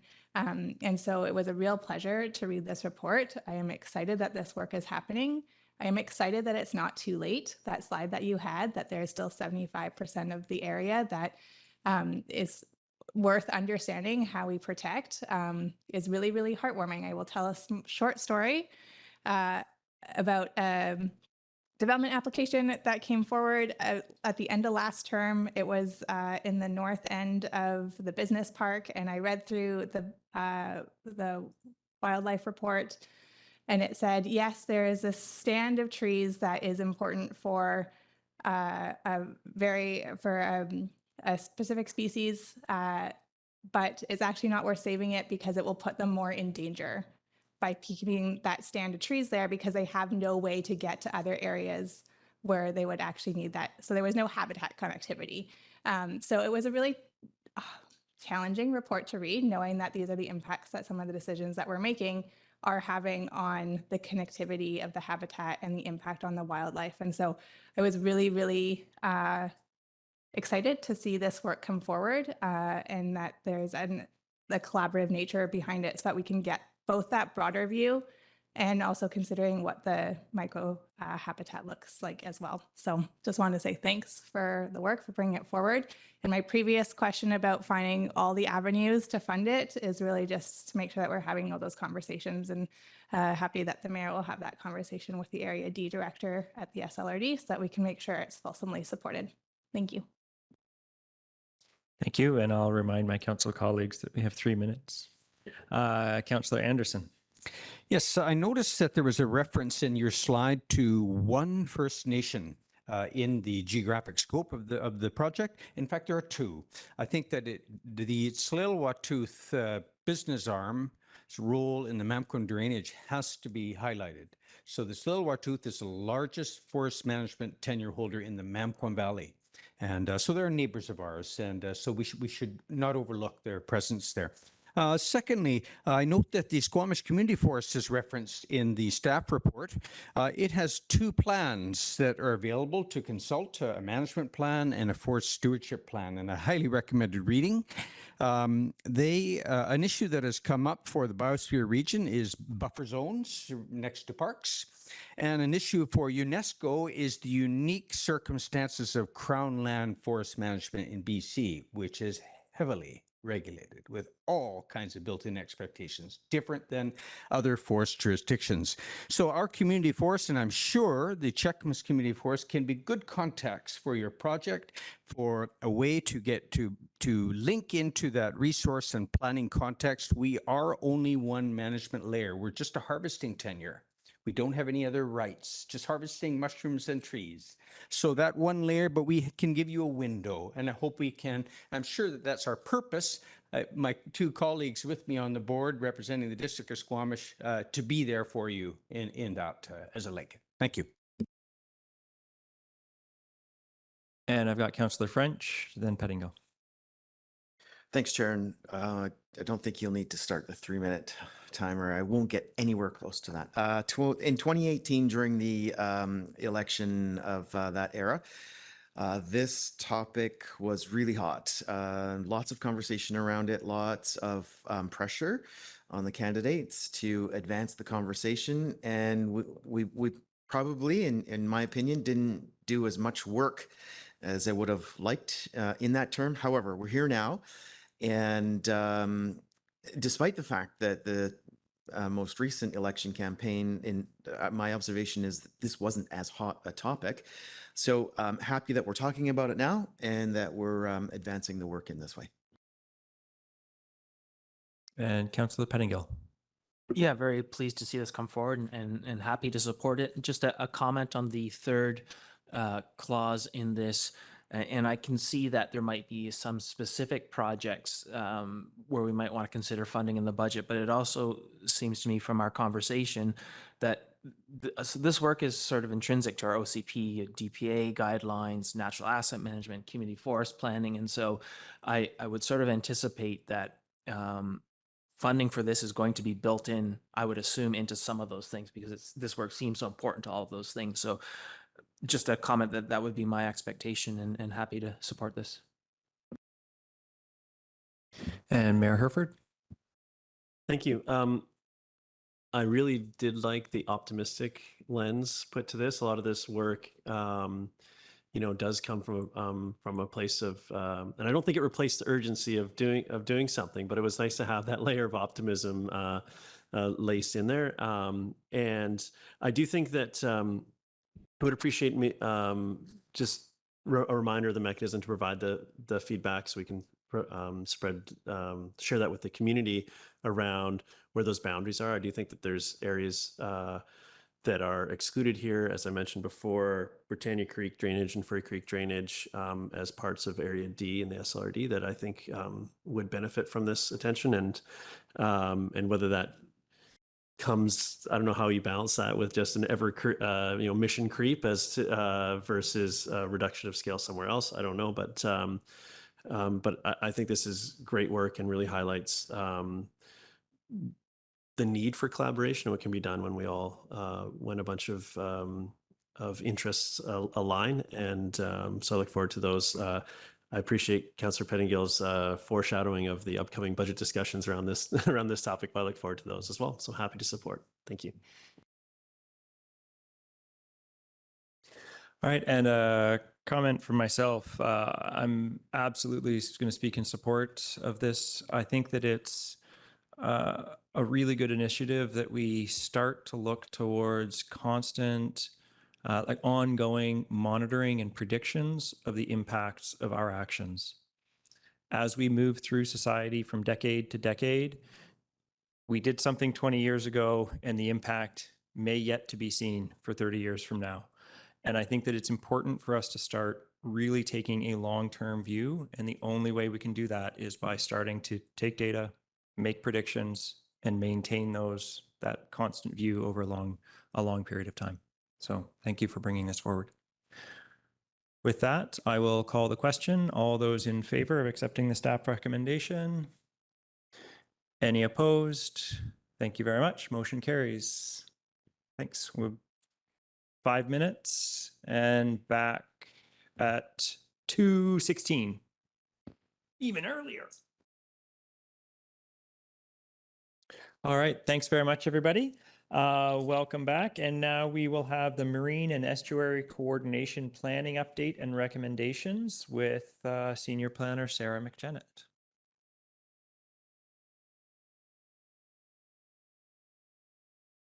Thank you so much, Council.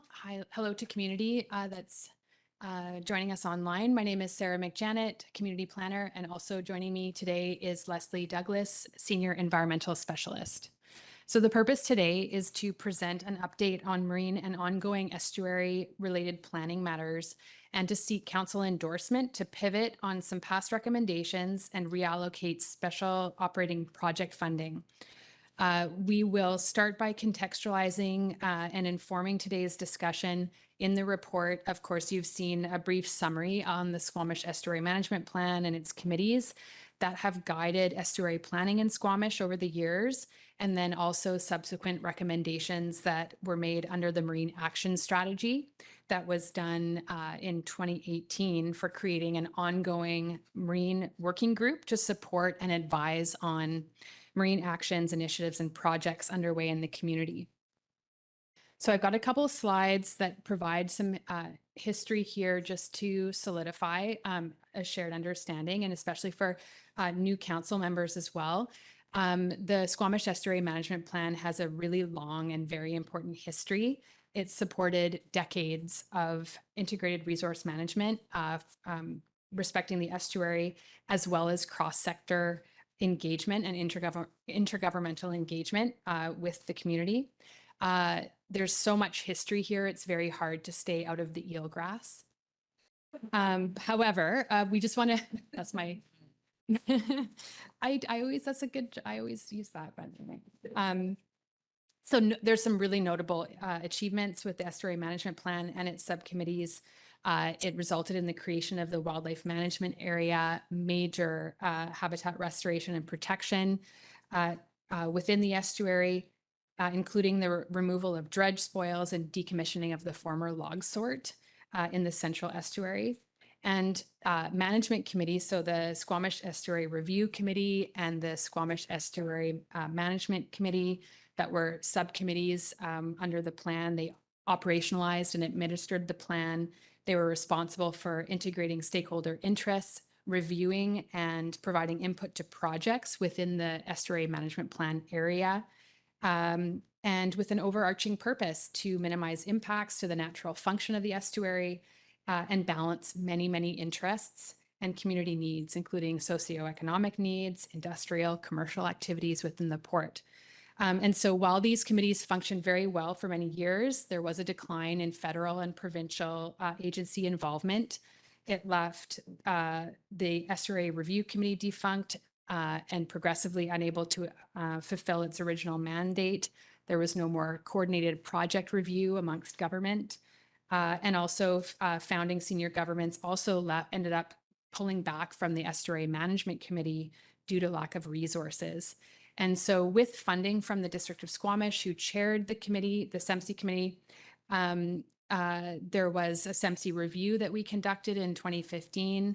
And this committee continued intermittently until 2017, but it did have limited function and effectiveness and started to see membership resignations. And there was also a growing reflection that not all interests were represented. And there was also a broader marine area outside of just the Estuary Management Plan area. And as part of the final SEMP review, which was concurrent with the OCP update process in 2016 to 2018, with SEMC's help, the Estuary Management Plan was integrated and embedded into our community plan, into Squamish 2040. So we brought in major policy, estuary management and land use directives, and that informed essentially the estuary and coastal planning objectives in our current plan. And it really brought in an ecological foundation for the plan and will continue to inform land and marine use planning going forward. Okay, so the second background slide refers to the marine action strategy. So as mentioned, as SEMC was winding down, we were also developing the marine action strategy, and that was really intended to mobilize shared leadership and prioritize actions, marine actions in 4 focus areas, and to help us coordinate marine initiatives. And there was a governance action that was identified, which was to revisit local coordinating body and process to advise on marine planning and development. So that was an original intention that was set through the marine action strategy to guide, engage, and activate actions in the marine strategy using a collaborative cross-sector working group. And it was really positioned as an arm's length cross-sector referral and advisory body for the district, not a select committee of council per se, but a longer term standing working group. And that shows the action in the marine action strategy. And so in 2018, this is going back some time, special project funds were essentially identified to carry over funding that was remaining from the SEMP review to explore a scope and mandate for a collaborative cross-sector marine coordinating body. This funding has been carried forward annually since this time due to a number of compounding factors that we've described. So we have for a long, long time had very ambitious work plans. Not all of our work plans have had sufficient funding or resourcing. We also went through the global pandemic, public health orders, major impacts to our ability to kind of engage. And also at the same time, we were undertaking major projects and regulatory updates, including the marine zoning, also the tree protection and soils management bylaws. And so there was a lot of concurrent work underway that had extensive engagement in its own right. And this really narrowed our capacity to initiate this additional work. And further to this, as described, there's a lot of stuff going on in this slide, but I just wanted to highlight this is really a snapshot, and in our current context and considering the capacity and all the work that's happening in the region and also locally. There are currently a lot of local and regional marine and estuary related collaborations and projects underway. And so some of the examples that you see here on the screen include major restoration projects like the Central Estuary Restoration Project being led by the Squamish River Watershed Society. There's a lot of work clustered and centered around the Akatsam Howe Sound Biosphere Initiative, Ocean Watch Action Committees, and also some additional work that's happening through the Marine Stewardship Initiative. There's work happening with Community Forest, and then also the Wildlife Habitat and Connectivity Project that you just heard about. So these projects are actively involving and engaging many of the same agencies and community organizations and stakeholders. And so it's drawing on resources, staff, and volunteer time and energy.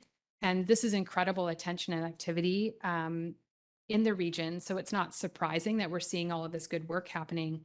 However, there are some considerations about our previous intentions to create sort of another kind of standing working group. So we do have several recommendations that we're bringing forward today. Considering the breadth of initiatives and engagement that's occurring and also capacity constraints, we are recommending a pivot. And so so the recommendation is to establish working groups to advise on marine and estuary related planning on an as needed basis, coupled with dedicated resourcing in lieu of proceeding with us creating a standing marine coordinating body at this time. And so we recognize that to create another standing committee or working group, it does require substantive administration support and a lift to hold that up. It's not currently viewed as the best time or fit for engagement of government and stakeholders. And we'd like to highlight that there are alternative options to do that on a project basis for a time limited amount of time with a really focused mandate and dedicated resourcing. As an example, with the Mamquam Blind Channel maintenance and long-term dredge study for that project, we created a dedicated working group that's time limited and had resourcing associated with it. So that's an example of a project-based working group that is quite distinct as opposed to standing up a long-term working group over time. The second recommendation that's in the report is to address this long-standing carryover budget that was assigned to estuary coordination. And so the recommendation in the report is to reallocate the 2023 carry forward special project funds in the amount of $20,000 towards estuary coordination or held for estuary coordination to working with Squamish Nation to co-facilitate community stakeholder meetings respecting marine access that's connected to work in the estuary and the Spit Road. And so this reallocation proposal would support a previous commitment that the municipality has made to engage with community around spit access at the completion of the Central Estuary Restoration Project. And this would help to support ongoing planning with Squamish Nation and the province of BC. And also to note, currently this work and that previous commitment, it's not really defined as a distinct project with any resourcing. And so we are wanting to sort of daylight that important work and that engagement and associate some funding with that work. Finally, the third recommendation is to consider and move towards establishing a clear framework and memorandum of understanding with the nation and the province addressing ongoing management considerations and public access in the wildlife management area under continued with continued intergovernmental engagement. So the importance of this, it's quite timely to continue engagement with the nation and the province. There's a shared interest in ensuring that Spit Road access is managed well within the WMA and that we can address ongoing visitor management parking, signage, public safety, and also road maintenance items.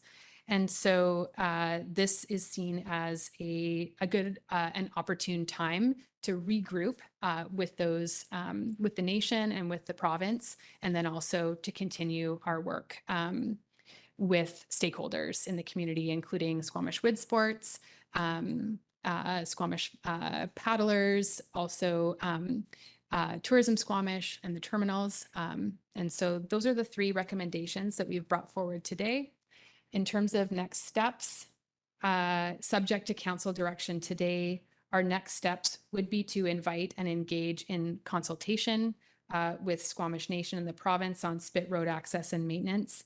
And then secondly, to regroup with the community vision and access stakeholder group that was initiated in 2021, 2022. So I'll just put the 3 recommendations together on the screen here, and that concludes the presentation. And we welcome any questions for clarification. Thank you. Thanks very much. Any questions? Mayor Herford?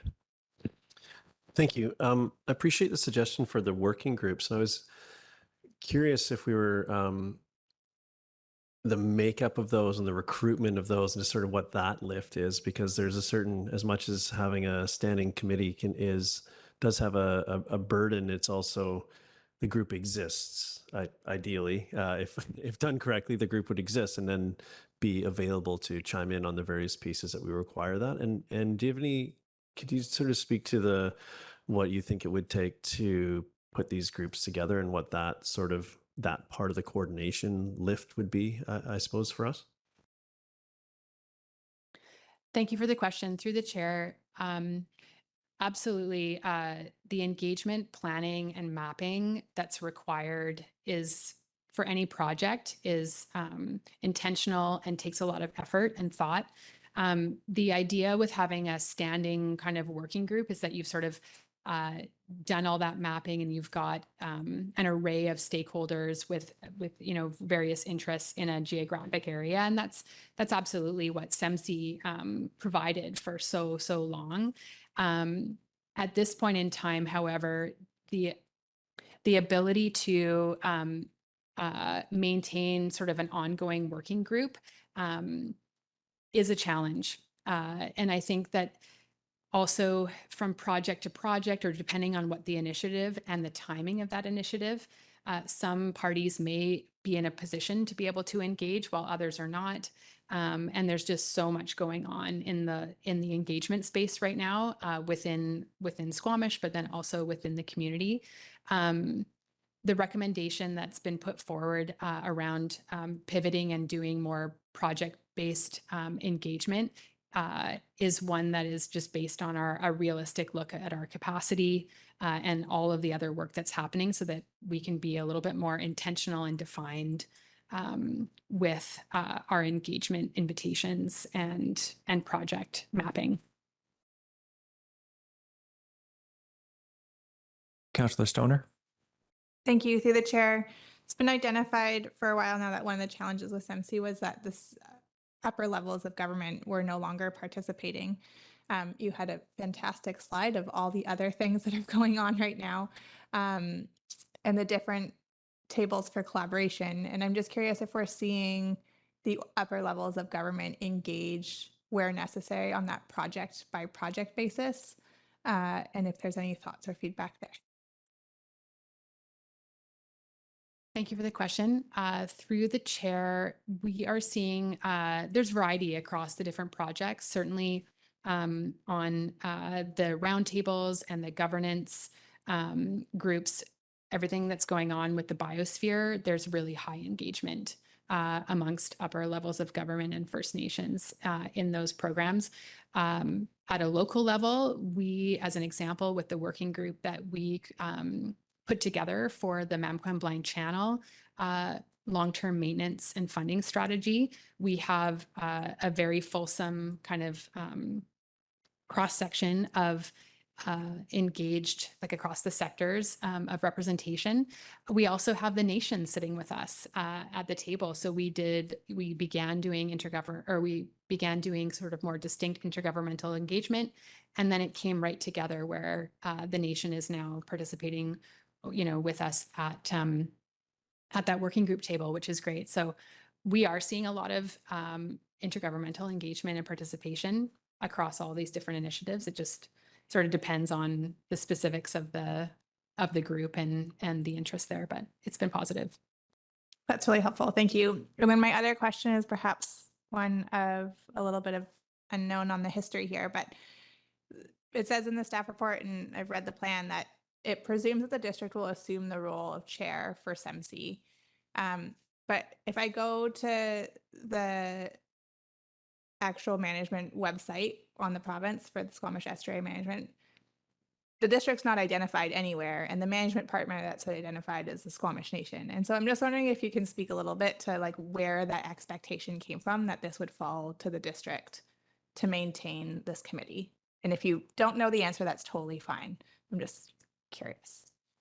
Thank you. I'll do my best to answer based on my experience and the history and what I know. Of course, there's things that I don't know that I won't be able to speak to. In terms of, and I want to just clarify through the chair, if your question is related to the wildlife management plan or the Squamish Estuary Management Committee. I think it's both. Okay. So in the staff report, it says the district's role as chair of SEMC has been intermittent over time. The plan states that it is presumed that the district will assume this role. And then on the actual management, the wildlife management area page with as a province web page, the management partner that is identified as Squamish Nation. That's right. Yeah. So in terms of the managers of the wildlife management area, that is Squamish Nation in the province of BC in terms of that kind of co-management. So for clarity with SEMC, the Squamish Estuary Management Committee, the municipality took on the role in the later years around chairing SEMC for many, many years. I can't speak to exactly the dates and when that happened. There was also at the very end discussion about whether or not the nation would be interested in kind of chairing or co-chairing. But over the years, because of the decline in senior government involvement at the SEMC table and all those like Fisheries and Oceans Canada, Environment Canada kind of stepping back, the municipality played a more significant role in trying to help support and chair that committee. The committee is no longer functioning. The last meeting was in 2017.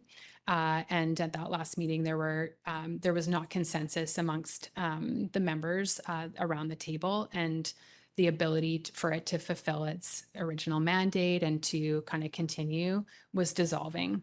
And so in 2018, the municipality or staff brought forward some recommendations and a status update around it. And that's kind of where things started to shift with the Marine Action Strategy and kind of pivoting and looking to explore an alternative to the SEMC going forward. And so that was sort of the spirit of that governance action that came up in the Marine Action Strategy. Thanks very much. I've got Councillor Pettingill next. Yeah, thanks. I just want to make sure I understand what we had and what's being proposed. So as I've understood things, SEMC was largely getting all the government parties at the table to discuss things. There may have been one or two additional key stakeholders, but it was sort of a discussion table more than a decision-making table, if I'm correct.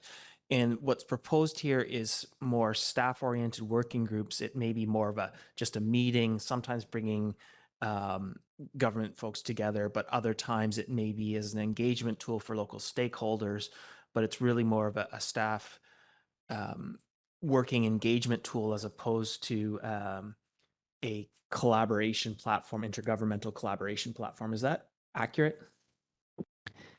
Through the chair, the engagement work that we're doing for major projects is really, it depends on the project at hand.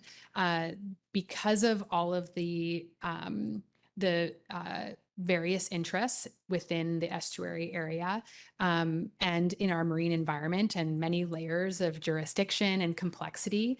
The Marine Action Strategy made a recommendation to basically establish an ongoing kind of working group that could bring all those interests in. It wasn't designed as any kind of a decision-making body. It was more representation from various sectors and interests and community groups within the community to provide a sounding board, to provide input to the project or the initiative that was being developed or underway. So it was really kind of like advisory, an arm's length kind of advisory group. That was the original intention. Okay, and this is, it's sort of staff advisory, and then staff will process all that and bring a report to council, as opposed to an advisory group to council. Is that? Through the chair, that's correct. It was going to be a sort of a less formal arm's length advisory, but not a standing committee of council, sort of appointed by council per se. And Councillor Anderson? Yes, thank you. I'm going to start with an apology. I am an estuary planning nerd and have been an Squamish estuary planning groupie since 1980. I was 6 years on the Estuary Management Committee, and I was part of a two-person delegation which met with Department of Fisheries and Oceans in 2016. And I continue to field a lot of inquiries from my former SEMC colleagues ongoing. And I'm making an apology because I'm going to rehash a speech I made before. The Estuary Management Plan has 5 components. It is a land use plan signed off by 5 levels of government, or 5 agencies, including us, and the Squamish Nation. It is a coordinated project review protocol committee, which has not met since 2013. It's defunct. And it's a management committee, which has a different function from the project review committee. And it's a set of habitat compensation agreements. And it has an extra chapter completed in 2007, namely the Wildlife Management Area Management Plan, which is an appendix to the SEMP. So the last gathering when we discussed this topic on December 6th, the outcome really was to, on my own resolution, was to keep the SEMC in focus for various reasons. The SEMC, the management plan, is fundamental, or the management committee is fundamental to the management plan, as certain sectors gave up or sought security. Water-dependent industry and transportation, conservation, and recreation access. These sectors were given a seat at the table. This is going back to the early 2000s. And they are important. These are important considerations for them to have a seat at the table, and this remains so. I'm asked by one of my colleagues here, who would show up if we were to reconvene SEMC? Well, those that were showing up regularly without fail over a long period of time. I was a member for 6 years, and only one meeting was without quorum because Randall Lewis had a conflict. Anyway, that was rare. So the people that didn't show up were the federal government. The province showed up regularly every time until the very end in 2018. So those people would and are still asking about the Estuary Management Committee and plans, and that includes forestry, local commercial interests, Wind Sports Society, which was in correspondence with us last year. Those who showed up before, they will do so again. I do not ever attend a meeting of the Squamish Environment Society where I'm not asked for an update on the Estuary Management Plan and the Estuary Management Committee. So these are, the plan and the committee are referenced in 18 places in our OCP. The language in the MAST, the Marine Action Strategy, coordinate with, collaborate with, recognize SEMC. I think we have to be aware that we cannot be in a conflict as having taken on the role of chair and we don't convene. And that's what we have always been accused of, is being in conflict. It's not intentional. We're trying to do the best. We're trying to fill in gaps. But we've taken on the role of convener, and we have as long as 18 months to 2 years between meetings during the last decade. And we have memberships that have not been processed, applicants, including forestry at this time or since 2018. The local commercial interests have had applications standing here to rejoin Tourism Squamish in the chamber representing local commercial interests. So this has been a consistent, persistent concern. So a number of different committees and activities and initiatives has been reviewed by Ms. McJannet. However, none of them have the same function as this management committee. None of them, which is not for project review. And I note in about 8 places in the 2 reports that are coming with this persistent assumption that the SEMC was for project review. It was not. It is a caretaker and advisor on a land use plan for and for waterfront and estuary habitat resources of importance well beyond Squamish. It's a regional committee. We have land use plan issues, land use plan issues that are very topical right now for certain stakeholders, namely in forestry and also for the province.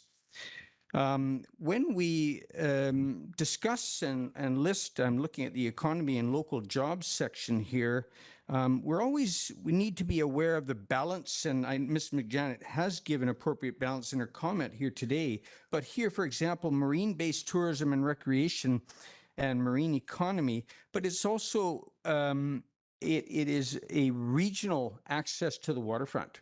In fact, it's provincial access to the waterfront, Western Canada access to the waterfront. And it's beyond the borders of Squamish.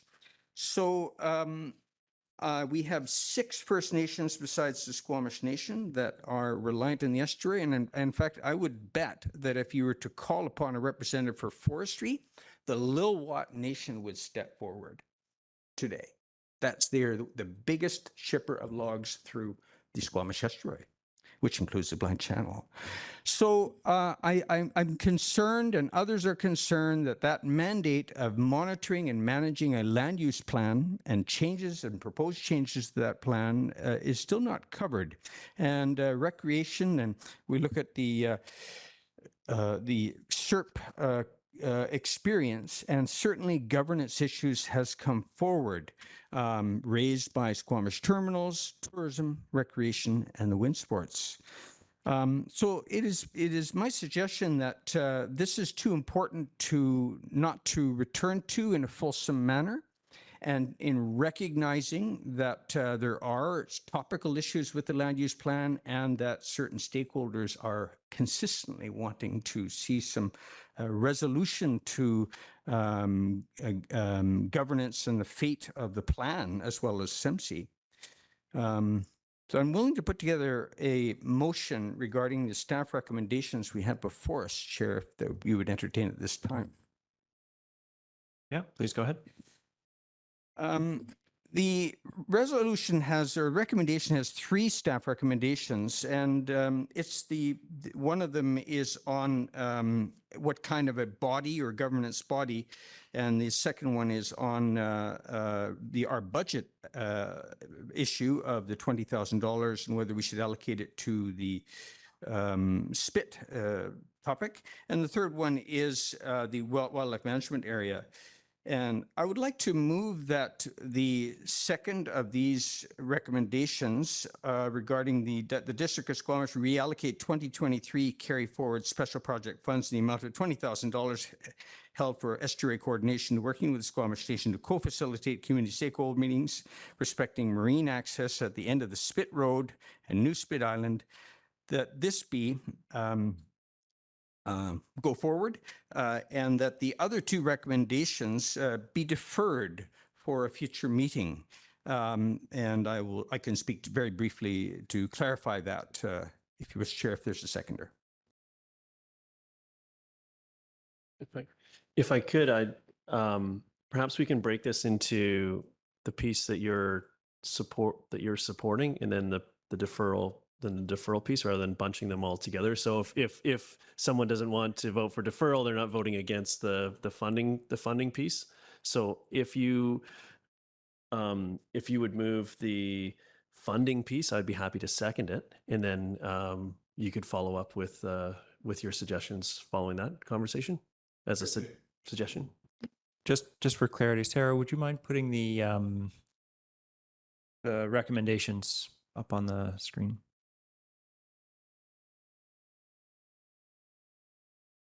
Sorry, Councillor, was your intent then to move the funding, the middle of the three, which I think we're about to see? The $20,000 one? Yes, I will move the second of the three recommendations put forward by staff regarding the $20,000 in the budget. Seconded by Mayor Herford. Any questions, comments? Councillor Pettingill. Yeah, does this require a financial? Oh.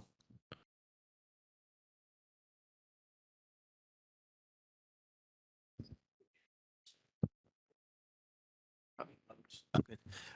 Does this require a financial plan amendment? If we're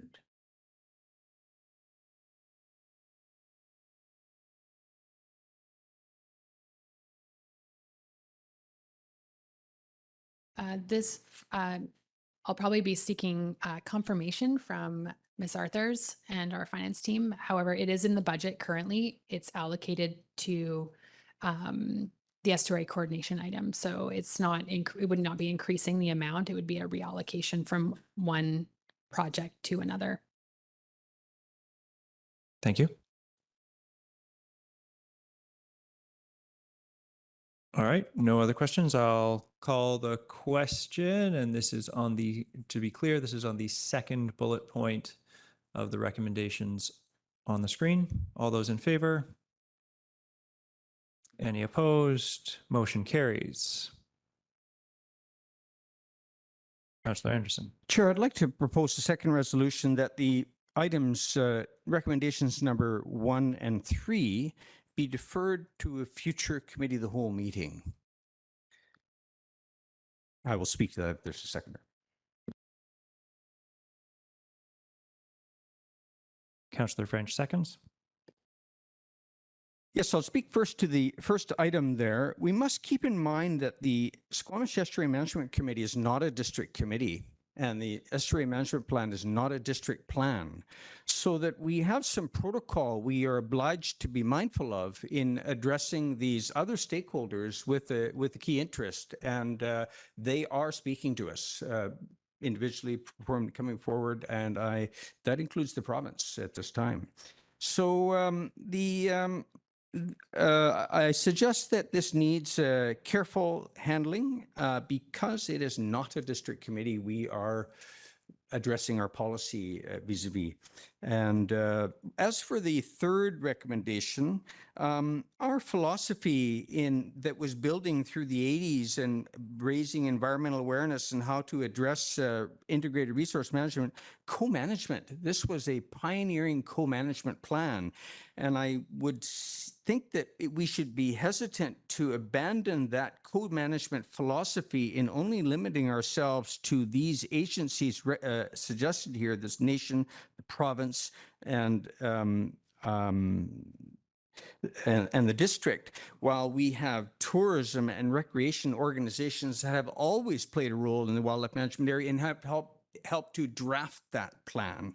We should also be concerned that the federal government has a legal mandate in that wildlife management area, namely the Canadian Wildlife Service as well as Department of Fisheries, so that I think that this also deserves a fulsome review as to the wildlife management area. Now that is we're in the work plan and should be for the Estuary Management Committee is addressing that wildlife management area plan update to incorporate things that have emerged since its drafting in 2007.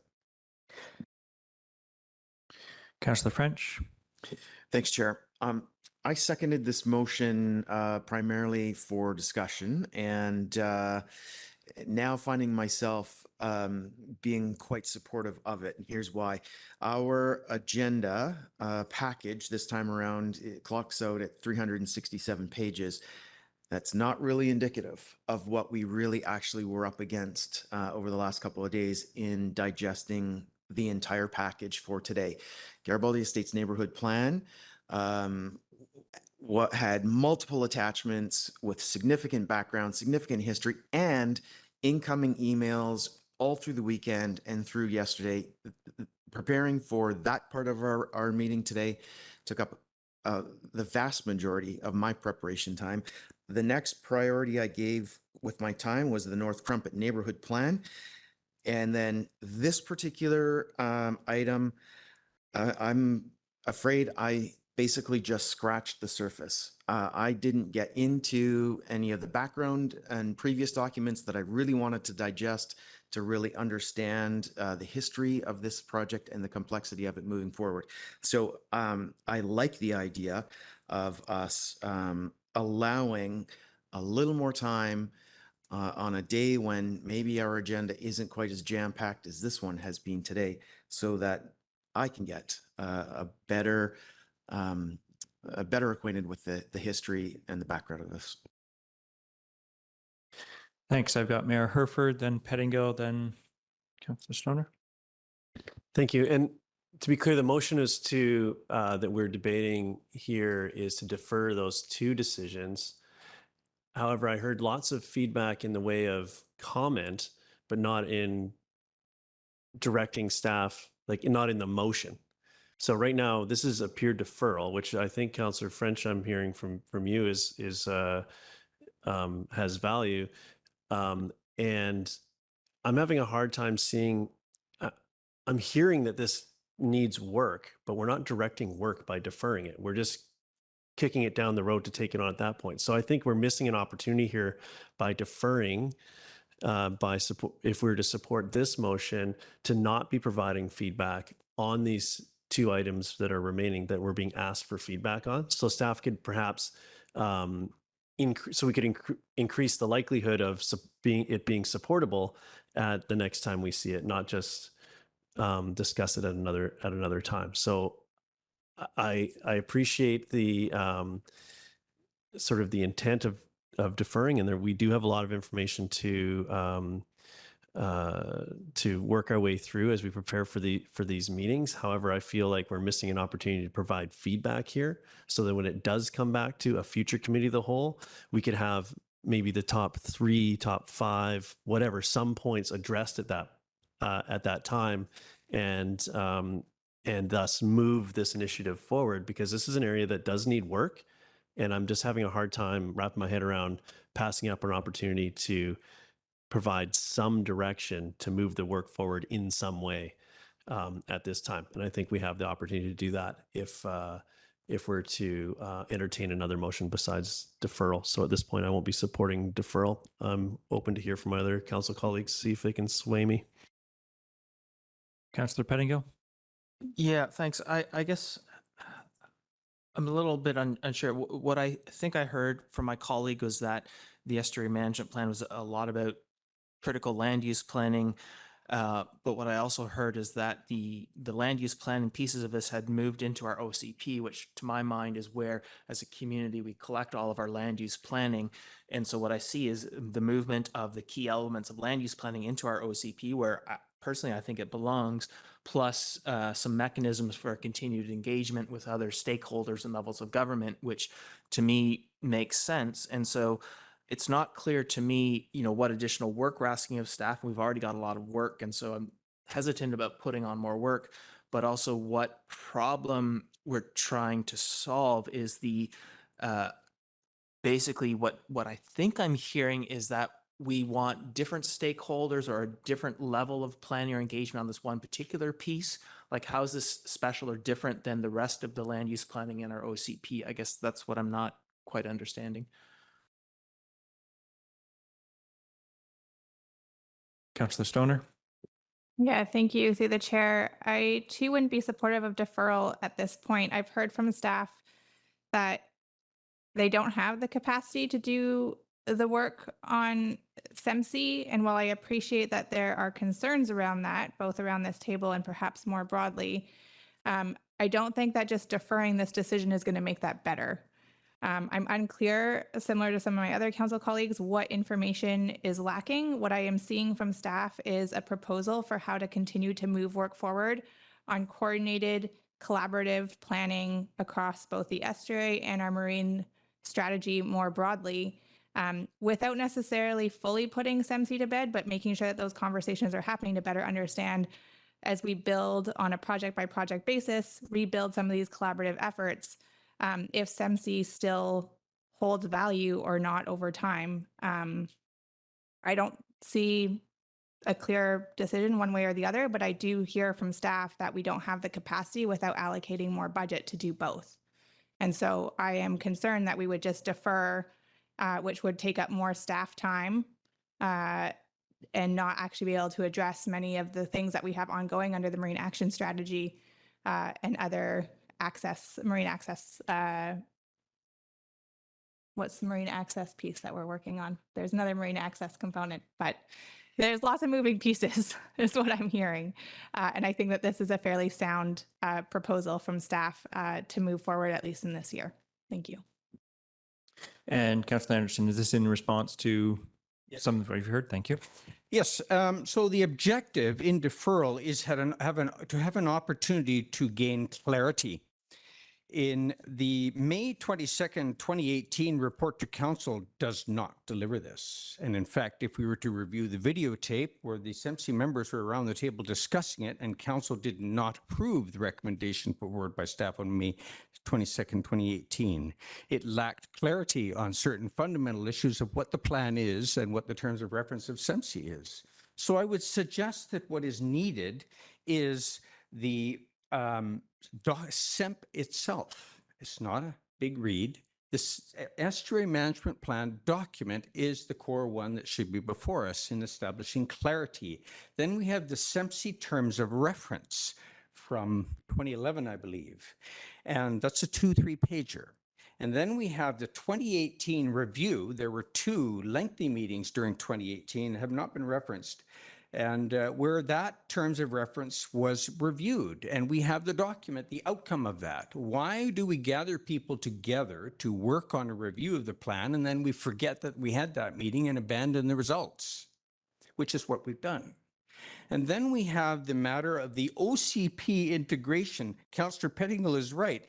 Core aspects of the SEMP plan were integrated into the revised OCP. However, here I have a document from that process, the SEMP content not suitable for integration. We all agreed some could go into the OCP, some could not.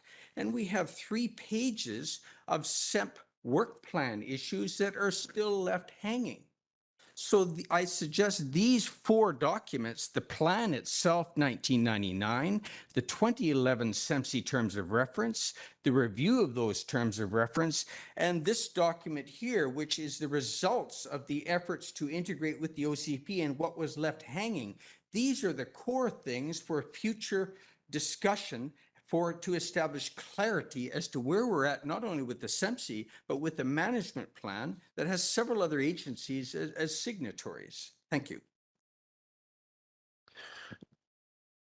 Yes, Mayor Herford, yep. Thank you for that, Councillor Anderson. Those are 4 suggestions of documentation and clarity that would be required to better facilitate the discussion going forward, but that's not captured in the specific motion that you made, which is what we're debating here. So I think in my mind, that reinforces if this comes back to us in the same form with the same documentation in a future meeting, which is what the motion would indicate, then we're not moving this forward. We're not moving towards clarity that you're requesting. So I'm going to continue to oppose the deferral at this point.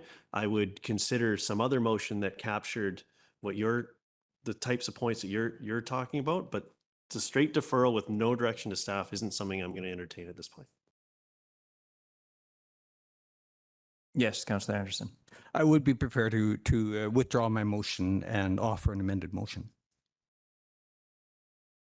Does that need to be, does the seconder needs to agree? Seconder agree, if Councillor French agrees. Motion. How do you say disappeared? What's the word for it? Withdrawn, thank you. Councillor Anderson. I wish to move that the Squamish Estuary Management Plan and Squamish Estuary Management Committee topics be brought forward to a future committee of the whole meeting with the following 4 documents available for discussion: the 1999 plan, the 2011 terms of reference for SEMSI, and the 2 review products of the 2018 of the recent review of the plan and SEMSI, that is the OCP integration and the review of the management plan terms of reference. That sounded a bit clumsy, I'm sorry. So that the documents that to be brought forward would be the Estuary Management Plan, 1999, the SEMSI terms of reference, 2011, the review of the OCP, the OCP integration review of 2016, and the review of the SEMSI terms of reference 2018. Can I just pause for a moment and ask if there's clarity on that motion? I think we have it, yes. Would you like it read back? Eric, would you like it? Councillor Anderson, would you like it read back to ensure we have an understanding? You think okay? Okay. All right. Would anybody like to second?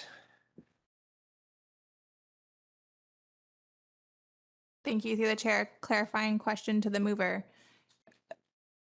To what end? Like bring these documents back for discussion at the committee of the whole to achieve what? The Estuary Management Plan has certain goals and objectives. The Estuary Management Committee has a specific mandate. The objective is to review and clarify what they are and what their status is for us today. And my suggestion is that we don't have that before us. The core issue is land use plan.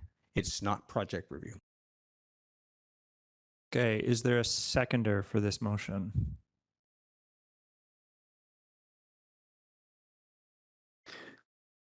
I will find myself seconding this motion. The reason I'm finding myself seconding this motion is because I believe I have a responsibility to be informed on decisions that I'm making.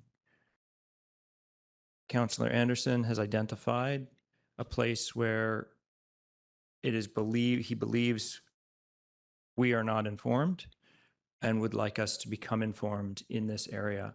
And so that's, before we make this decision, that's my motivation for seconding this motion. Mayor Herford. Thank you. I feel like we're on the right path here. However, we're going to have the same recommendations back. This hasn't directed staff work except to include these 4 documents for background. I just wanted to clarify. So there's no additional staff work in your motion. It's just including these 4 documents in our package. And I'm sure that these documents in some way inform these recommendations. So we're not directing any additional staff work. I just wanted to clarify that that was your intent of your motion. Really, it perhaps is a workshop that's needed. It's an orientation workshop. That's really all I have to offer. And I think that's important.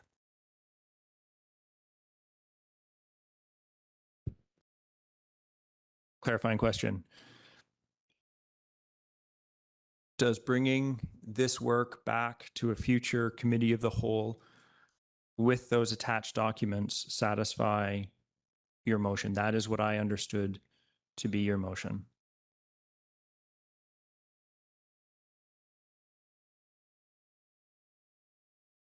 My concern is that we are needing orientation. The discussion is needing orientation, and that is the first step before we task staff. Councillor Pettingill, then Mayor Herford. Yeah, so I mean, and I think it has been touched on, but my understanding is that staff spend a lot of time with these documents, and these are the recommendations based on those documents they come up with. It's up to us to decide if that's sufficient. If we decide that, we want more time on this topic, so be it. I feel like this has been dragging on for a few years now, and I'm sort of willing to give this a try personally. But I guess I like some of my colleagues, I'm missing just having those documents doesn't get us anywhere. It sounds like you're also not happy with the recommendation from staff. And so there's direction to, I think, implicit in what you're saying, to have a new recommendation as well as the documents to underpin it? Or is it that you believe that this is a case where we don't want staff to give a recommendation, we want to read the documents and come up with our own recommendations and plans, stuff we'd normally delegate to staff, but in this case, we want to do it ourselves? Like, what is the end goal here?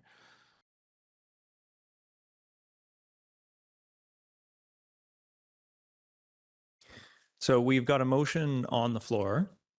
Yes. And we should be speaking to the motion, not having a dialogue.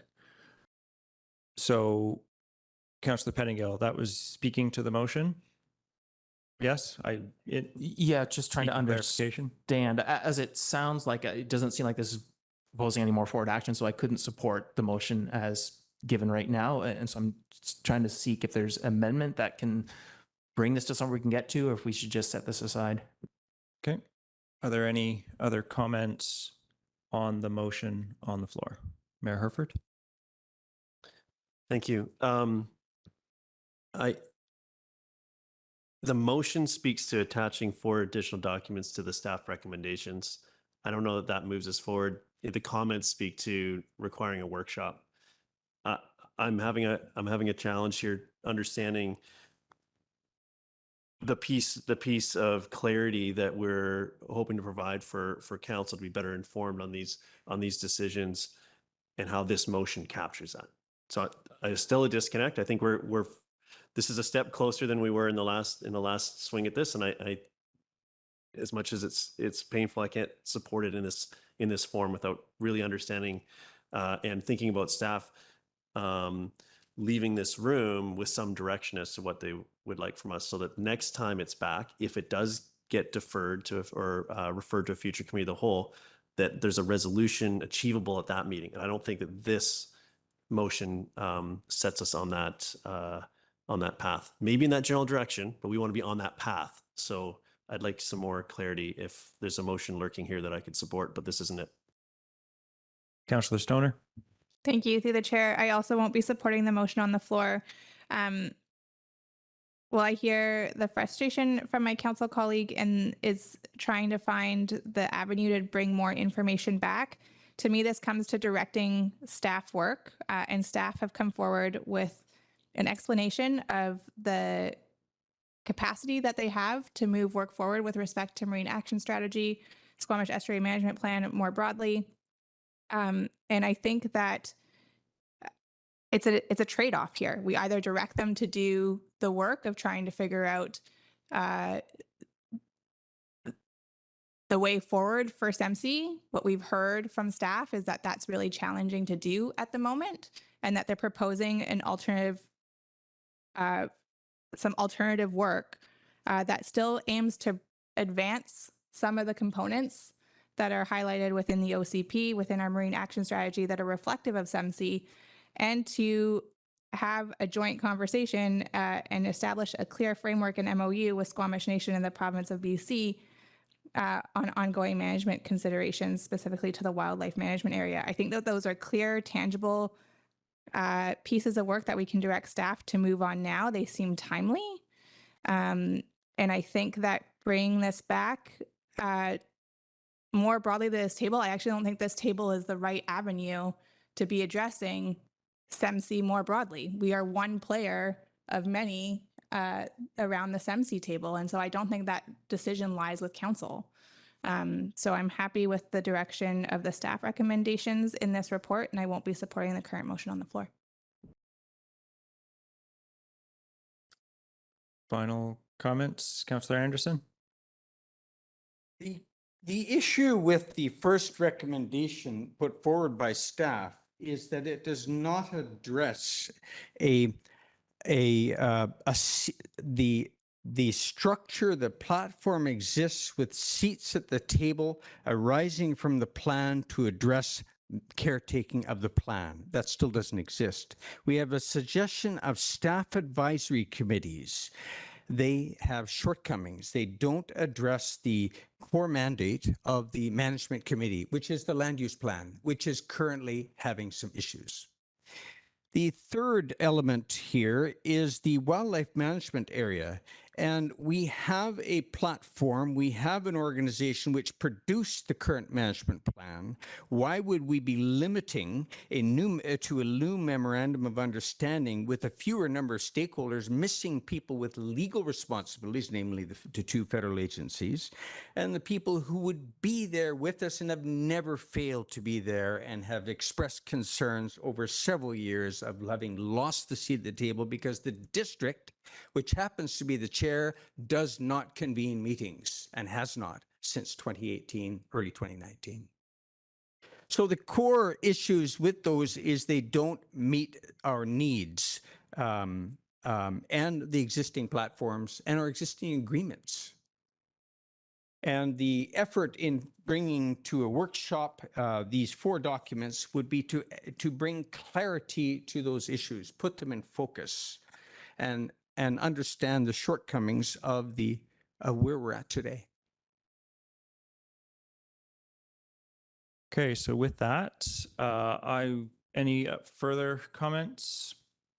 With that, I will call the question, which is to defer bullet point, the first and the third bullet points to a future committee of the whole meeting following a package that contains the 4 documents, I believe it was, outlined by Councillor Anderson.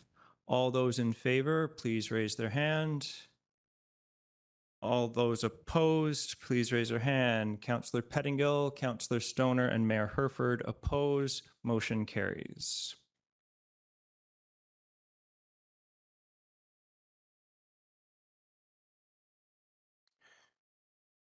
And we've got 3 minutes to switch over. Point of order, thank you. So there's still the 2 motions. Ooh. The motion was to defer. Yeah, defer. How do we deal with that? So somebody can move them or move them forward or not, but you. We just. Oh, was there a second to defer to a future committee of the whole? Yep. And that failed? No, that passed. Oh, it succeeded. Okay, sorry. Yep.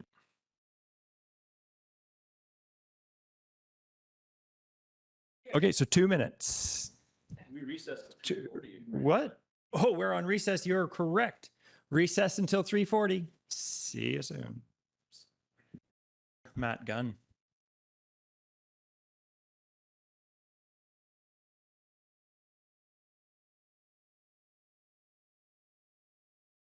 Good afternoon. My name is Matt Gunn. I'm a community planner with the District of Squamish. I am joined by Jonas Volniškis, Director of Community Planning. We also in the room are joined by Leslie Douglas, Senior Environmental Specialist, and David Rolston, Manager of Municipal Infrastructure, who are here to assist with any questions that may come up. And also, I will note that the applicant, the North Crumpet Project team, is in the room with us today as well.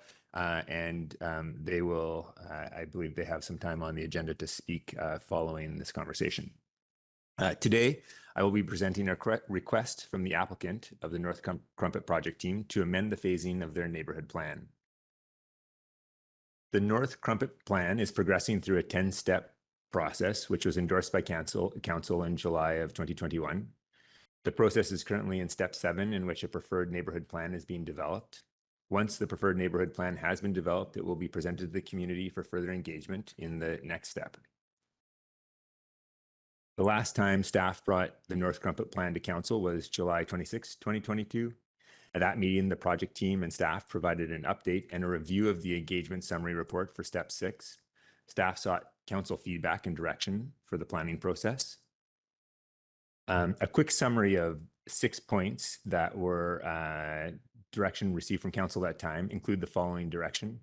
The plan should be aligned with a site bioinventory that would be accepted by staff. Road design and servicing should align with district regulations and policies. Servicing beyond the extension of pipes should not be extended above 200 meters. Maintenance of services should not be impeded by the Fortis gas pipeline. The plan should align with the intent of Parks and Recreation Master Plan and Park Acquisition Guidelines. And the proposed conservation framework was supported. Public access to depicted and existing or rerouted trails should be secured. I will reference these 6 points later in the presentation. We'll come back to that. Following that meeting, the bulk of work on the North Crumpet planning process has revolved around the site bioinventory and the Valley Cliff to Loggers East road connection.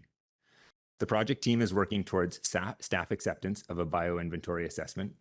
The work underway is intended to ensure the report addresses the terms of reference and input regarding wildlife from a third-party expert. Additional site work is required this spring/summer.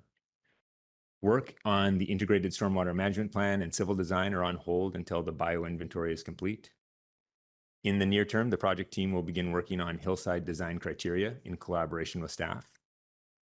Access capacity through Valley Cliff has been identified as a significant limitation. A road connection to Loggers East would be a requirement to support the proposed land use scenarios that were presented to the community earlier in the project.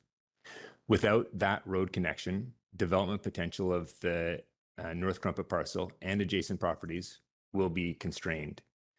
The applicant has expressed concern regarding planning the Western Rise without consideration of adjacent properties. And finally, the project team finds the policy to not extend servicing above 200 meters challenging. The intent of today's meeting is to address the applicant request to adjust the scope of the North Crumpet neighborhood planning process to a phased neighborhood plan. The proposed approach would enable the eastern half of the parcel to proceed under the original planning process, while the western half, or Western Rise, would remain a future planning area. The applicant has outlined 3 primary motivators for the change in scope. The first is challenges with the road connection to Loggers East. The project team has determined that the capacity of access to the Valley Cliff is limited to about 350 dwelling units or slightly above. Therefore, the connection to Loggers East is necessary to support scenarios presented to the public. The applicant has indicated that a district-led plan to establish the road connection is necessary to pursue detailed planning work for the Western Rise. Staff have indicated that there is no current plan for the district to pursue that connection.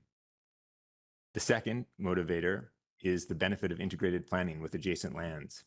The applicant has stated that planning for the Western Rise would enable better planning across a range of values in combination with a large private parcel and small crown land parcel northwest of the North Crumpet parcel. And the third reason provided is independence of eastern and western halves. The applicant has stated that development in the central and eastern slopes is able to address district policies such as CACs and parks independent of the Western Rise. The applicant has requested specific council direction on 11 items, which we'll go through now. The first item relates to comprehensive planning. The applicant has requested council support for a comprehensive planning approach for the Western Rise that could include adjacent lands.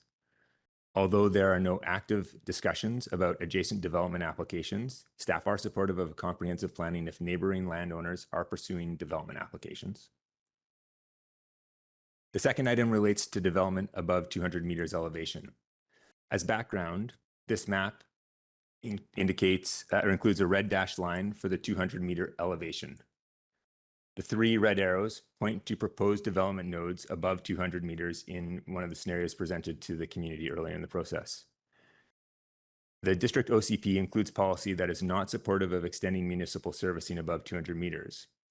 The applicant has requested that staff share technical reporting on why servicing above 200 meters creates a financial burden and to determine if development of lands above 200 meters within the growth management boundary require an OCP amendment. Staff comment is that technical reporting has not been produced for this policy. The policy is based on principles and objectives intended to ensure the fiscally responsible provision of municipal services. The intent is to reduce sprawl, encourage efficient infrastructure, and control asset management costs similar to the growth management boundary. Servicing at higher elevations requires more extensive infrastructure that carry higher operating costs due to energy and staffing requirements. Given that this is an OCP policy, development above 200 meters should be preceded by some form of OCP amendment to change the language of the policy. Staff are not supportive of amending this policy and recommend that Council confirm previous direction to limit development nodes below 200 meters.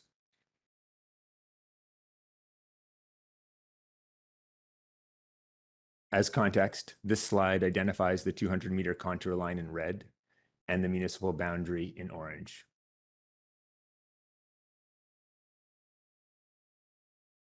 The third item is a request for Council support in principle for a future collector road connecting Valley Cliff to Loggers East and to provide additional feedback if applicable.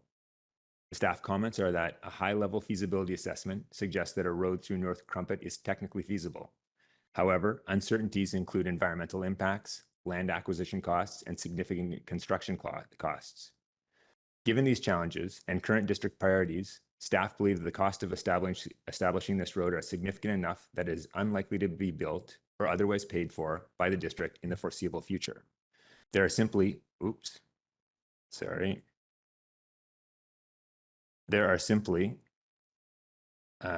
too many competing infrastructure priorities in existing neighborhoods to contemplate taking on construction of significant new infrastructure to new neighborhoods. If the connection was highlighted in the transportation master plan that is currently underway, it may be appropriate to add it to the DCC bylaw. However, this is unlikely to expedite the project as the DCC road program is fully subscribed for the foreseeable future. Should a developer decide to build the road at their cost, the district would take ownership of the road. Staff believe this is the most likely scenario in which the connection could be established. The staff recommendation is to await completion of the transportation master plan before providing direction on a Valley Cliff to Loggers East road. Fourth, the applicant has requested support for 7 aspects of a phased neighborhood approach. Item A is a request to remove the western rise from the current planning process and to designate the land's future planning area. Staff are supportive of this request, provided the plan includes policies that identify potential unit ranges for the western rise, and sufficient land in the Central Valley is identified to accommodate appropriate park space and a reserve of commercial land for a walkable neighborhood. Item B is a request to include mapping for the entire site for all technical values that have been examined. The staff recommendation is to support this request. Item C is a request to include policy reflecting an appropriate dwelling unit range anticipated in the western rise should an access route from the north be established, recognizing that the unit range is preliminary given uncertainties. Staff are supportive of a proposed maximum dwelling unit range for the western rise, with the understanding that there's no assured number of units and that a future planning process is required to address current uncertainties. Item D is a request to support designating commercial land in the central eastern area to accommodate potential dwellings in the western rise. Staff recommends support for this request, provided the commercial area is appropriate to the number of dwellings across the entire parcel. Item E is a request to recognize that if the collector road is not realized, the designated commercial land use in the central and eastern areas would be transferred to residential land uses. Staff are supportive of a future amendment to the plan to align the required commercial space with the expected population. Item F relates to addressing potential community expectations regarding protection of ESAs and access to trails in the western rise. The applicant states that ESA dedication would follow district and provincial requirements if development occurs, and that each phase of this plan independently meets the CAC policy and the park dedication requirements, and that phasing the plan will not impact delivery of amenities at rezoning and subdivision. Staff comments are that there is a risk regarding the proposed change in scope in relation to community expectations for future land uses across North Crumpet. In all land use scenarios, the applicant presented a conservation framework to the community. The map on the screen is an example that depicts protected areas and retained or realigned trails. Staff believe this has created community expectation for ESA protection and secured trail access across the parcel. Now, the applicant has said that the western rise would be distinct and that ESA protection and secured trail access would only occur when development on the western half is considered. Staff believe the community may not see the two halves of North Crumpet as distinct areas, and that the public may hold an expectation for ESA protection and public access in the western rise when considering any development on the North Crumpet parcel.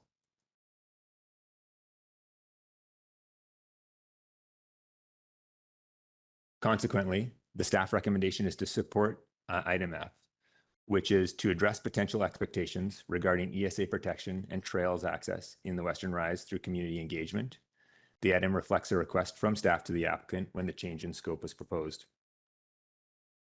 Item G is to include policies related to the Western Rise to align with the OCP and council direction given at the July 26, 2022 Committee of the Whole meeting. As a reminder, council direction from that meeting were the six-item motion, which we reviewed at the start of the presentation. The staff recommendation is to support this request and confirm the motion. And the fifth and final request from the applicant is for council to resolve that if the Western Rise lands do not achieve development rights, that ESAs and trails are not required to be dedicated to the district.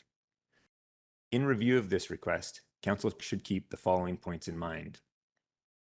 When considering voluntary CACs, which are not requirements, it is appropriate for council to utilize an approach that aligns with OCP policies and the community's expectations. The OCP stipulates that neighborhood plans should inventory ESAs and trails for protection. Previous engagement demonstrates broad public support for the preservation of ESAs and trails on North Crumpet. Therefore, it is appropriate to consider these values as part of the planning process. Engagement activities led by the applicant have consistently presented information to the public regarding protection of ESAs and public access to trails. The change in scope proposed by the applicant represents a significant deviation from the proposal presented to the public. The proposed change in scope has the potential to negatively impact the district's ability to meet public expectations for ESA protection and secured public access to trails as described during engagement by the applicant.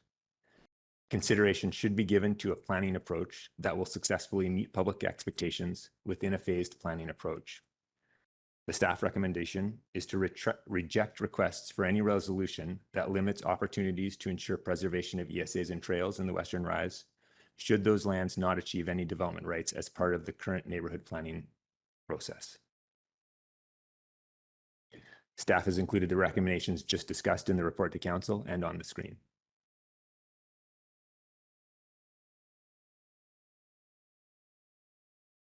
Thank you very much.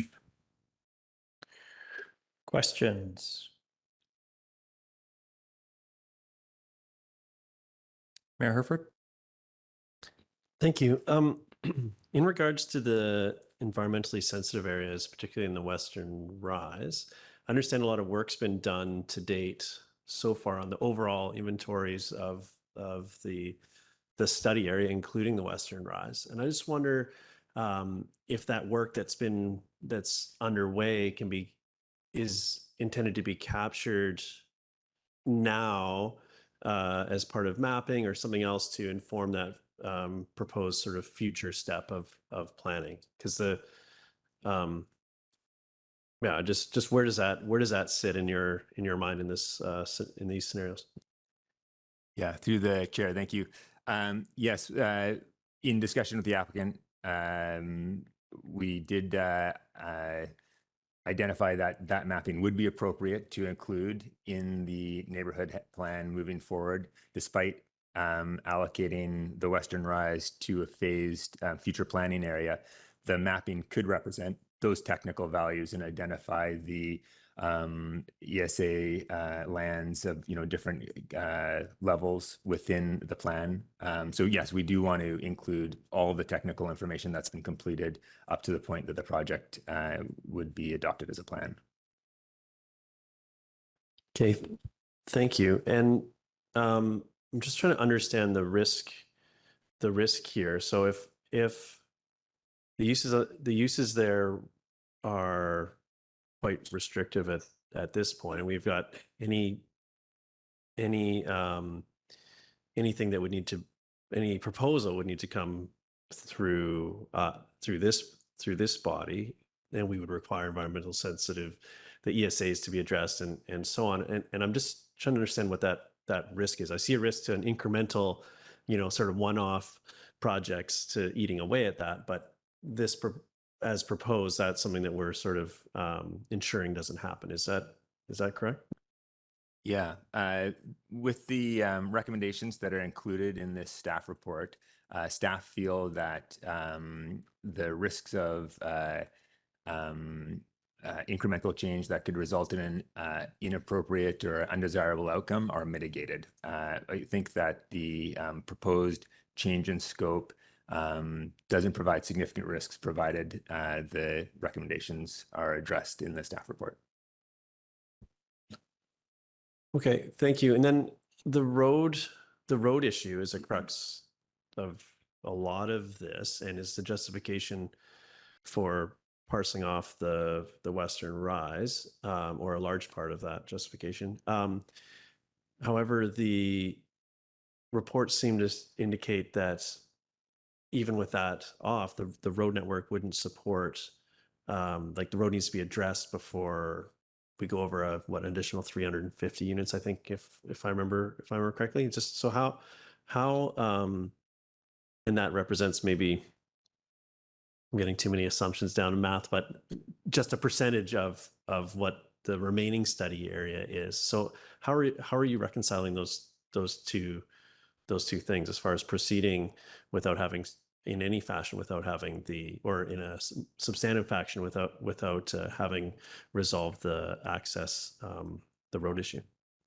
My understanding of the proposal is that of the original, I think it was between 1,400 and 1,800 units, that 25%, which is where maybe 350 to 450, I think, if you do the calculation, of the units could be supported by the current road network. And my understanding is that if this proposal is accepted and the plan is developed based on this change in scope, then the amount of dwelling units that could be accommodated by the access from the south would be planned for, and that could be pursued through development activity.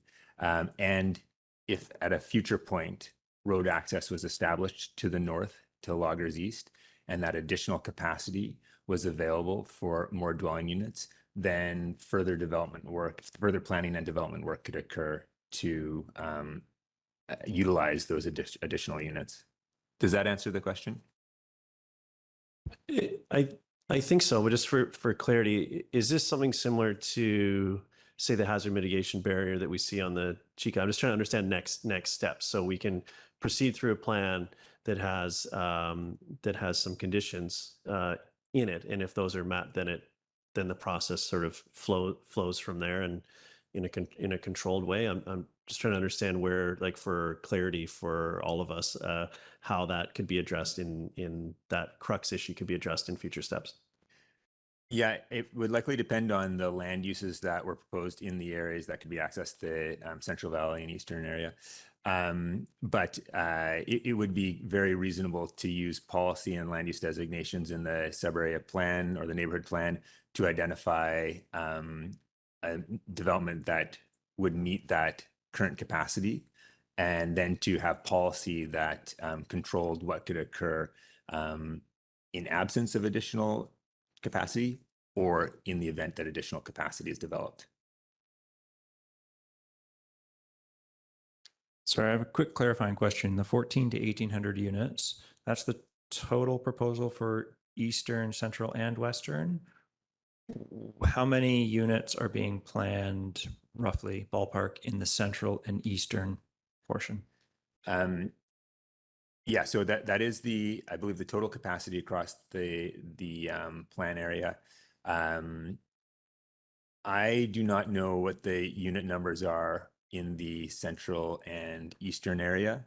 I don't believe that was specified in the materials that presented to the public earlier in the process. And so when the applicant is speaking at a later point, they may be able to provide clarity on that question. Councillor Pettingill? Yeah, thanks. So I just want to understand the Western Rise piece. Is this a separate parcel?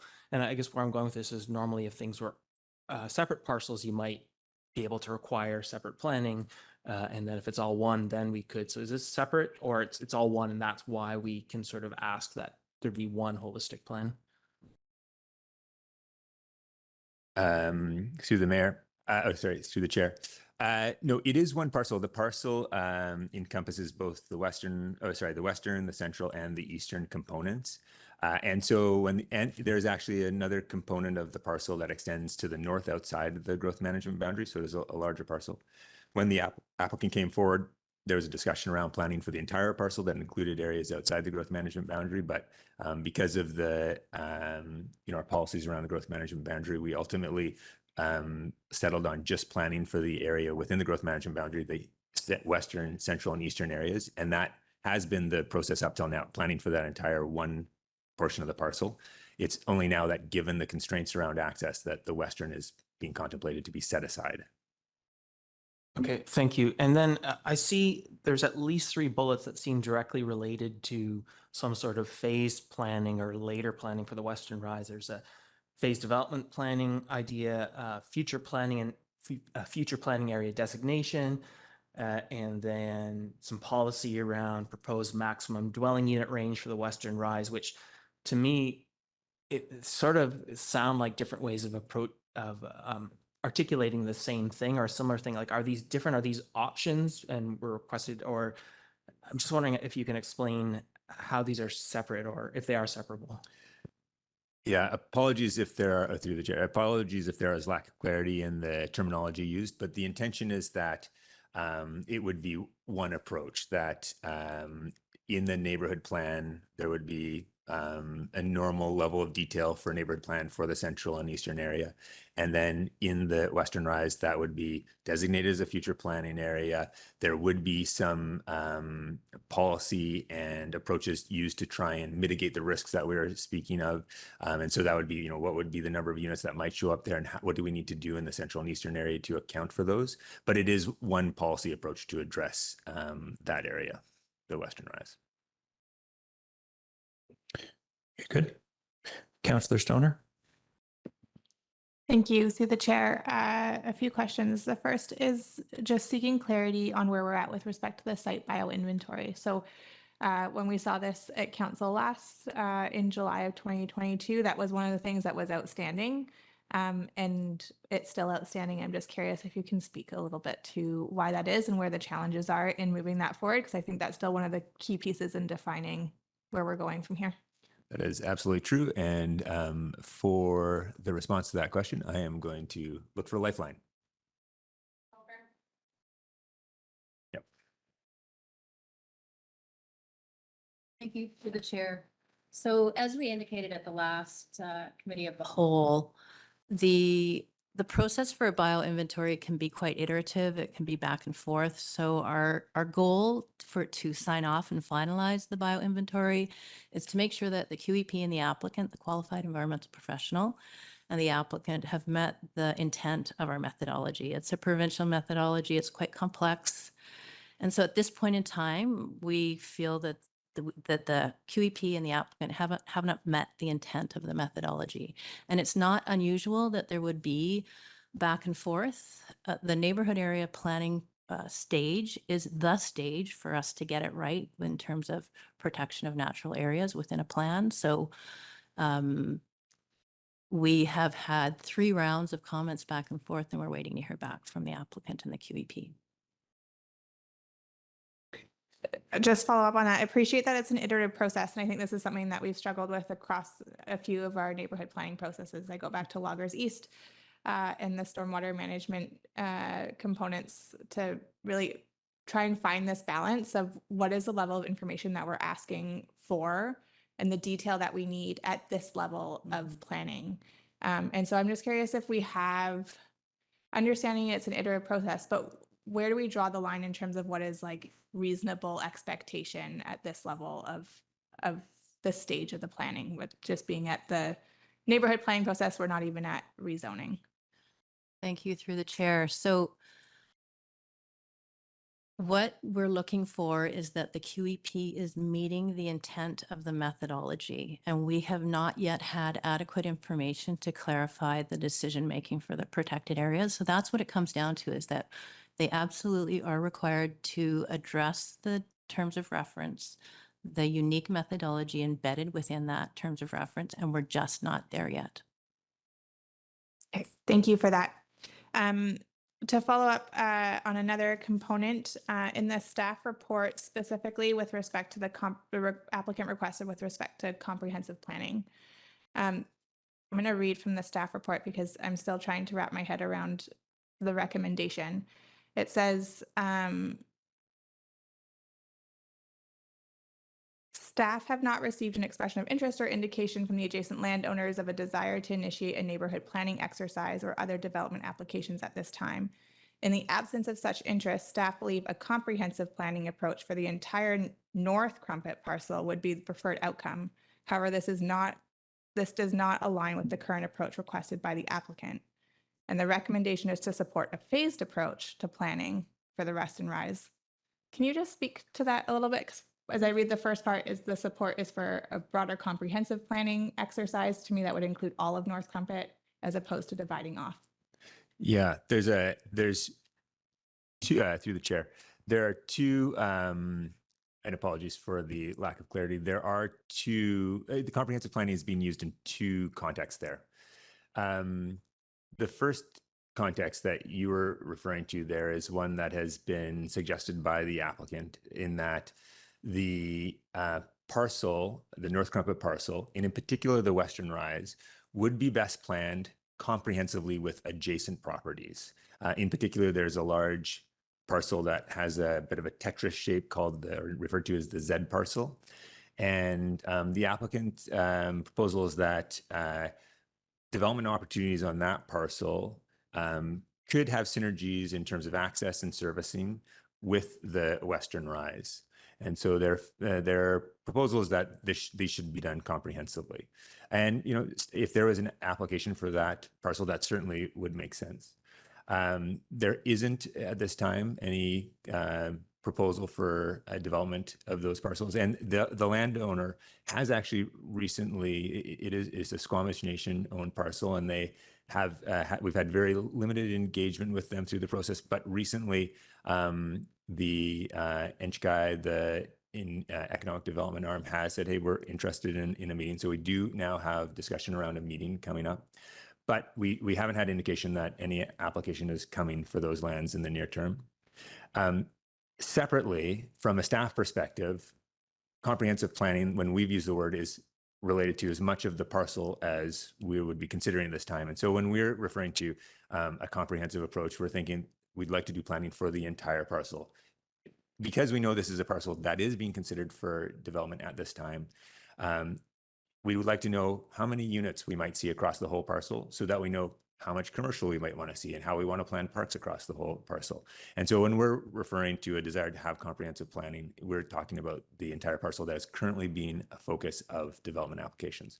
There's obviously challenges to that given the access, and so we're trying to mitigate any risks we have to segmenting the planning process. So it's convoluted, but that is the, does that explain it? Yeah, that's really helpful. Thank you.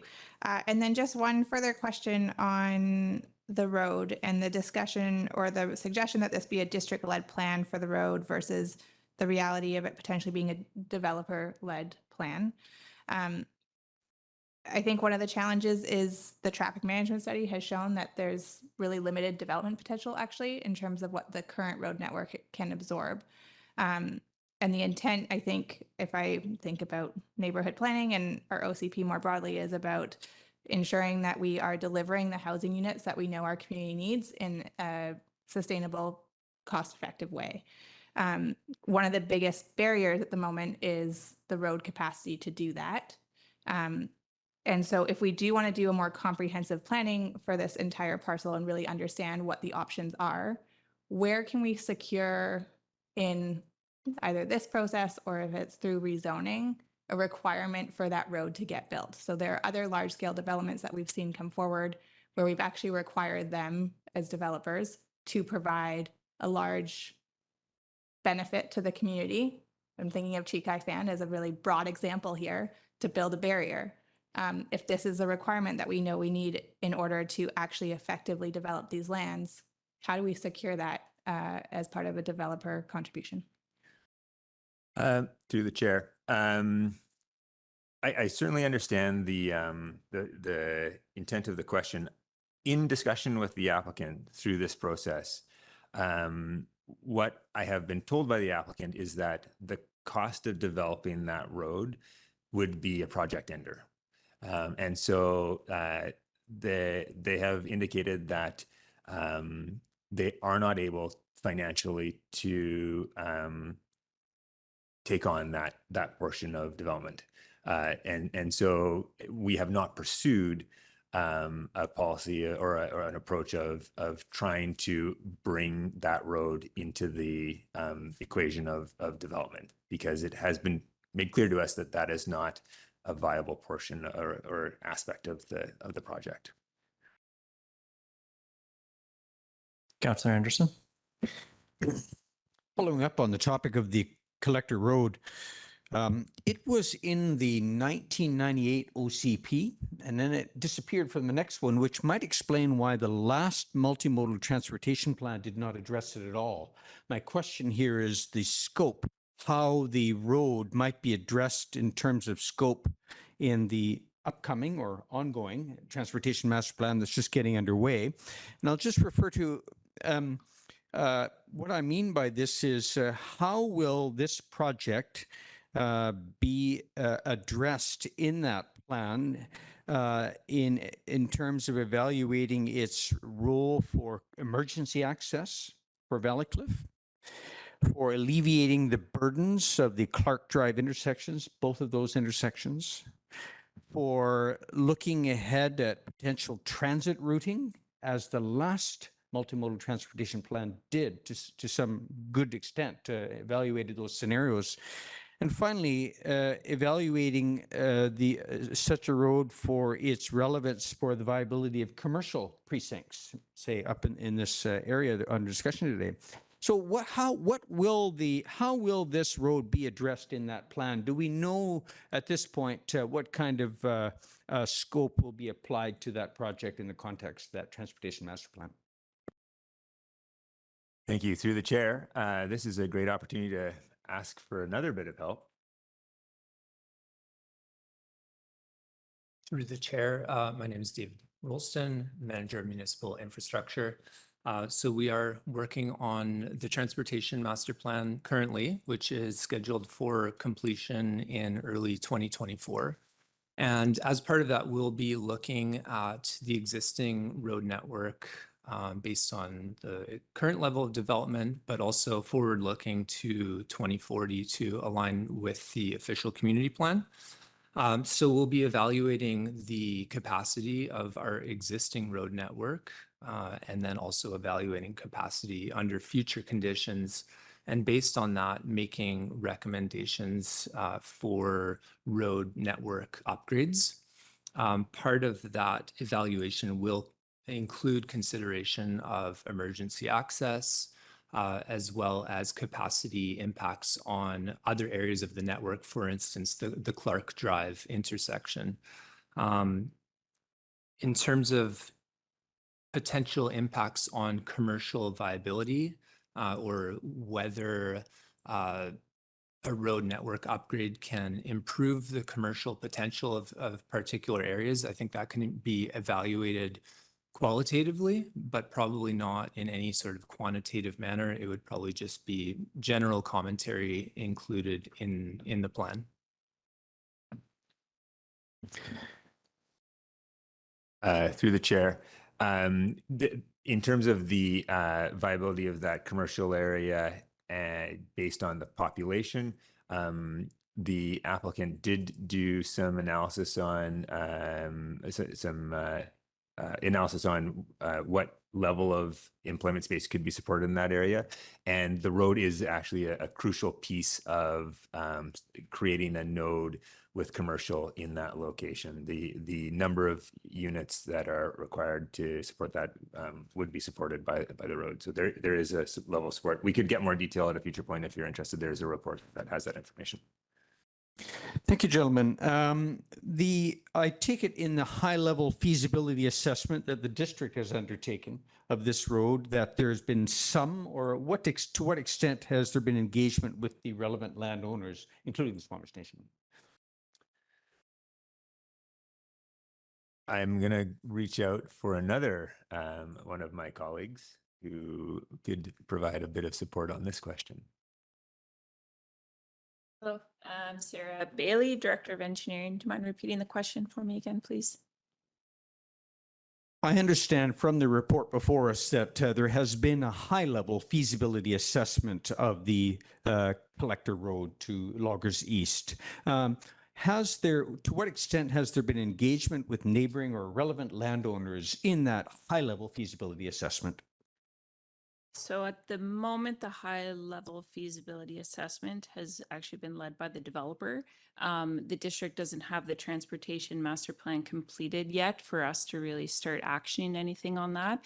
But the developer, actually from both sides, from 1050 Finch and Diamond Head Development through North Crumpet, have been looking at that road feasibility. And it does appear from an engineering technical point of view, road alignment wise, to work to connect from one side to the other.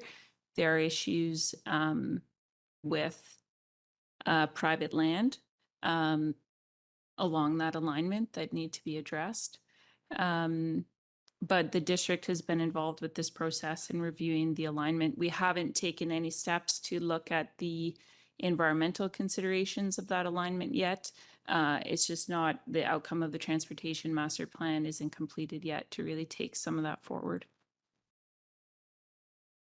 Through the chair, I have one addition to that. At the outset of this project, or in the early days of this project, in consideration of access, district staff did organize one meeting with landowners that would be part of one of a few different options to connect North Crumpet to Loggers via Robin or Finch. So we had several of those landowners together in one meeting. This didn't include the Squamish Nation. It was the lands beyond that. And in that meeting, there were a range of perspectives expressed by landowners. At one end, there were landowners that were interested in development opportunities and were interested in engaging in the conversation. And at the other end of that spectrum, there was, I believe, one landowner or a pair of people who were own one property who were extremely concerned about the proposed the proposal that there could be alignment of a road through a property, and there were no commitments to any particular alignment or discussion around this would be the alignment. There were a few different options that were considered, but one property owner would be impacted by that in one of those alignments in particular. And that was a very emotional conversation and concerning for that property owner who is, I think, very much not interested. Thank you. Finally, the report spells out that the DCC road program is fully subscribed for the foreseeable future. Does this include the proposed Laurelwood to Pemberton Avenue Bridge? Is this already fixed in the DCC road program or project list? Would anybody know offhand? I can speak to that. Mike, through the chair, which bridge are we referring to? The Laurelwood pedestrian bridge? No, the Laurelwood to Pemberton vehicle bridge that is proposed. Yes, so I believe the latest amendment to the DCC bylaw had included that project. And that's a major project. Thank you. Thank you. And before we go to Councillor Pettingill and Councillor Greenlaw, I just have a couple questions of my own.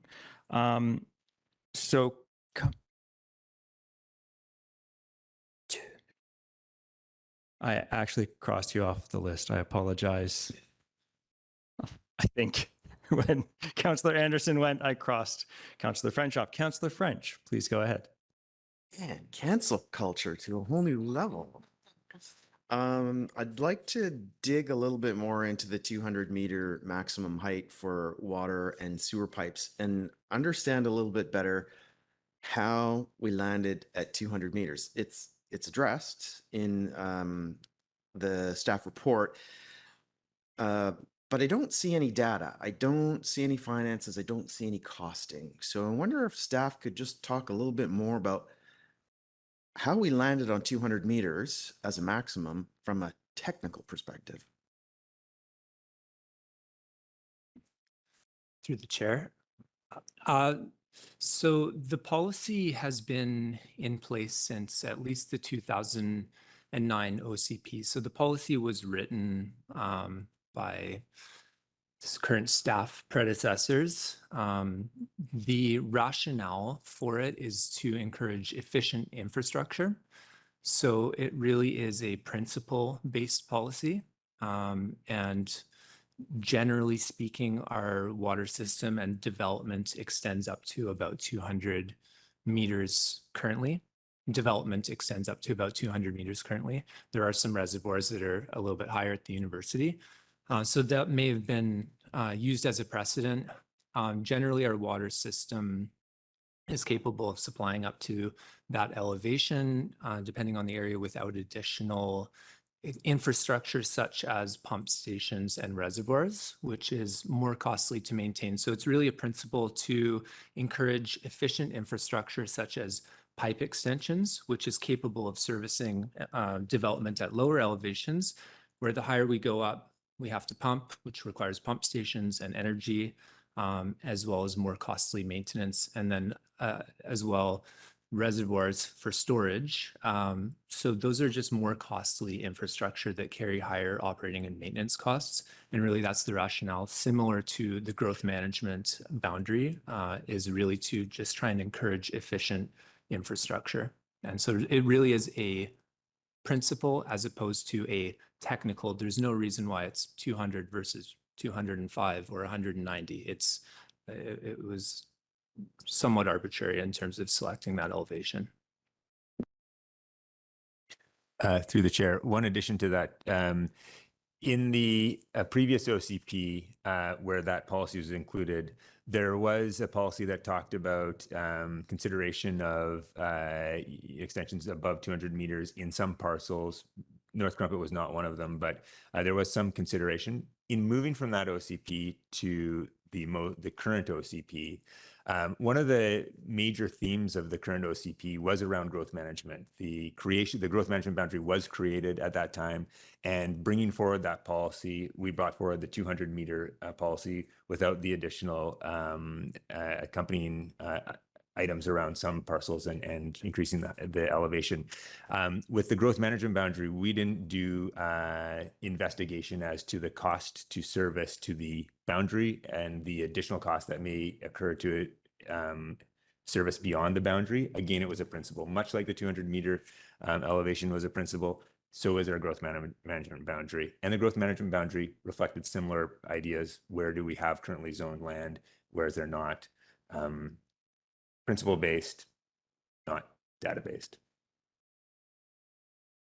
Thanks, Chair. You can solidify that line now through my initials. Cross off counts to the French. Thanks. So revisiting the site bioinventory, could I have an idea of how long this has actually taken? When did the proponent first submit to the district their site bioinventory, and how long have these iterations been taking? Chair. Oh, thank you, through the chair. So as we reported in the addendum on pages 3 and 4, the first iteration came through, the feedback to the district was in February 2022, and there's been a succession of 3 back and forth until January this year, 2023, when we gave our last set of comments.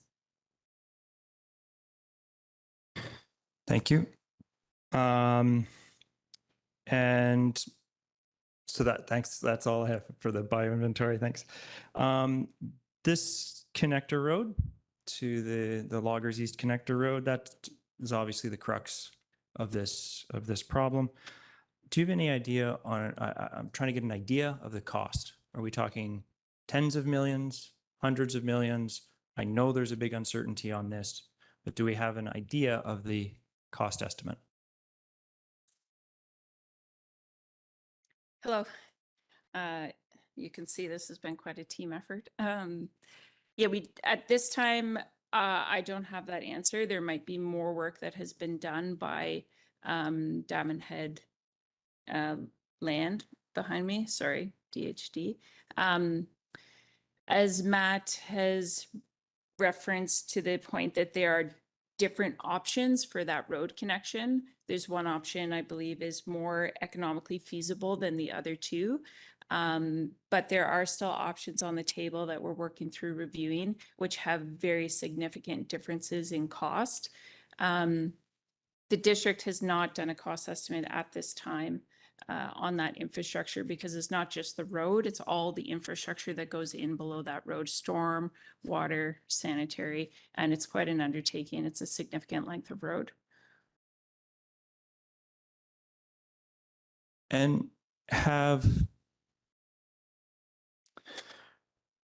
so Fortis BC is planning on a gas pipeline, which is going to be going right along a reasonable, I assume, along what could be a road.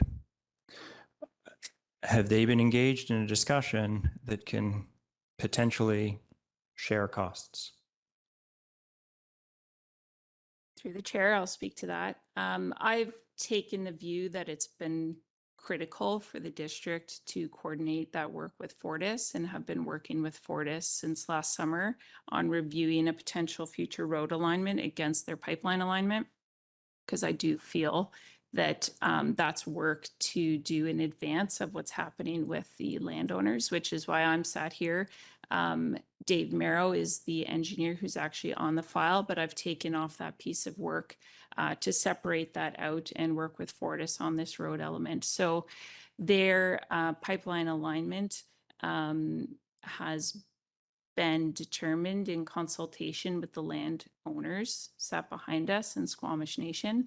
And I've been reviewing that alignment and how that might fit with a future potential road connection and how our services might fit within that road and how we can provide some efficiencies in this design.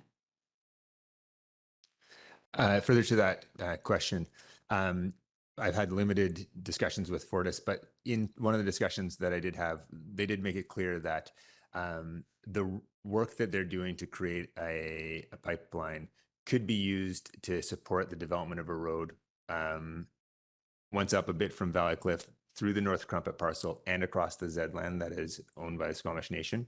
But from that point down to Loggers East, either Finch or Robin, the terrain is quite steep. And they've made it clear that the pipe that they build from that location down to Loggers East will not be a road alignment. So once we get to the edge of the First Nations Z parcel, that is where the question marks arise around what route to take, whose land we're crossing, and how that would be established. So that there's I think the most uncertainty at that point. Yeah. I can add a little bit more detail to that. A pipeline, because it's a pressurized pipe, doesn't necessarily need to run at the grade of a road. And that's the difference Matt is speaking about. The pipeline can go on very steep terrain because it's a pressurized pipe. So what I've been looking at is how that pipeline is actually designed to a road grade. And there is an area down into Loggers East where that terrain is just too steep. And Fortis has an existing right-of-way through that property, and they will be utilizing that right-of-way coming down very, very steep. They are unable to follow a road alignment through that last section of land.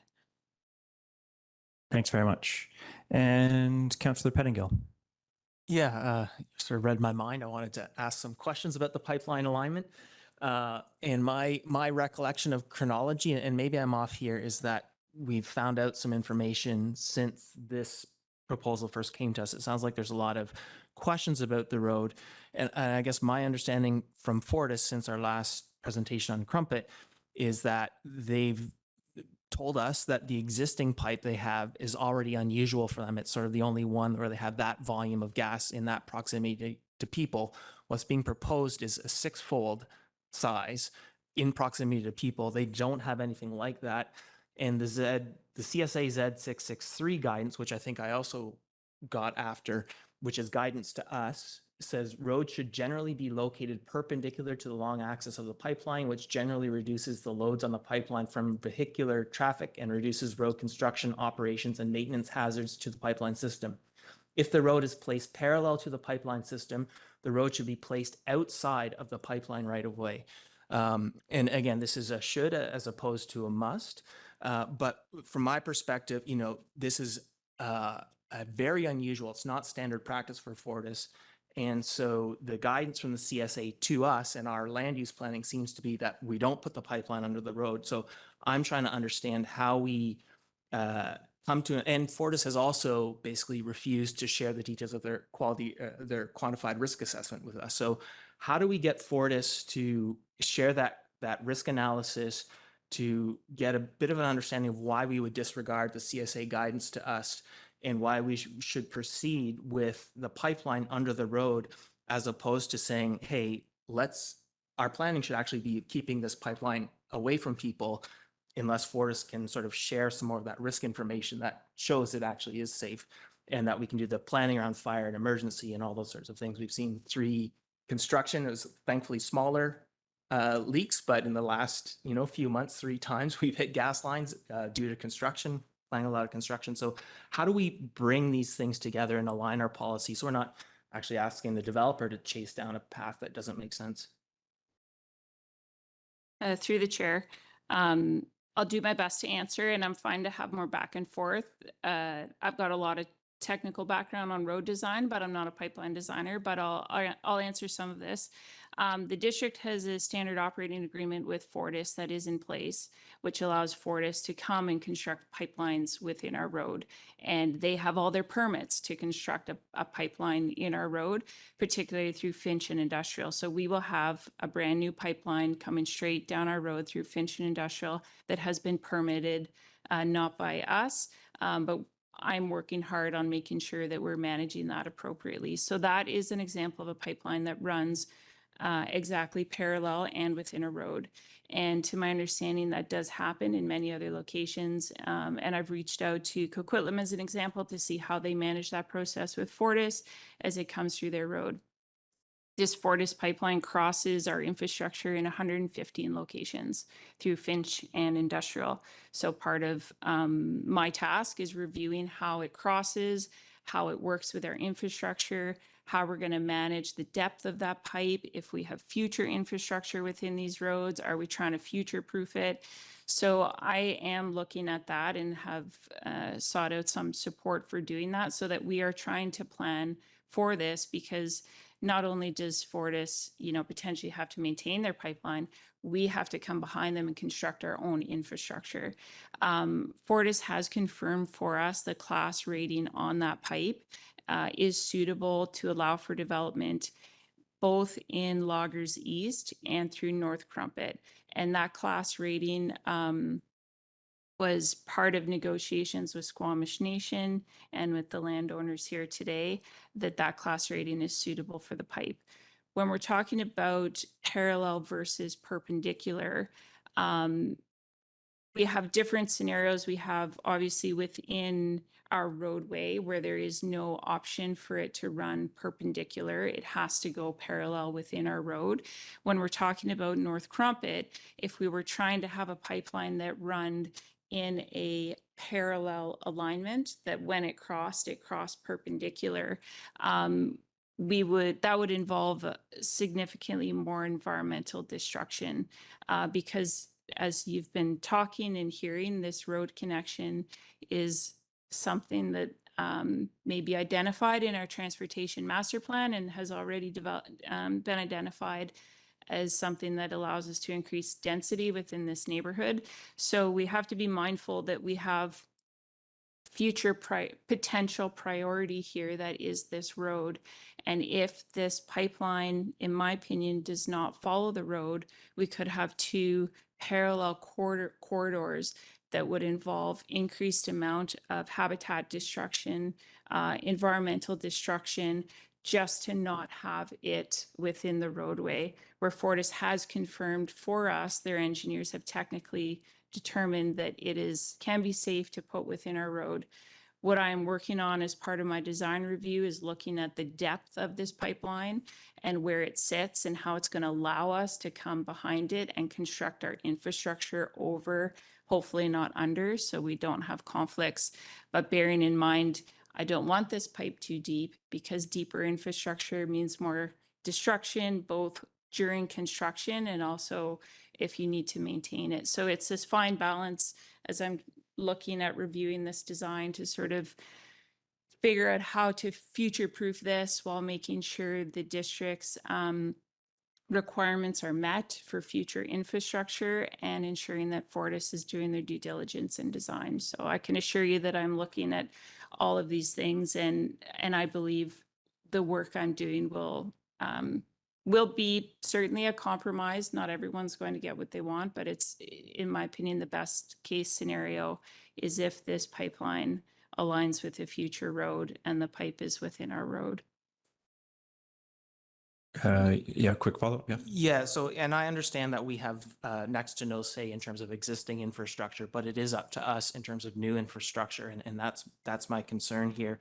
The class system in the CSA is meant more to worry about protecting the pipeline rather than people, and it does not give a good indication of safety, and Fortis has not been willing to disclose that. So that's the piece that I don't see support from me anyways of this alignment, and I can't weigh the environmental versus the human risk because we don't have those risk numbers from Fortis, and they're unwilling so far to disclose that. So I guess this is turning into a comment, but I can't support any alignment, road or not, without that information and being able to weigh that stuff.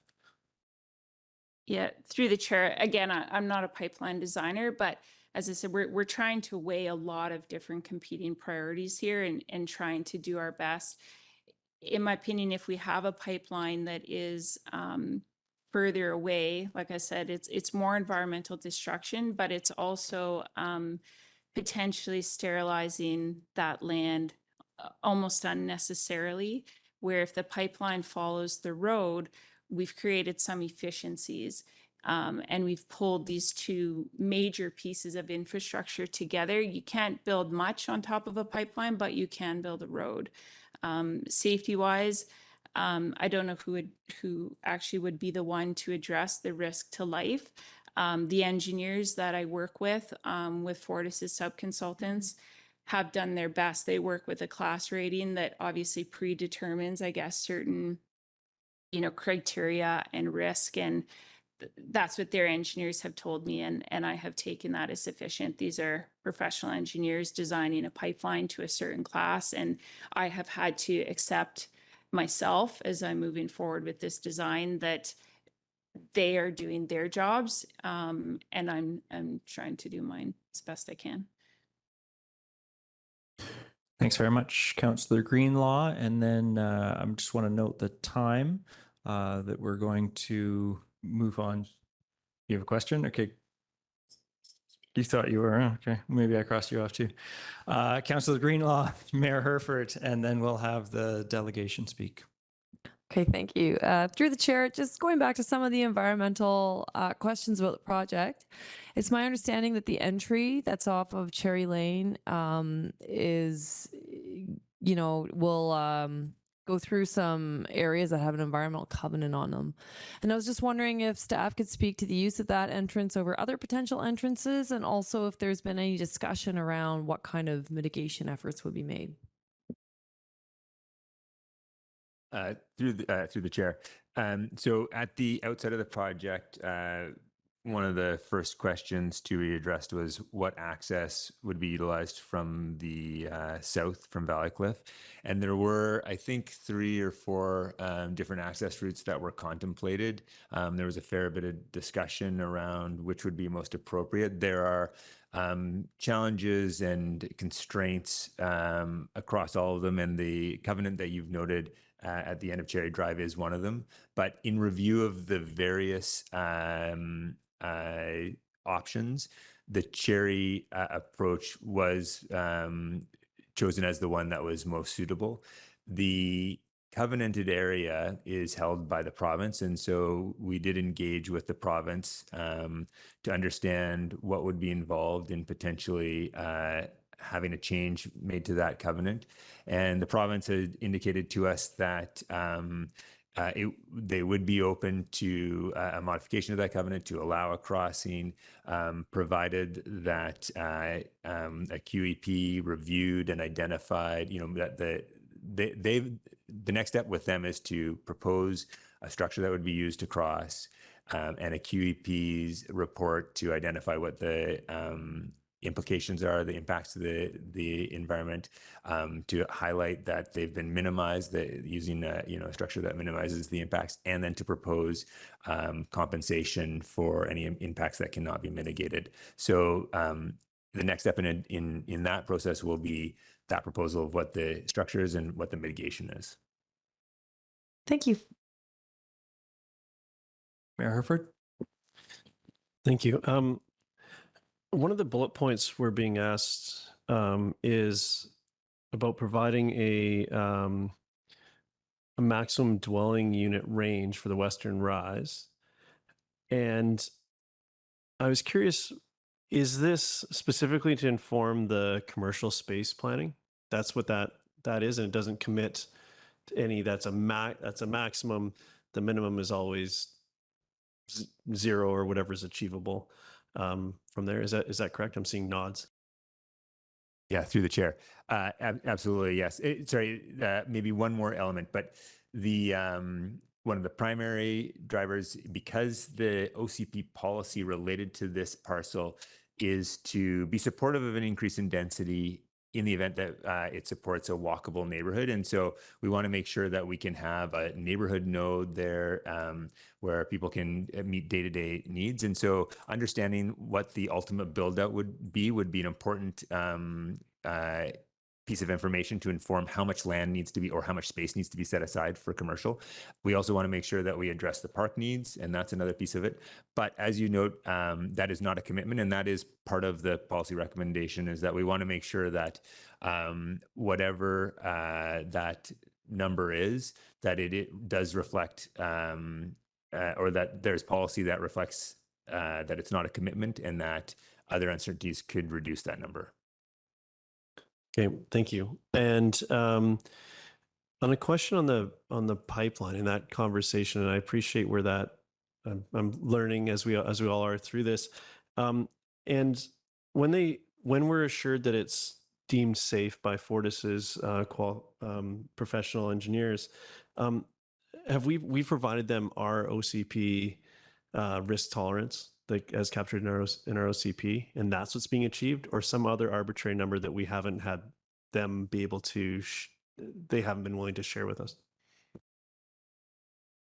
Through the chair, I have not provided them the requirements in the OCP, but I can do that and take that away as an action. I don't believe the number they're achieving is arbitrary. The pipeline is very strict design criteria, and the class rating is very clearly defined. And they have let us know that the class rating allows for a certain height of building in such close proximity to the pipeline. So I have to trust, as I don't look into concrete pipe design standards as an example, you have to trust when you're given this standard that background work has been done and the risk level is tolerable. So the class rating that's been selected, they have let us know is what is typical in cities where there is a certain height and density in close proximity to the pipeline. Yeah, thank you. And arbitrary was absolutely the wrong word to use there.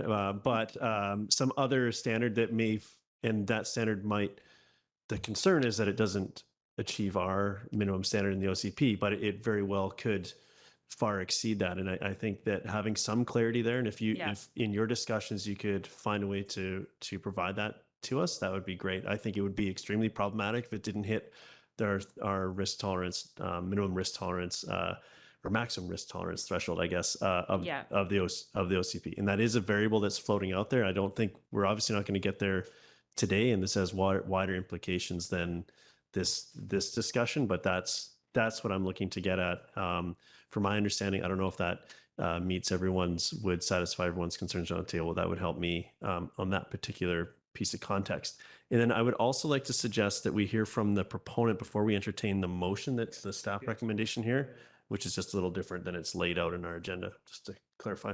Thank you. Yep, absolutely. Councillor Stoner, and then we will go to the delegation. Thank you, and I agree, but I am just trying to think through what my position will be on the motion. And one of the pieces that I'm still struggling with is the rationale for breaking off the western rise. And I just want to clarify. So the applicant's suggestion is there's threefold. One is the challenges with the road connection to Loggers East. And the second one is the independence of the eastern and western halves. But the reality is that the challenges with the road connection have broader implications to just the western rise. A large portion of the Central Valley actually can't be built out because the limitations of the road is to 350 units. And so I'm challenged with why we would just break off the western rise if the actual limitations for development at the moment are much greater than that. And so we either, from my perspective, I'm trying to figure out how we either do this wholly, and we recognize that there's limitations and we develop a broader neighborhood plan with context of that limitation. Or is there another option that we actually just really go small and say what is currently possible with the road is 200 to 300 units? What's the rationale there for the break off at the western rise? Through the chair, the only information we have about rationale is what they have presented in their request for this change in scope. And so that may be a question that needs to be provided to the applicant. Well then, very well timed. Now we welcome the delegation. Will it be? Yeah, up to the podium. So we have Amy Fast from Diamond Head Developments. You have 5 minutes to address council, and council will have an opportunity following that to Synchronized watches. Synchronized watches, yeah. Following that, we will have a chance to ask you follow-up questions. Okay, thank you. Go ahead. Good afternoon, Mayor, Council, and staff. My name is Amy Fast. I'm the president of Diamond Head Land Company. There are a few Diamond Head company names in Squamish, so understand the confusion. I'm joined by Teo Finseth, who is a partner with Placemark Design and Development. Before we begin, we would like to acknowledge that we are on the lands of the Squamish and the Tsleil-Waututh First Nations. The North Crumpet lands that we're discussing today are also directly adjacent to Squamish Nation land holdings, and we look forward to the opportunity to further build our relationship with the Squamish Nation as land neighbors. I'll turn it over to Teo to finish up our 5 minutes.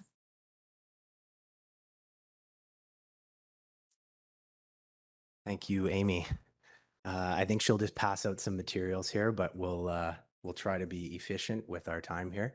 Thank you, Mayor and Council. So I think, as mentioned earlier by Matt, the North Crumpet project was authorized by Council back in April of 2021 to move forward with the 10-step planning process, and that's what's shown on the first page of the package there.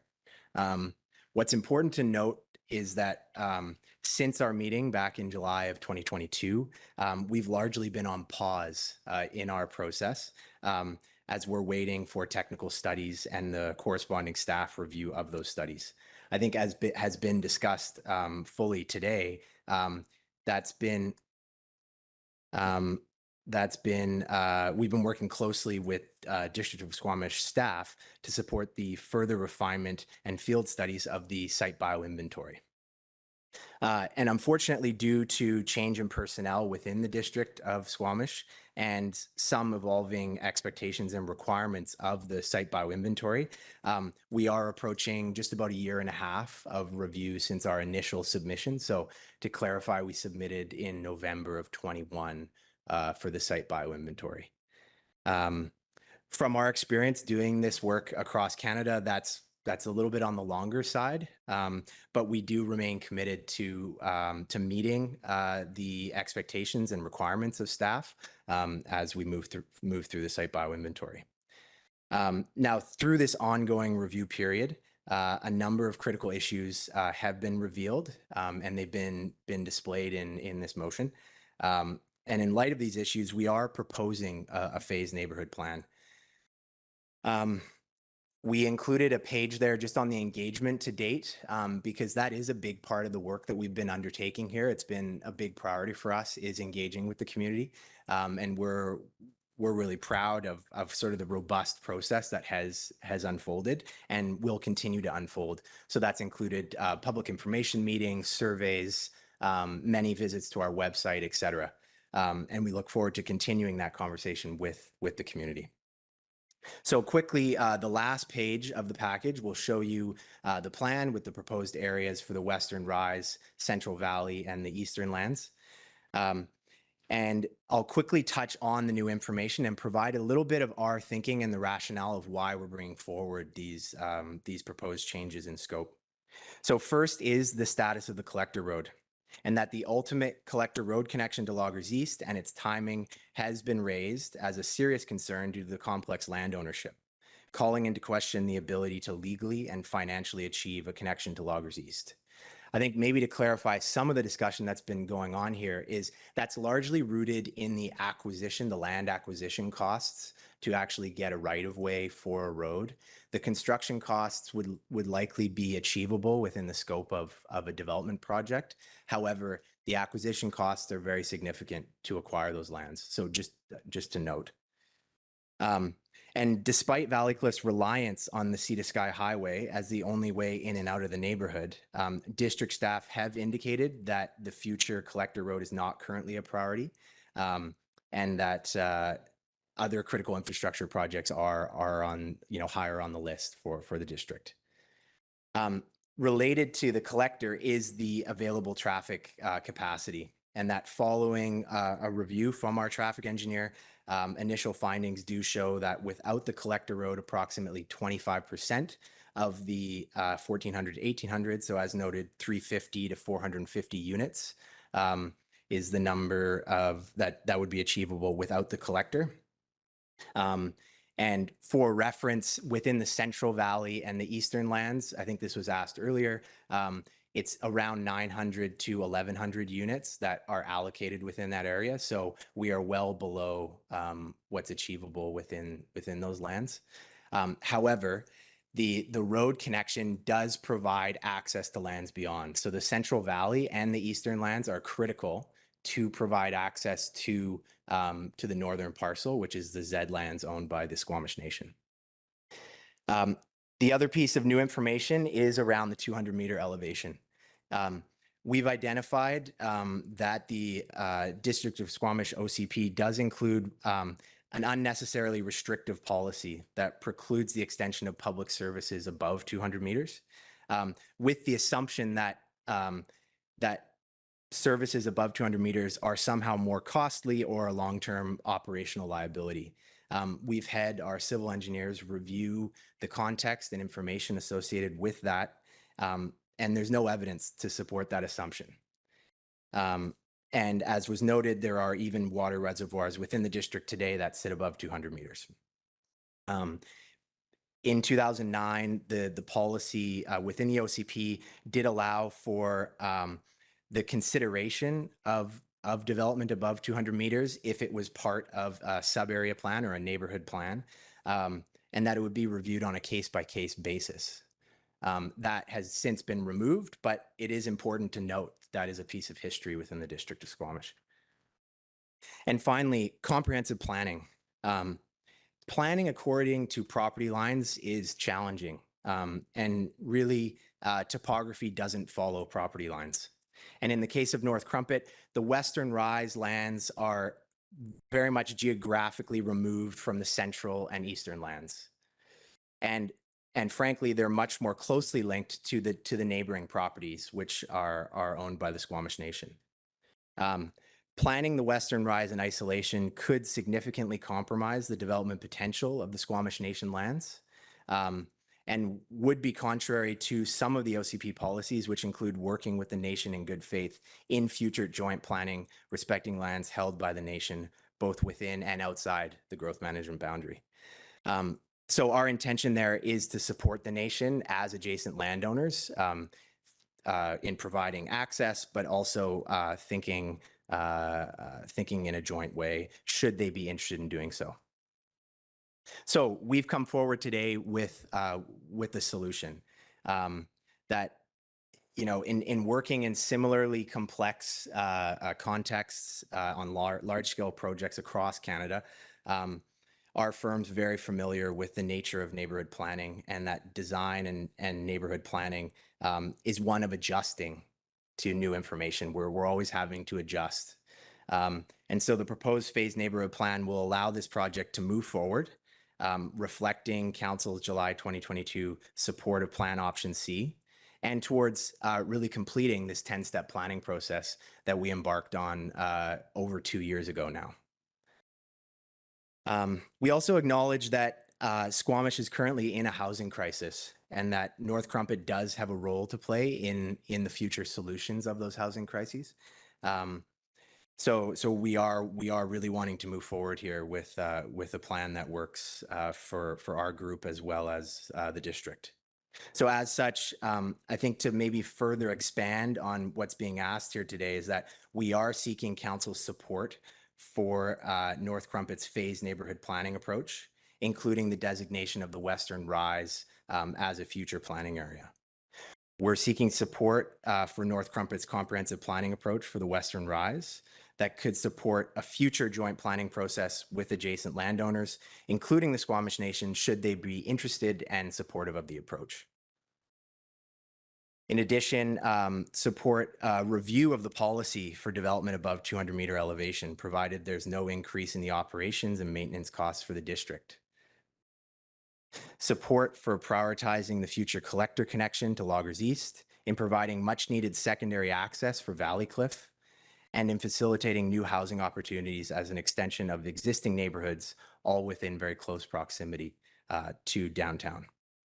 And finally, support that land dedication within the Western Rise will occur with future planning and development, and will occur at the time of rezoning in accordance with provincial and municipal legislation. We're here to answer any questions if need be. Thank you very much. Questions for the proponent?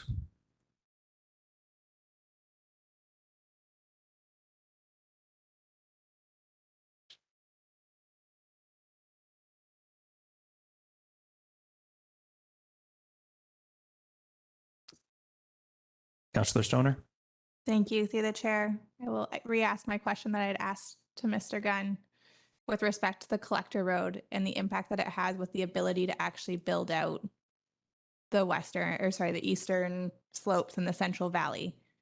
With the existing traffic management study, we're maybe at 350, give or take. And so why the suggestion that we either we break off at the Western Rise, knowing that the Central Valley can't actually be built out? Yeah, so a few considerations there. One is that the collector alignment serves as sort of the spine for the neighborhood and really provides a structure to allow access for future planning. So we're really trying to future-proof, the ultimate condition. So we're really trying to look long-term. But in addition to that, it does provide legal access to lands beyond, which is critical for us in our considerations of ultimately, building that road and getting the collector through. I think that's the desire of the district through your OCP, but also our project's desire is to see this become a more complete community. And in being a more complete project, it does need that road to go through. So I think that's really the rationale for the central and eastern lands. They're very much, while they have separate names, they're very much a single landscape room, and the Western Rise is a separate landscape room. So that would be my description of why we're pursuing those lands at this time.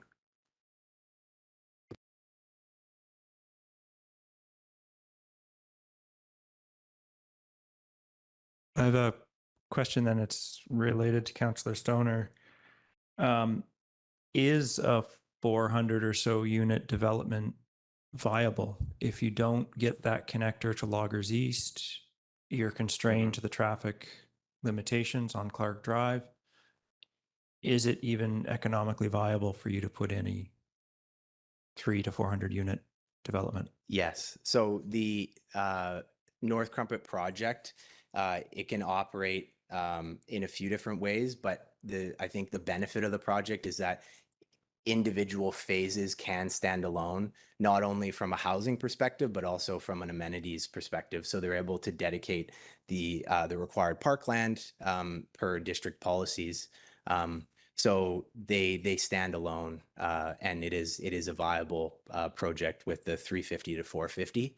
And really the thinking is that this can move forward in a process, but there would then be ongoing larger planning conversations 5-10 years down the road. 350 to 450 units takes a long time to come online. And so in that intervening time, we would hope that planning of the larger context could be undertaken. Thank you. Any further questions for the proponent? Any further questions in general?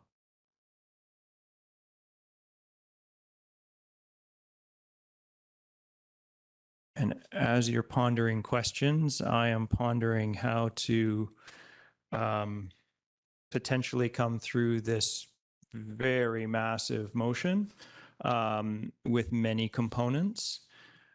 My initial thinking on the coming through this motion is to break it into receipt and then each bullet point to break into independent motions so that we can have say on each of these components. If anybody has other ideas on how to manage this large motion, please let me know. Councillor Pettingill. I would propose that we just go through comments either before or after resolution and then ask staff if there's places where they want to confirm consensus rather than vote on each specific one. And we did veer off into some other territory, and I might just wrap up at 3 or 4 in one comment. And so I'm just wondering if that's a better starting place. Great. Let me take a moment to ask staff, would that path forward be useful to you? Because you have presented us with a very clear set of things that you would like us to address. Just to clarify, is the suggestion to have a motion for the staff recommendation and then have a set of comments and then we clarify? Sorry, maybe I misunderstood. Maybe I'll reiterate Councillor Pettingill's as how I understood it. So one would be a motion of receipt of the package, and then we would have comments that you would receive and take back, and we would attempt to address all of the bullet points in the large motion. One of the challenges, let me just stop there. Is that clear? I think so. Are the comments related to the individual motions? Yes. That's what we would strive for. Yes. Yeah. Okay. Yeah. So this is really driven by the applicant looking for all of these points. So I hope that I can walk out with clarity on all these points. Right. My concern with the large motion, with everything in, somebody might object to one of the items and therefore reject the entire motion because of an objection to one item. And I struggle to see how we'll reach consensus with so many different avenues forward. Mayor Herford. I appreciate your concern here, and I think what I'd like to make the suggestion that I'm actually ready to move the staff recommendation, and then I would propose if around the table any particular pieces need to be pulled off for individual discussion, then we can handle it that way. And I expect that is a likely outcome, and then we'll only have 2 or 3 or 4 outliers, and we can maybe do that around the table. So I'm going to move that I'd like to move the staff recommendation, and I would, if it's seconded, I'll speak to that process piece more fulsomely, as well as my right.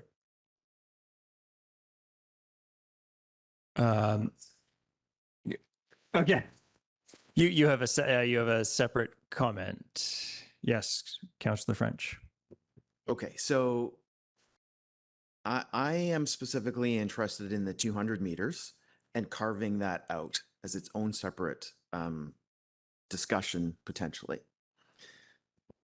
So if my motion of staff recommendation is seconded, then I would suggest that we go around the table and pull those pieces off, similar to how we address a consent agenda that has things that people may want to discuss. So we could start there, and I'll make the staff recommendation with that aside for the next to be addressed in a separate motion to start us on the path. Could I get a seconder for that? Okay. Councillor Anderson seconds. So, Mayor Herford. Thank you. We do have a lengthy pieces to discuss here, but I think there's been great rationale provided across the list, and some of them perhaps require more discussion to get there. I appreciate the work from staff, which clearly has involved many aspects of our organization, as has been exhibited here today with them joining us at the table. I think this there's a lot of variables in this process, and I think that these recommendations go a long way to address those and provide some guidance. And there are some big pieces of work and that are unknown. So I think this is appropriate to scale the planning process and acknowledge that those challenges, there's a crux out there that needs to be addressed. So I think limiting the scope is entirely appropriate. And I won't speak to the individual points, but I found staff's rationale quite convincing throughout. And I look forward to the discussion on the 200-meter part specifically. So thank you.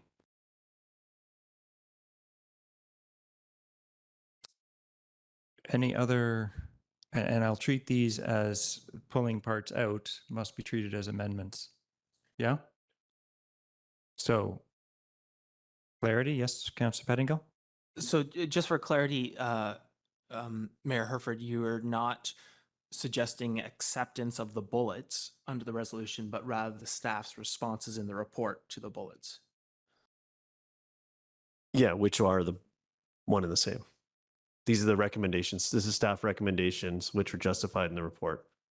And this was pulled down. So the only piece that I pulled out for future for discussion following this at this point is the 200-meter piece, which Councillor French, my seconder, I'd like to point out, would like to discuss separately, and I'm support that, but I'd welcome pulling other pieces if you'd like to discuss those separately. I'm just trying to find a path through this lengthy list together. Or sorry, Councillor Anderson suggested, but it was, or seconded, but it was Councillor French's suggestion. Thank you. Councillor Anderson. Chair, I'd like to pull out a couple of the other bullets for highlighting and further discussion. I've numbered them 1 to 10. I would like to point out, first of all, that the 200-meter item comes up in the second bullet, but it also comes up or is related to the second last one, confirm support for council direction provided at the July 26th COW meeting. And it is relevant to both. So I'll come back to that because I would also like to comment on that matter. However, I'd like to highlight another topic, and that's in bullet number 8. We're looking for things that we want to pull out. So just let us know which ones you want to pull out, and then we'll have a discussion about those things. Is that clear? You'll have an opportunity to comment on it after we pull it.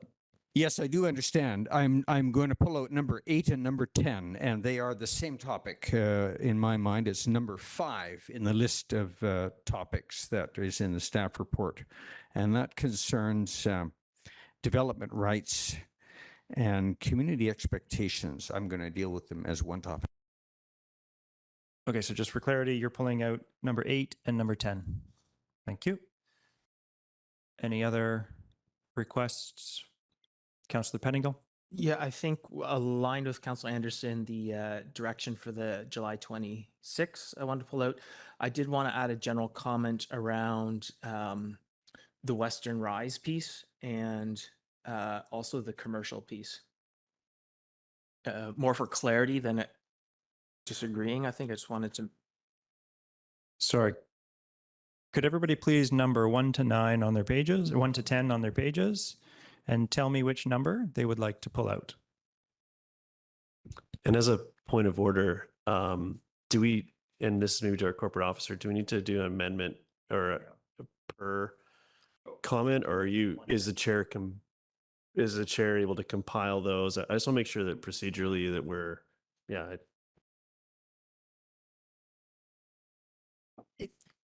I think it depends if you're going consensus. Like if you're going consensus right now, you might not need to amend it because it doesn't have the support around the table and it'll be obvious, or it does have support around the table. And then move to the amendments after you've heard the comments.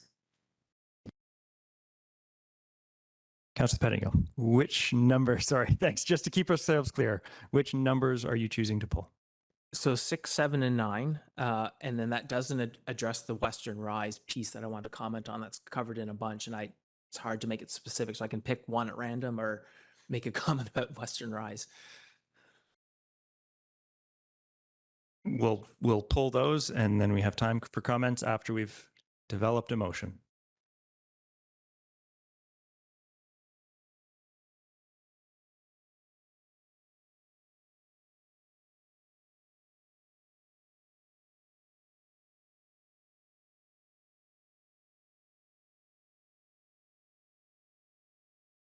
Okay. No other items to be pulled, so I'm going to attempt to reiterate the motion on the proposed amendment. Okay. There is an amendment to pull item number 2, item number 6, item number 7, item number 8, item number 9, and item number 10. Are there any items missing?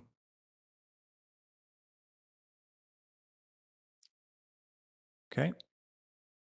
So the amended motion will read that council receive the North Crumpet Neighborhood Plan update for information, proposed phase planning report to council dated May 9th, 2023, and provide the following direction regarding the request for direction proposed by the applicant. And for that, there is number 1, support for a phase. I won't read all of them. I'll just start them. Number 1, support for a phased approach to planning the Western Rise. Number 3, await completion of the transportation master plan before providing direction to the Valley Cliff Loggers East Connector Road. Number 4, designate areas of the Western Rise as future planning area. Number 5, include policy reflecting a proposed maximum dwelling unit range for the Western Rise, provided policy language is included to address outstanding uncertainties. Yes. Do we need a seconder for that amendment? Yes, because we developed that amendment in real time as we progressed. Councillor Greenlaw has seconded the amendment. Would anybody like to speak to I'll move that amendment. And now, Councillor Greenlaw, would you like to speak to the amendment, which is actually just pulling the items from the motion? Really, right? Sure. Through the chair, I'll speak to this amendment. It just seems like there are several points that require further conversation. So I'd like to have them pulled so that we can discuss them. Thank you. Any comments on the amendment? Councillor Pettingill? Can you clarify which ones have been pulled for further discussion? Pulled for further discussion. Number 2, confirm previous council direction to limit development nodes to areas that do not require extension of municipal water above 2,000. Also 200, thank you, meters. Number 6 has been pulled, designating areas for commercial uses appropriate for an identified potential dwelling unit range, etc.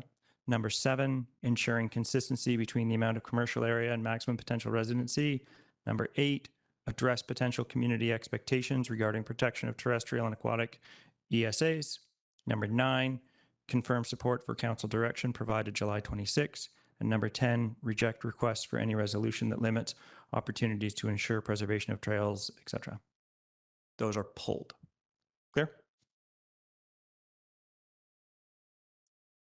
Now let me ask staff. Do you have any questions? Okay.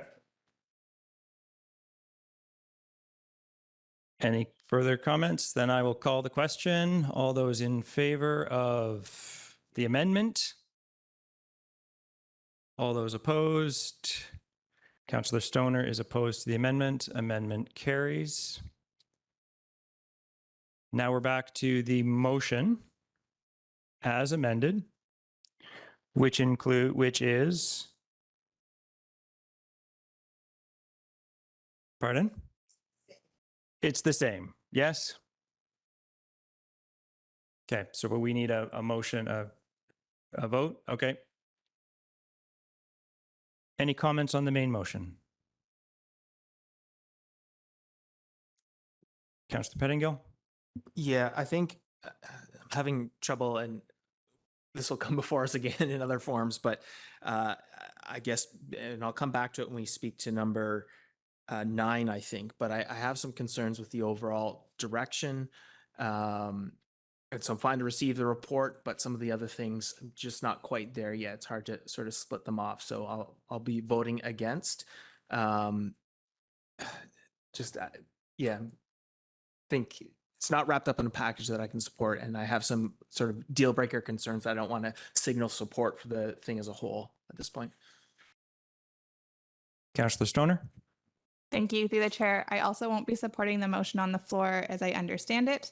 Hopefully that's correct. And I will speak to why that is. I think the clauses that are still left and the direction that is being sought are the pieces that I actually have the most concern with. And I think my comments or my questions during our meeting have highlighted those, which is I feel like there's components in here that are contrary to one another. The first bullet point says support a phased approach to planning of the Western Rise where respective landowners have expressed interest, which I fully support. And then the subsequent bullet point says designate the Western Rise as a future planning area. And then we have ongoing discussions about some policy language that we want to include in the Western Rise. And so for me, I think that we're just setting up broadly the neighborhood planning process for failure if we pull the Western Rise out as a future planning area. I appreciate that there are some challenging concerns and the applicant's proposals for some of those. I very much understand where the challenges are, but I think that we will do our community a disservice in the broader planning efforts and the neighborhood planning efforts if we don't look at this in a broader context and we don't include the Western Rise in this current planning exercise. And so I won't be supporting this motion on that basis. Thank you. Any further comments on the motion? With that, I will call the question. And so all those on the thank you. On the motion as amended. All those in favor, please raise their hand. Opposed? Councillor Stoner and Councillor Pettingill are opposed. Motion carries. Councillor French. Chair, I have wording for a resolution regarding bullet point number 2, regarding the 200-meter limits on infrastructure. And the motion is that staff explore an official community plan amendment that would allow municipal water and sewer servicing at elevations up to 230 meters, with the understanding developers will fund the cost of installing and maintaining the infrastructure. And I'll speak to it if there is a seconder.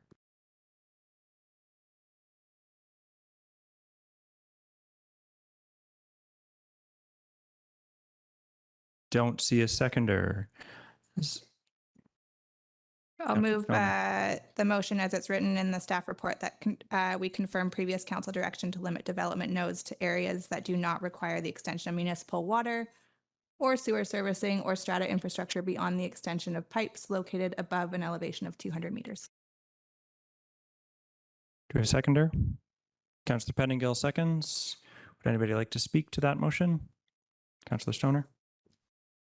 Well, I appreciate that this may not be grounded in concrete data. I think it's an important principled decision that was articulated through the OCP and went through a lot of discussion and collaboration with our community to identify both this important node as well as the growth management boundary in trying to define how we want to develop our community in the long term. And so I'm happy to support the motion on the floor. Councillor Pettingill? Yeah, thank you. And I just want to, I agree, and I want to reiterate from my perspective, and I think it's been discussed, and there seems to be some disagreement about the driver here. For me, the driver, and my understanding and my reason for supporting this, is to try to manage and reduce sprawl. It is not about the sort of immediate dollars and cents cost of it. That's not the driver here, or the technical capacity. It is managing that sprawl, and in particular walkability. So as we deal with higher and lower elevations, walkability starts to become challenged. And so I would like to, I think the 200-meter elevation is a reasonable cutoff. Councillor French? I won't be supporting the motion. When I look at the maps that are in front of us, and in particular the red markings that show where the 200-meter elevation lines exist, I think it's just a matter of time before we are going to revisit this official community plan issue. And I'm particularly struck by the amount of potential development we could be restricting the Squamish Nation from taking on in the future. Thanks, Chair. Councillor Anderson? Yes, I'll also echo the latter concern of Councillor French that we are sterilizing potentially the Squamish Nation lands. However, I'd like to back up and point out that we're talking here about strategies for growth management and whether making choices between the valley bottom and the hillsides, essentially. And I'd like to point out that there are costs also on the valley bottoms. We had a former provincial premier who was fond of saying that there is only one taxpayer. I didn't agree with a lot of the stuff otherwise he had to say, but he said that often. And he's right. We also pay for the diking. We pay for the flood protection. That is also part of our growth management infrastructure costs. And it's in another envelope. It's not the municipal taxpayer envelope, but nonetheless, there is only one taxpayer. There's also the costs of what we've done in the valley bottom in displacing 200 acres over the last 15 years of industrial, employment, and tourist commercial lands. Where are we going to replace that? That's going to be costs. We're talking about a Chikai River berm. That's going to be huge costs. Why are we building that? Partly, it's to replace lands that we have lost through residential construction on the floodplain. So I also will cite, in terms of growth management studies, our original growth management studies 2005, and I'll quote from it: policy direction, limit urban level development to elevations less than 300 meters above sea level, and indicate the conditions above this elevation where development would be allowed. So we have wandered in the District of Squamish on this matter, and the same 2005 growth management study cites several other jurisdictions, and the more recent report from Fast Properties does the same.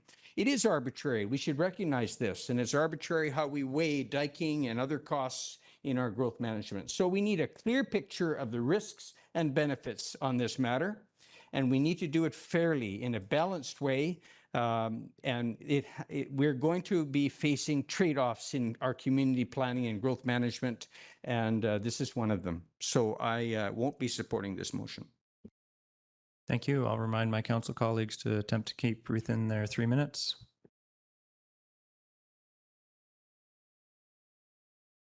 Mayor Harford. Thank you. I'm speaking in support of the motion. I think that there were some samples given or examples of areas that had exceeded, that do exceed regularly the 200-meter elevation change from valley bottom of the community to the top of the community. And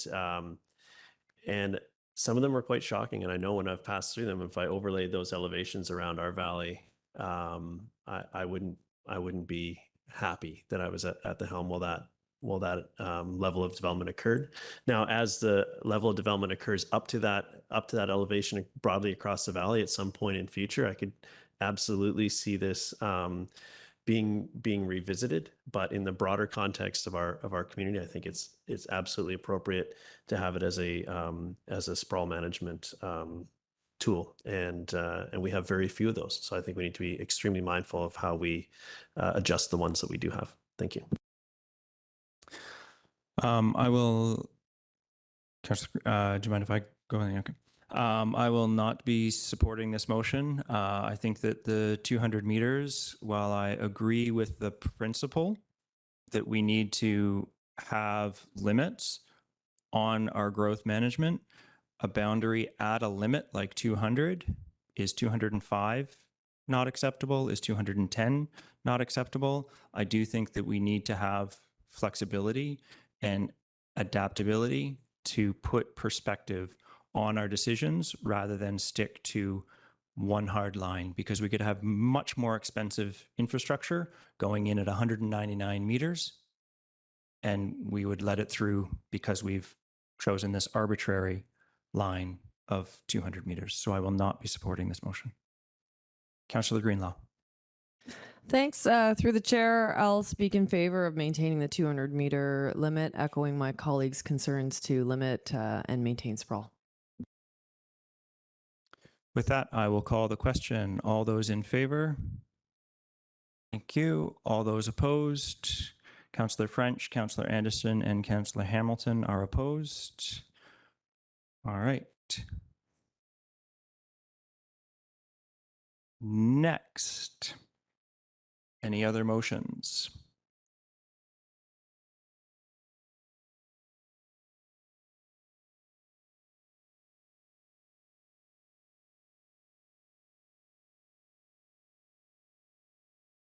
I would like to propose a motion that council support a phased approach to planning for the Western Rise, where respective landowners have expressed interest in initiating development application. If it's seconded, I will speak to it. Oh, sorry, I'm very confused now. I've got my own notations mixed up with the notations of, yeah, we did support that one, sorry. There we go, we're at 6. Propose a motion that we designate areas of commercial uses appropriate for an identified potential dwelling unit range for the complete build out of the entire North Crumpet planning area.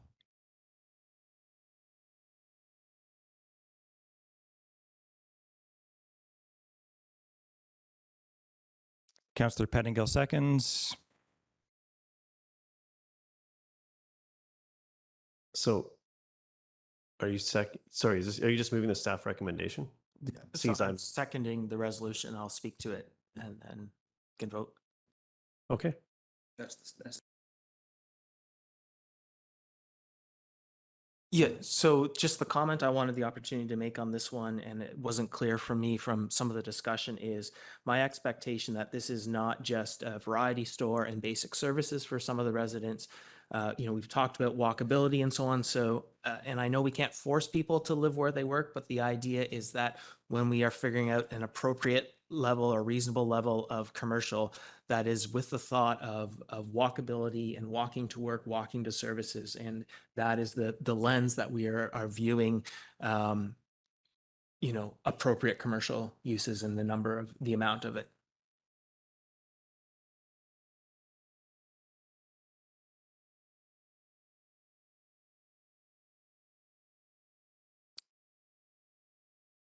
Comments?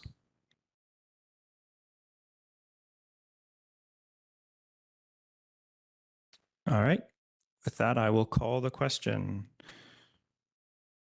All those in favor of the staff recommendation to designate areas of commercial uses appropriate for an identified potential dwelling unit range for the complete build out of the entire North Crumpet planning area, please raise your hands.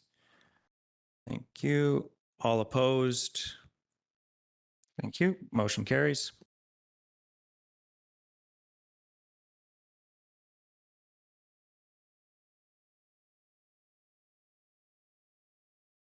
I'll move bullet point number 7. There we go. Would you like And to speak to it? I'll speak to it briefly. I will support this. I think it makes good sense to ensure that the commercial areas that we do put back there are going to be viable. And so I do think it has to be tied with the maximum potential residential capacity, but also appreciate my fellow council colleagues' comment on the previous point, that we want to make sure that we are being as broad as possible in considering what those commercial uses might be. One that jumps out to me is daycare in the area. So there's a few things that fall under commercial. And I just hope that as we continue to pursue the neighborhood planning process, that we consider all the potential uses of commercial area in that space. Mayor Herford? Thank you. I think this is an important step, and sort of ties in so closely with the point we just discussed, that given the variables we've discussed at length in this meeting, and were covered in the report, I think this builds in a mechanism to be able to adjust as we learn more and solve or give up on working on the various challenges, depending on which way that breaks. So I think this is a great mechanism and is totally appropriate this time. Thank you.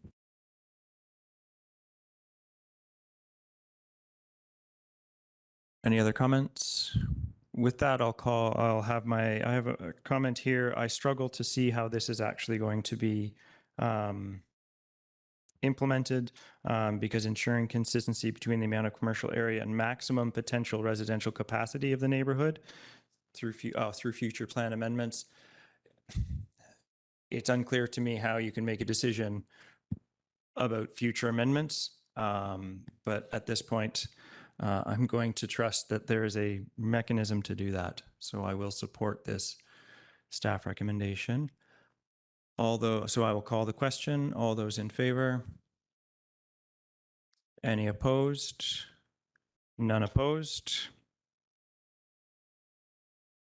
Would anybody like to call to put forward the next motion?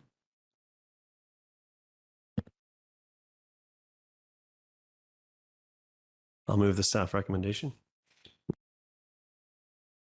Yeah, so this is I assume you mean number 8, address potential community expectations regarding protection of terrestrial and aquatic environmentally sensitive areas and access to recreational trails in the Western Rise through a community engagement process. Would you like to speak to it? Yes. Yeah, Mayor Herford motion and Councillor Stoner seconded. So I think that this is an area where some communication is absolutely needed, and really an ongoing dialogue with the community. And the proponent has already displayed numerous times in other projects, and this one, the ability to have meaningful conversations with the community and respond. So I think this is totally reasonable course of action. I will say, I know that one of my council colleagues would have pulled this for at some point, but seeing we had a big stall there. So if there's an amendment or someone would like to suggest that, I'm open to enter. Obviously, process allows us to do that, but I'm totally content with this piece, given all the variables. Councillor Anderson, then Councillor Pettingill. Yes, Chair, I would have actually pulled number 10 before, but that's fine. Councillor or Mayor Herford beat me to it. And why I say that is because I believe they're related, and that number 10 has implications for number 8. And but at any rate, they do address the topic of private property and the rights and privileges of private property. I'll leave it at that. I won't be supporting this. I'll speak instead to number 10 and clarify my position there. Councillor Pettingill. Yeah, I will support this, and I think make some comments about 8 and 10, which I also see as related. For me, and in some of the feedback I've received, I think the concern is that in terms of protecting environmental areas, trails, and so on, that if we move too far too fast on the eastern side, that we lose opportunity to protect some of what we want to protect in the western rise. And so, moving forward with this is fine. And my expectation is that if we sort of phase development or allow things to happen in stages or deal with that as a future planning area, that does not disable us from, in moving ahead on the eastern side, securing commitments on the western side. And so we may, as part of this engagement and so on, in my mind, still want to put some limitations on the western rise to make sure that we are still thinking to some degree about these things together. That's not a complete separation. Councillor Stoner? Yeah, thank you. I will be supporting this. I think there's a challenge here in where we're at with the neighborhood planning process and where we actually expect to secure things like community amenity contributions or access rights to potentially private lands. Recognizing that is also a component that was directly outlined in the neighborhood planning process, which is section D7, that says inventory of environmentally sensitive areas and wildlife habitats and identification of significant contiguous areas for protection and restoration based on the environmental impact assessment of proposed future developments. And the one following that is inventory of existing recreational values and opportunities for protection. So I think identifying these, and it's one of the reasons why I had concerns about separating off the Western Rise generally as a future planning area, needs to be thought of as a holistically through this planning process as articulated in the OCP vision for neighborhood planning. Thank you. I will not be supporting this motion, as I think that with the separation of the eastern and western rise, and the existence of the ongoing bioinventory, the site bioinventory, in my understanding, is addressing the environmentally sensitive areas. And it's not clear to me what additional community engagement is required to ensure protection of environmental sensitive areas. If I am incorrect in my understanding that a site bioinventory identifies environmentally sensitive areas, I would welcome any correction. Councillor Stoner?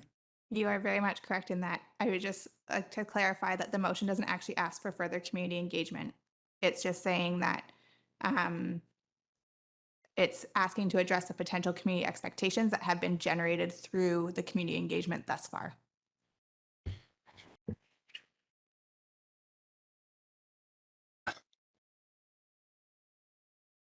Thank you very much.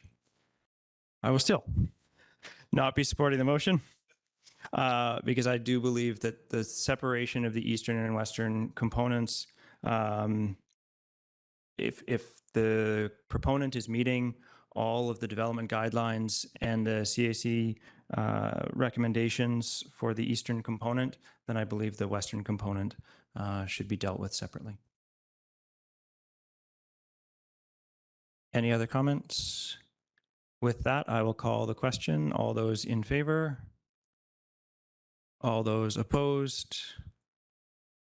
Councillor Hamilton, French, and Anderson opposed. Oh, motion carries.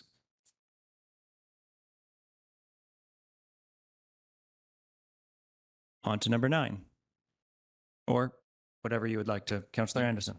Chair, I wonder whether we've already addressed, I won't be addressing number 9, and I had intended to, but we've already kind of addressed that in our vote on number 2, because one of the outstanding issues in the council direction was the 200-meter level. Anyway, I'll pass until number 10.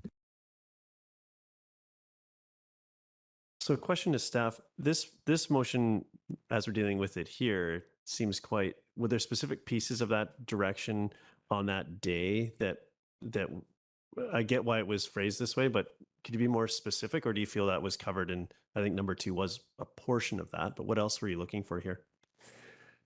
Through the chair, this was not something that staff was seeking. This was part of the request from the applicant. The applicant was requesting that I will take a moment to take a guess. I believe the applicant suspected that there was more nuanced feelings at council regarding some of the items that we have been discussing, and it could be that this one is superfluous, given that we are talking in detail about these other ones. But we have included it because it reflected a request from the applicant. So. I'm not looking for anything from this. They were looking for confirmation from what happened at that council meeting. That's what happened at that council meeting. That is why it is included.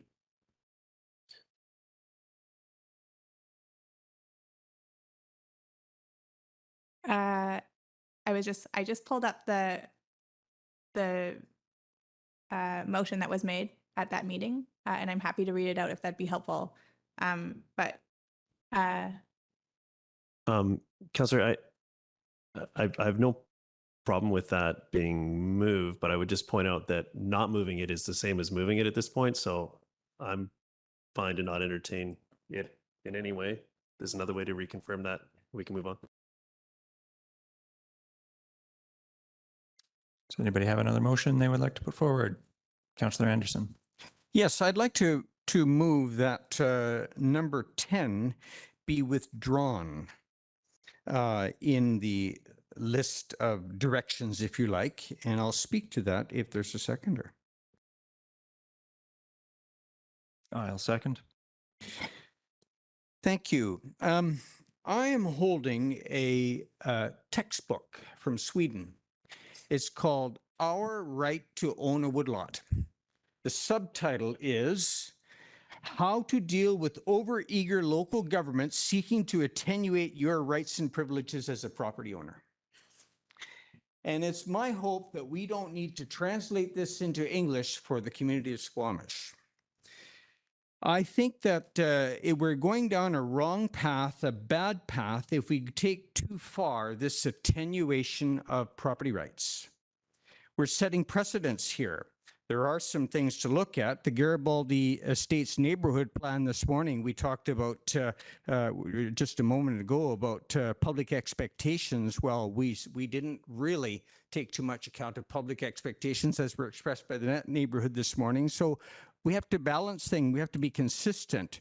The Garibaldi Springs project, where there were also issues of park dedication, we weren't dedicating park until rezoning and subdivision, and then at occupancy taking further steps. So we have to be consistent and clear on how we're dealing with the rights and privileges of private property owners.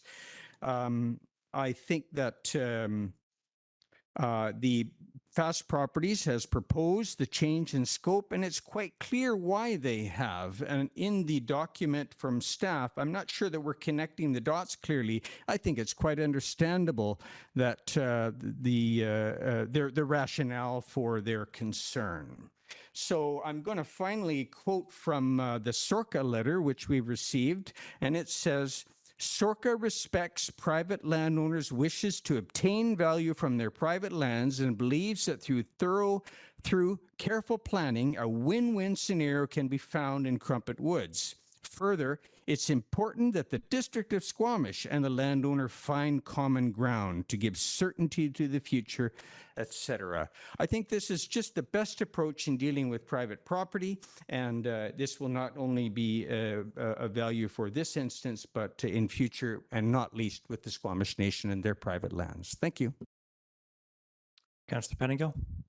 Yeah, my understanding or reading of the Sorka letter that it is supportive of keeping number 10, which is that we will consider sort of, we can split off pieces of this, but we don't want to lose our community's ability to protect some trails, to protect some environmentally sensitive areas in the Western Rise as we approve areas in the eastern part. That's my reading, and so I would not support removal of this. Mayor Herford. Thank you. Yeah, I won't be supporting this. I do think that it is absolutely true that and an important value that we respect the private landowners, but this piece doesn't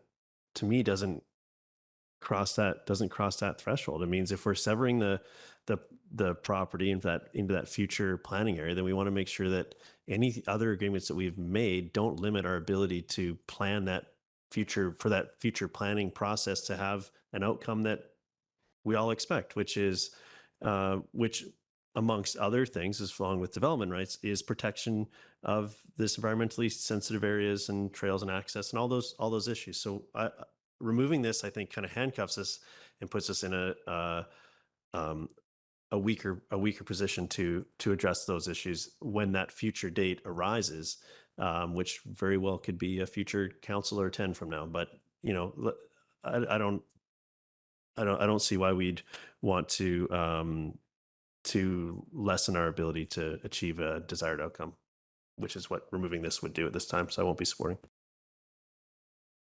Councillor Pettingill.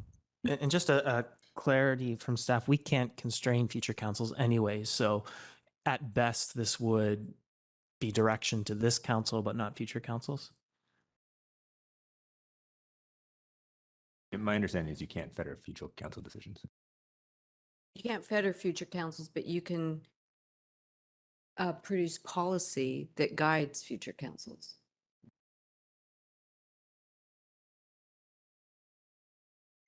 Any other comments? With that, I will call the question.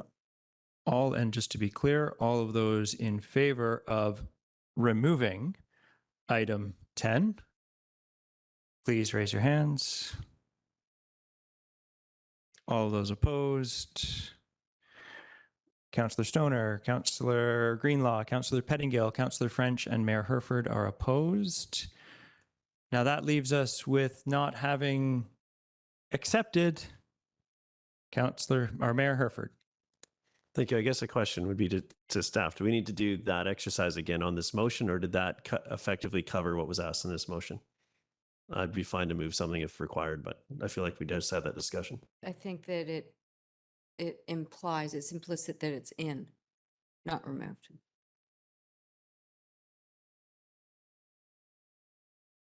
Councillor Pettingill. I did want to move this. I just wanted a chance to sort of wrap up and have a point to speak on. So for lack of a better mechanism, I wanted to move this. Second by Councillor Stoner. Councillor Pettingill. Yep. So thank you. And I think I've spoke to earlier why this should stay in, but just more broadly, I think, and I understand the proponent desire for some direction. I've found the way we have sliced and diced this sort of difficult, and I'm not sure in terms of direction to staff and so on, we've made our direction clear. I think for me, I was happy not to move number 9. I didn't support the January 26 motions. I still think there are significant concerns. I thought they could be resolved, but I think there was outstanding concerns that I had about walkability and expectations about it's not a 15-minute walkability to a transit stop. It's 15 minutes to your destination that I'm interested in. So there are things like that that I still don't think we've quite got there. And I think I just wanted to, sorry, I can't help myself, come back to the Fortis piece, but Fortis is 5 classes. There's a cutoff, and once you're at the population for class 5, you are at that population threshold, and whether you have 100 people or 1,000 or 1 million people, you're still at that sort of risk for the 100. And talking to Fortis, they've assessed their risk at that cutoff as opposed to the actual population we'll put there. And yes, Fortis has pipelines in cities under roads, but they have nothing like what they're proposing here. And so they have not been forthcoming with their QRA, their risk analysis, and that's what I would need. A road is almost besides the point. We're talking about that because that talks about how close people are. But before I can start supporting populations next to this pipeline, and in particular under our road against CRA guidance, I need a much better understanding from Fortis about what is the actual risk to the actual populations at the actual distance that's being proposed.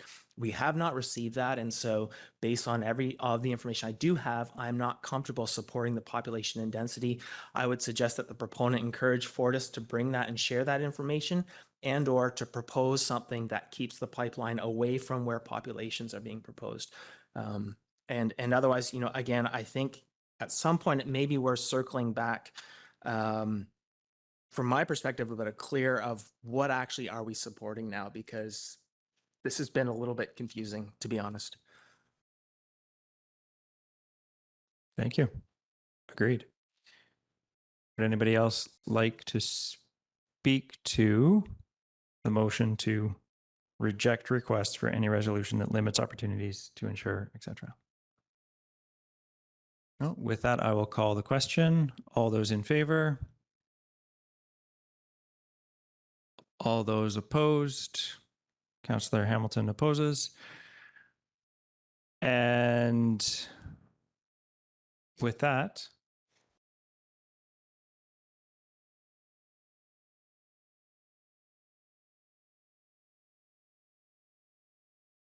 I will ask staff if they seek any further clarification on any items.